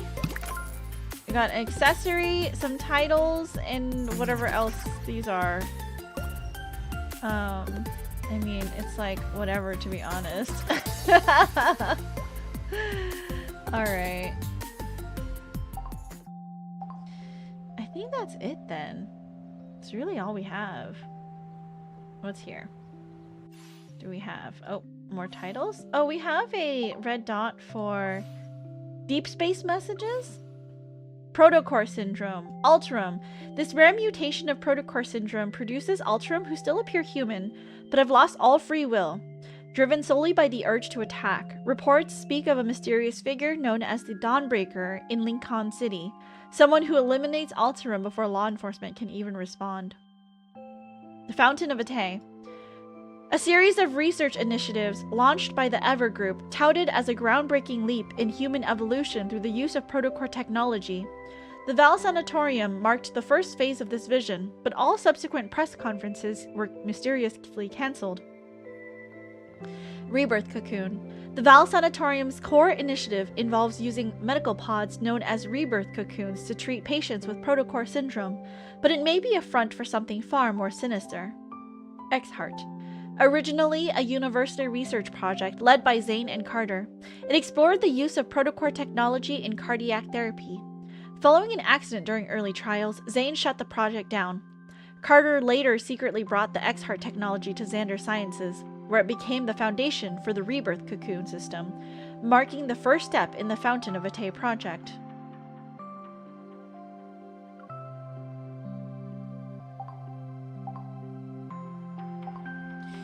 And that is everything. So, I guess that's it. I guess we shall see. Let's see. Hold on. How many dice? How many dice do I have to roll? How many wishes? How many gems? I have 46,000 gems. 59 not guaranteed. So the 50-50, the next 5-star will be 50-50. I do already have one card. So I guess we'll see if I win. Oh, I guess we'll see if Caleb comes home early. And I guess we'll see if I'll need to dig into my gems. Alright, let's do some quick explores. Hold on. Let's do... we can't do Zane's birthday, huh? Let's do one. Oh, oops. I meant to set the coordinates. I forgot. We can't do Zane's birthday because it's 9/5. So... what if we do, like, double? What if we do, like, 18/10? You know, doubles of his thing.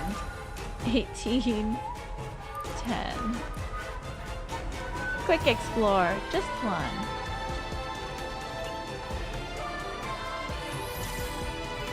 Nope. Do you have a number that you want to try, Dark? Let's see. What? No, let me try my 44 and 4.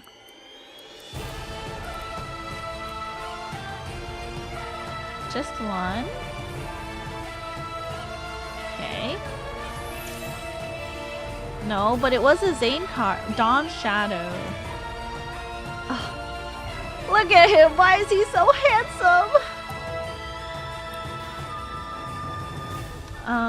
What other coordinates are there? We could do 60, 11. Okay, 60, 11.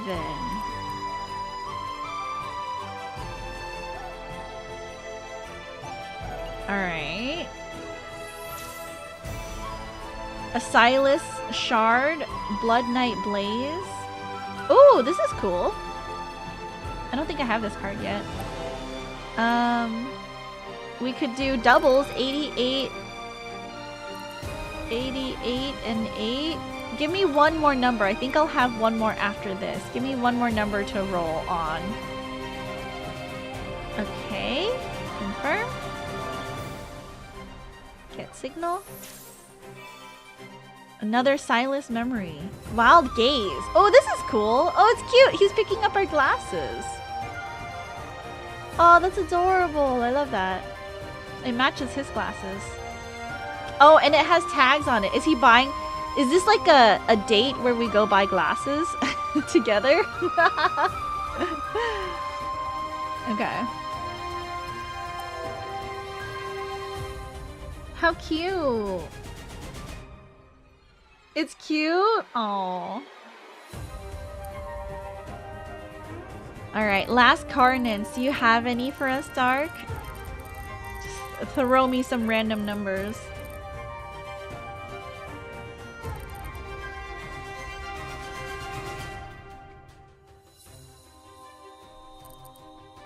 I love using these radiant magnets with you guys. It's my like one day a week where I'm like, ooh, I can roll, but it's like low stakes rolling, you know? It's like low stakes gotcha because it's all free. 8811 is your go-to. Okay, let's try 8811. Hold on, where's my phone?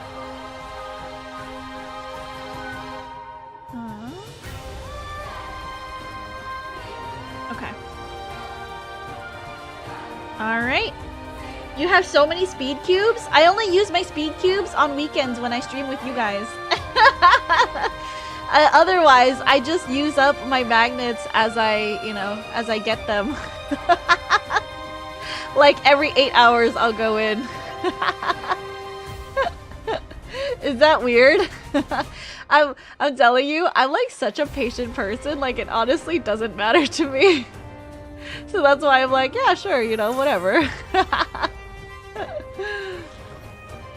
Planned crush. What's this one? Oh, we're playing Jenga with Xavier? That's cute. Oh, look at his like focused expression. Look at this nose. What a beautiful nose. Ah, Xavier's so handsome. I wish I liked him more. I like using them in batches for the sand for EXP bottles. Oh, I get that. That makes sense. I'm in no rush, so I will use this so that it just goes off on the exploration. This 4-star is from the Touring in Love event. What's the Touring in Love event? Hold on. How many wishes is... If we have to hit Hard Pity twice with Caleb... What was it? It was wish? 59 pulls. Okay. So if it was 59 plus 70, if we lose the 50-50, right? And we go all the way to hard pity twice. 129 pulls times 150. 19,000 gems?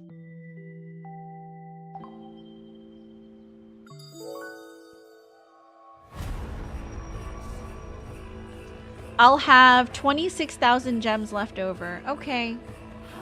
I don't like that very much, but I mean, what can we do? And then what's on the schedule? So right now, I think Xavier's rerun is next. So I'm not super, like, I'm glad because I don't need to, like, roll for that. I won't be rolling for it. But I think after that is Silas's birthday, and I might roll for his birthday. We'll see. I don't know what the card is gonna be like, but how far are you from Crate?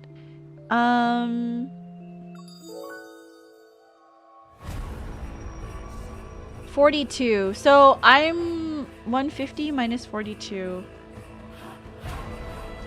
108. So it's honestly not that much more. So I guess I could crate before I have terrible pity luck. I guess we'll see. I have a question for you, Dark. This event crate, the next time the rerun happens, if I pull all the way to 150, will it save my progress, or will this refresh the next time this event reruns? Because for XO2, I believe we had this, but I never rolled on the original XO2 banner.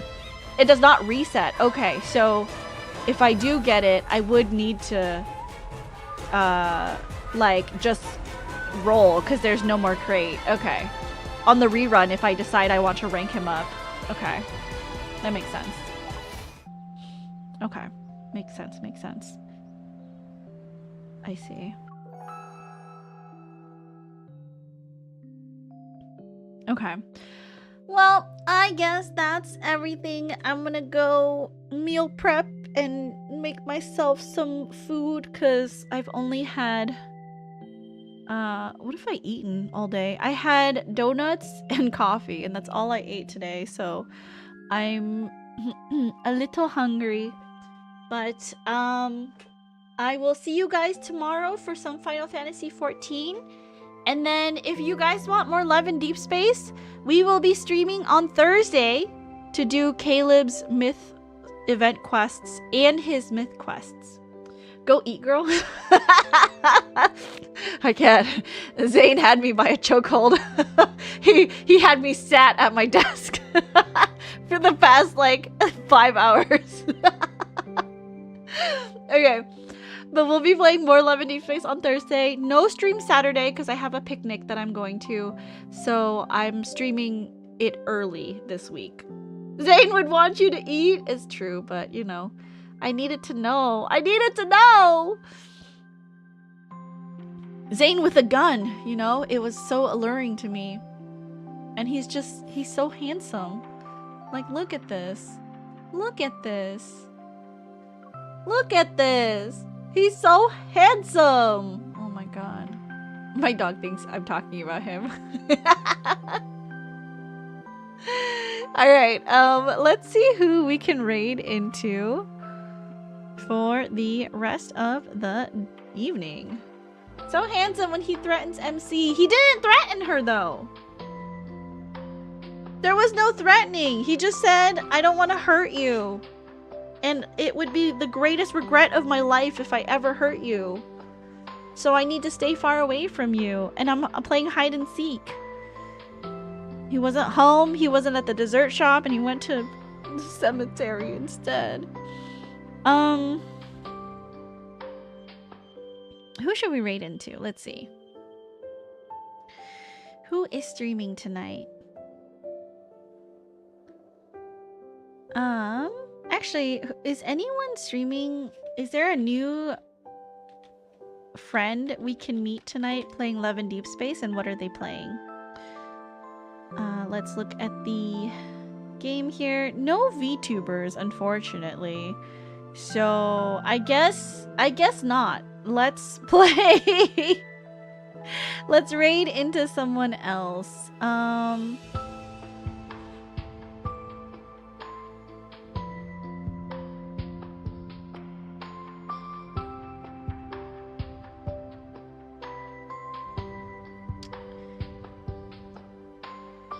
let's raid into fan stream. He's playing Pokemon Scarlet.